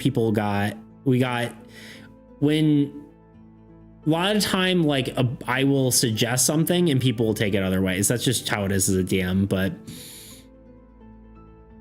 felt like when I came in last time and touched the tree, which may have been you deciding to go with it. This felt like when I came in last time and decided to touch the tree, which no, that's actually legitimately the solution to that puzzle. It's probably hard for one player campaign, so having NPCs you can use isn't bad. True. We is essentially a test run. True. Oh, I'm smart. Praise me. Indeed. Good work. Yeah, I mean, this whole thing, like I would probably make the campaign more linear, I think. Though I do like the idea of just you being able to go around and do whatever you want, because I think that is cool. That is what I like about D&D. I like that players can kind of do whatever they want. It was an honest mistake at the point, Elmio. I don't even remember what I did. Well, the thing is, the touching the tree is a tree of knowledge. So to understand how to get rid of the tree of knowledge was to have infinite knowledge is basically the puzzle. But the puzzle required being dumb enough to be smart enough to solve the puzzle, which is genius. Yes, exactly. Yeah, the only way you could know how to solve the puzzle was becoming infinitely smart, which was to touch the tree, which was to essentially potentially die.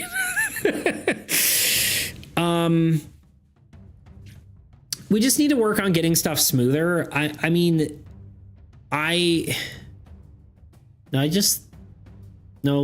I saw someone say it as a joke, and I'm like, Give the tree a handshake, right? Yeah. Well, here we are.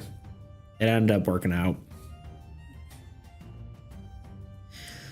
It is the actual solution to the puzzle.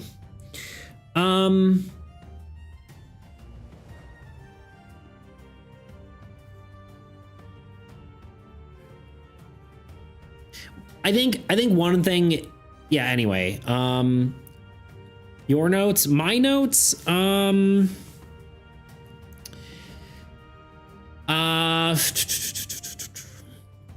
biggest one is probably start earlier, right? Because if we don't get many people, like I think the thing moves faster because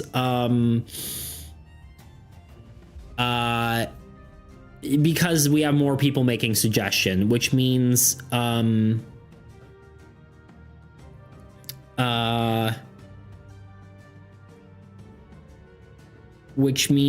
there's less lag time and things can move along faster. Granted, it also adds more variance where people can be like, I fart seductively, right? Like, and you're like, okay, do I just ignore that or do I just move on, right? Like, so it's like, what do you do with that, right? Like, when do I weed out the outliers and just take the most serious suggestion?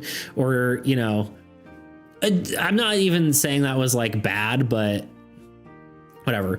I like the puzzle. Give me more. There's a lot of puzzles in this campaign. You can find more puzzles. By the way, I called that the scientist was bad at the very start. You sure did. Yeah. Good work. Cyrus better remember that deal. So yeah, I think trying to make sure there are people here for it is good, but at the same time, I'm like, so I think starting earlier is the biggest note I have for that. The reroll thing was fun. I know it's a lot of points. Oh, are you having fun? Sorry, yes, I did skip that. Sorry, there's a lot there. I am having fun. I am enjoying it. I guess there is like there were a few times where it got kind of not unfun, but like not tedious. What's the word?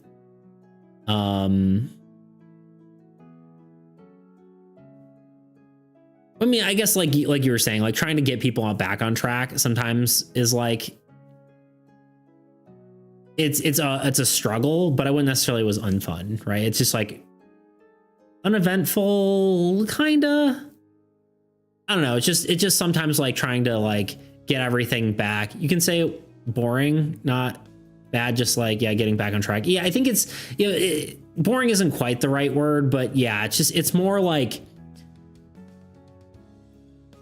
taxing, trying to find a way to like mentally taxing and try to figure out a way that I can get people on track without outright just like being like, okay, no, you go do this now, right? Like how do you get people on track without railroading, I guess. So that's like not really stressful, but you know what I mean. I try to keep it interesting, but I have a lot to learn. No, I mean, you guys are not, you're totally fine. This is not like a knock on you, because I don't mind like the character interactions and stuff like that, because like personally that's what I find fun about D&D is like, I mean, I like the character interactions, right? Like and you guys talking to people and all that kind of stuff. I mean, like I've been watching a lot of Freerun. I rewatched season 1 going into season 2. And like that show is like a great example of what D&D kind of should be like, in my opinion, where it's like it's kind of all about the mundane little stuff, even though you're doing some sort of like epic adventure, you know? That's my opinion. That's how I feel about it. Not everyone shares that opinion, and that's fair. But so I do like the talking to characters and having fun interactions with them, and you know, all that kind of stuff. What show? Freerun? The anime? If you haven't seen it, you should go watch it right now.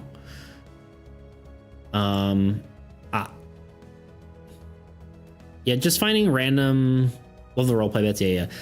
Yeah, just finding random people and creating a story through interacting with them. Yeah. I think it's one of my favorite parts about D&D, because it's like it's the collaborative storytelling aspect of it, right? Yeah, it is interesting to go and like,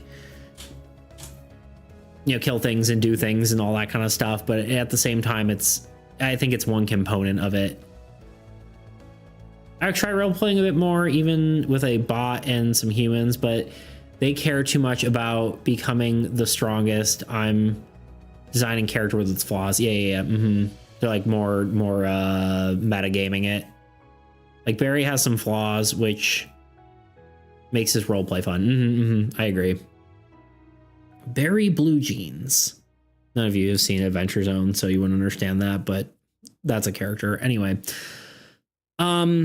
So yeah, I want to try to maintain that, but there is like an element of like, I think I do want to have a rule. I want to have a rule where you're like doing asterisks or something, or and quotes for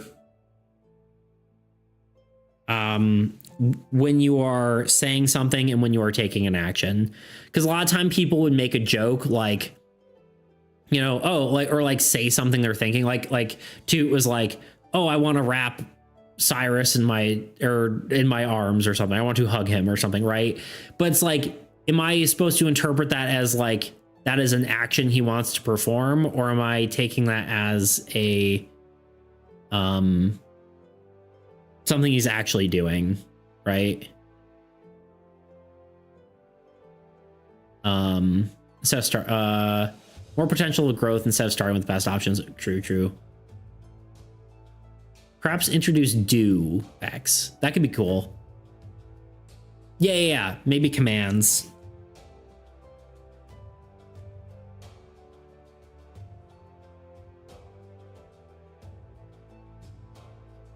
And the character does it if you accept. Yeah, I think something like that, like say and do, maybe exclamation point say, exclamation point do.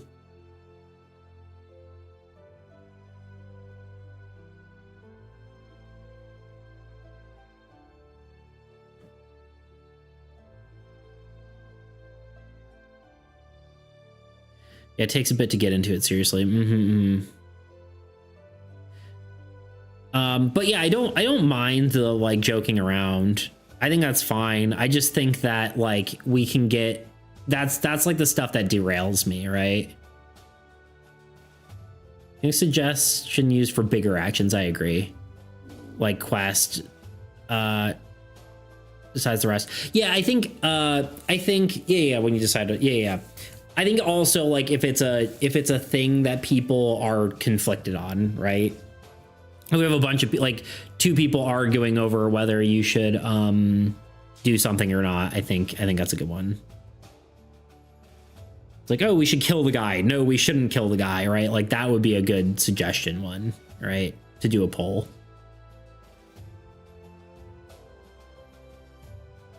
How do you feel about the reroll thing that I added randomly 30 minutes before we started?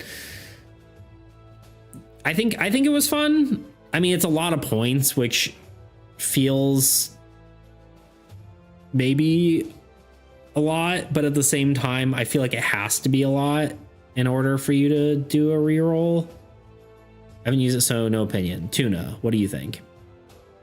What do you think of it?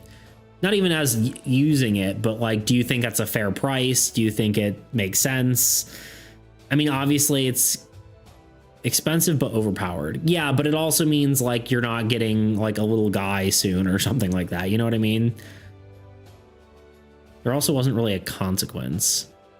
The consequence is you don't get to get art redeems later. Yeah, that it costs coins, but the Nuat.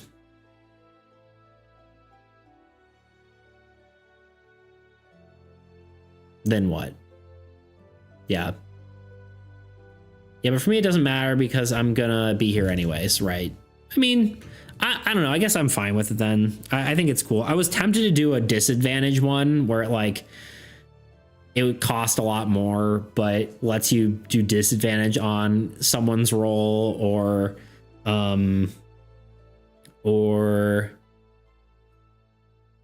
like whether it was like someone else's like player's role or like a NPC or something, but I don't know. I thought that would be kind of interesting, but okay, we'll keep it for now. I think it's fine. I think it worked fine. I don't really mind that people would only use it for things that really matter anyway, and then if you use it all up, whatever, you know. Tebow sitting on 18 coins. People are here less frequently, probably have more realistic perspective on it. Yeah, I guess it's true. But yeah, I don't know.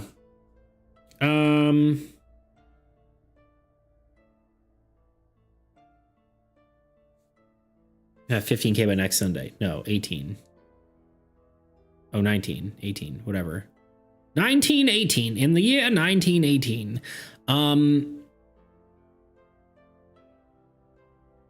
Okay, any other notes? I guess my biggest thing so far is start a few hours earlier.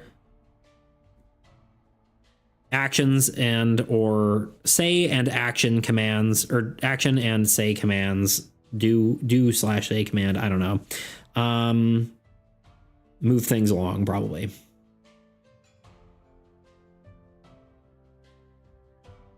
All else fails, move things along.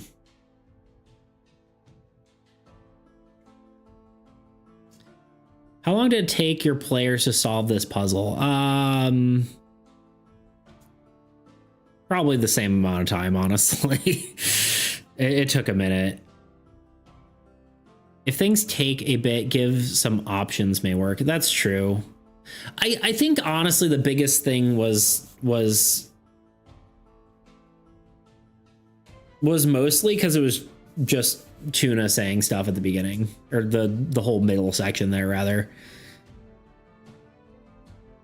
That's not obviously not a diss or whatever, or it's saying it's a problem, but it was mostly because Tuna was the one, like the person participating, and so, or like the only one participating, right, for the main section there, which made things go a lot slower. Might have chased off people, maybe, who knows. Speaking of D&D, did Ira disappear? I haven't heard from him. Haven't heard from him.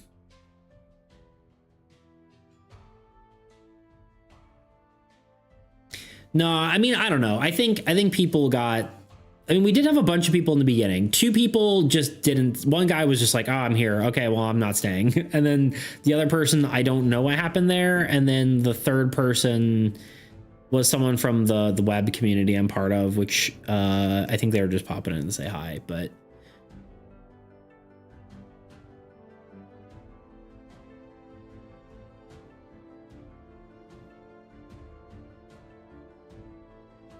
I enjoyed the first and so far last time I played D&D.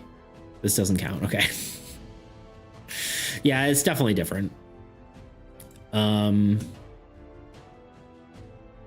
Okay. I mean, I think that's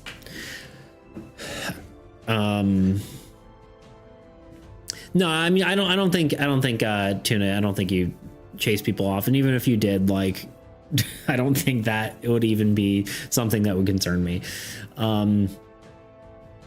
But the cool part is that people showed up at the beginning, which means that there is potential here, right? Because now you know what incredible player I am, you probably want a DM for me so bad. Was I not? Is that not what I was doing? We could do like a server D&D session, potentially. Maybe we could even just play this campaign. I mean, it's not that hard for me to do, right? Like, everything's here. You're technically doing stuff I've already done before, and you know, whatever. I mean, you can just do it improv stuff too, but the problem is this campaign is actually very tailored around my players originally, because I like to hear my players' backstories and work around that stuff in order to work it into the world. So there's a lot of stuff that wouldn't make sense to you being here, like we, quote unquote, being here, which does cause some like discrepancies and issues that I would rather not have. Like, I think this world isn't really meant for this in the end, but you know, here we are. Now that I have more knowledge, I see how I could improve my first character, to be honest. For one, don't play a druid because, geez, what's wrong with druids? Or just bad for playing as a first character. I was understand that being a DM for us would technically do nothing for you, which isn't bad, but I understand like channel views or consistent, you know, which isn't bad, but I understand like channel views or content, you know.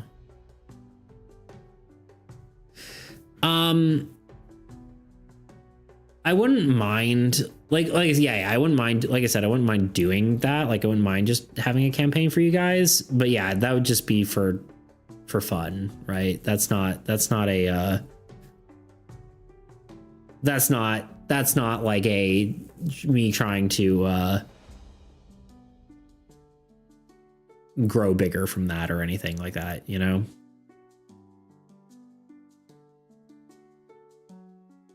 Take up free time. Yeah, I mean, it basically would just be for fun, which I'm fine with. But the biggest thing, the big reason I haven't played much D&D lately really is that it takes a lot of time to prep the campaign, right? It would do something. It would bring fun and enjoyment to all our lives. There you go. True. Well, you have a world here. True. Yeah, I mean, we could just do this. You would just be playing stuff you either already, you know, that you would be oh, it does not work. You'd just be playing yeah, you'd just be playing this world and probably doing a mission that, I don't know, some random mission. I wouldn't mind doing it, but it probably wouldn't be something that we do consistently. You know what I mean? I wouldn't mind doing that as like a, you know, just a for fun thing, but we'd also, you know, whatever. I don't know. We'll figure it out. But I do want to make this work, right? I think this has potential. I just don't know exactly how to streamline it, but I guess we'll start with those. If you guys, okay, one last thing, any more redeems you could think of, that would be cool for this sort of thing. And that's the last thing, and we'll wrap it up. But here are two sides, but there are two sides, two beats here. The content creator, businessman, and the regular dude following his dreams and passions. True. My wish is for him to be able to balance that in a healthy way. True. Well, the thing is, like, D&D is fun, but it's also a ton of work. Like, if you're doing this kind of thing, right?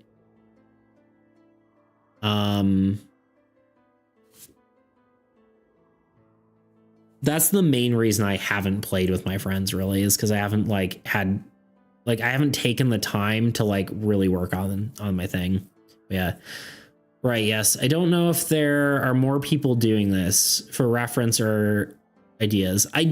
I know there are people doing it, but I don't think anyone's doing it consistently that I know of.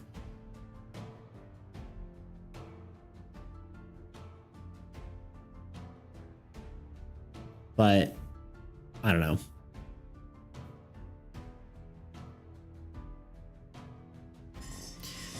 I mean, this is in theory the next project, right? This is after armies and after whatever, unless armies just takes off and then we're just like, okay, never mind. We're just going to keep we're just gonna keep working on that. But I don't know, it's been cool seeing Grot do all the cards. That's been pretty cool, all the fan cards. And we'll be doing a lot of play testing after the new update comes out, which I should probably talk about this. I'm probably not even going to bother making a schedule this week because I don't know what my life's going to look like. I'll probably be streaming on Tuesday, but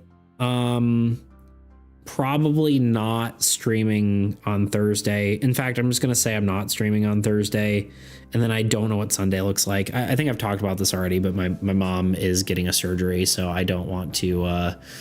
I'm just going to be there for her and not worrying about streaming. So again, nothing life threatening or anything crazy, but yeah.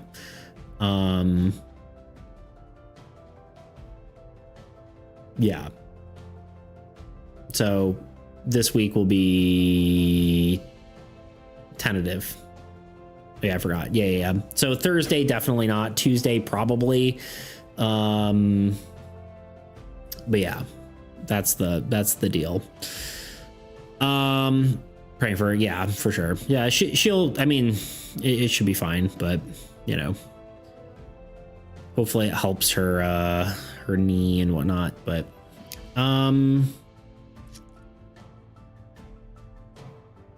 is that everything? Are we good? We done?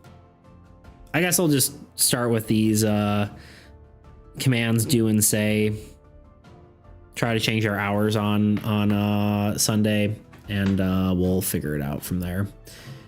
Just few improvements at a time. That's kind of like been my goal for pretty much everything, is like, you know, if you improve a little bit each time, then by the time you're you're 10 times into the thing, you're 10 times better. No pressure, just stay safe out there. Stay safe and be there for her. True. Are we done? Are we done today? I think we're done today. Maps would ideally be good too. That is another thing. I mean, I don't know. Is this okay? Like, was this okay? Did we think this is sufficient, or should we really have something better? You know?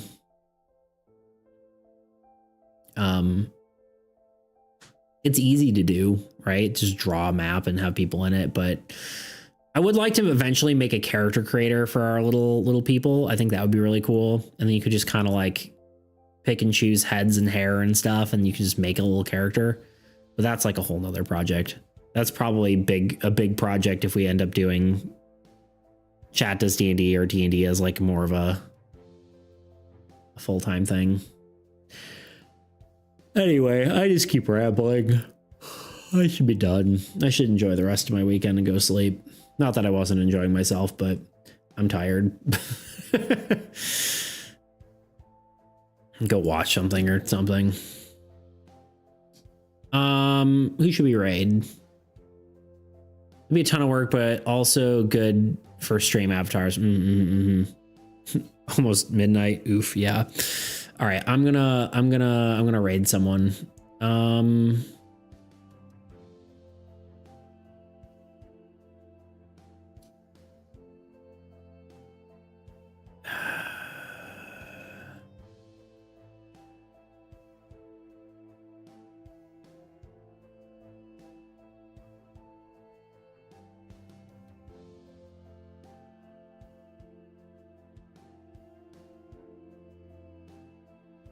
I'm looking at D&D stuff, but Minecraft D&D. I'm never sure who to raid for D&D stuff, because I feel like, again, usually D&D stuff doesn't feel super interactive if you go in and hang out with them. You know what I mean?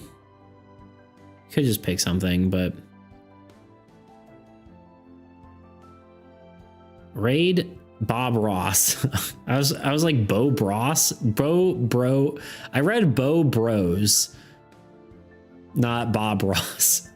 Bo Bros. Gotta raid Bo Bros.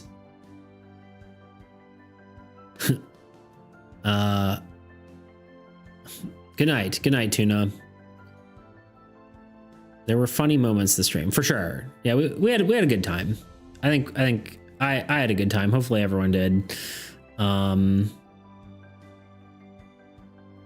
You know, it's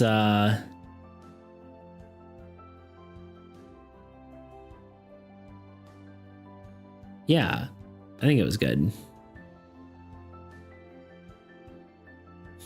Parts I chatted, yes, always. That sounded dramatic. Catch, not chatted. No grot to clip him though. True. He was here like chilling early, but he didn't actually say anything.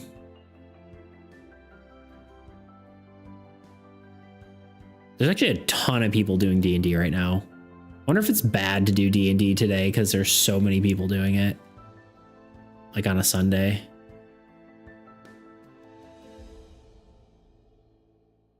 Sorry, I'm kind of just sorry, what did that say?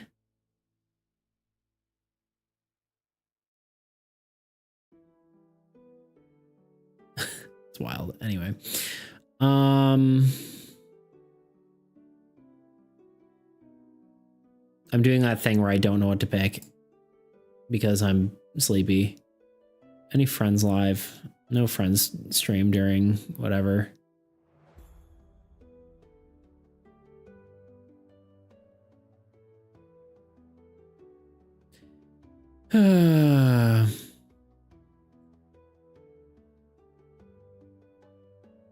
Fine, we're just gonna raid a D&D person. We're gonna raid, what one looks fun? I don't know, this one. YOLO, right? I just picked one. I picked one that had cool characters on it. Starting raid, let's do it. 'Twas fun, y'all. Good session. We'll try to improve for next time. Do some more cooler stuff, and then yeah, on Tuesday I will be back and we will do more work on the old armies against Entropy. So anyway, let's talk to these people, which probably won't talk to us because they're playing D&D, but it'll be fun anyway. All right. Yo, a lot. I don't even know what you're saying. Anyway, fire in the hole. It was good. Goodbye. Farewell. Love y'all. Goodbye.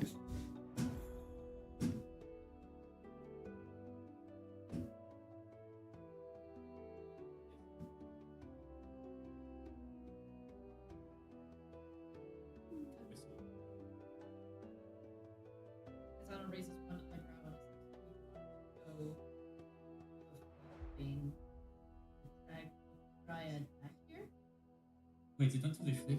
Okay, not the flip. Oh, yeah.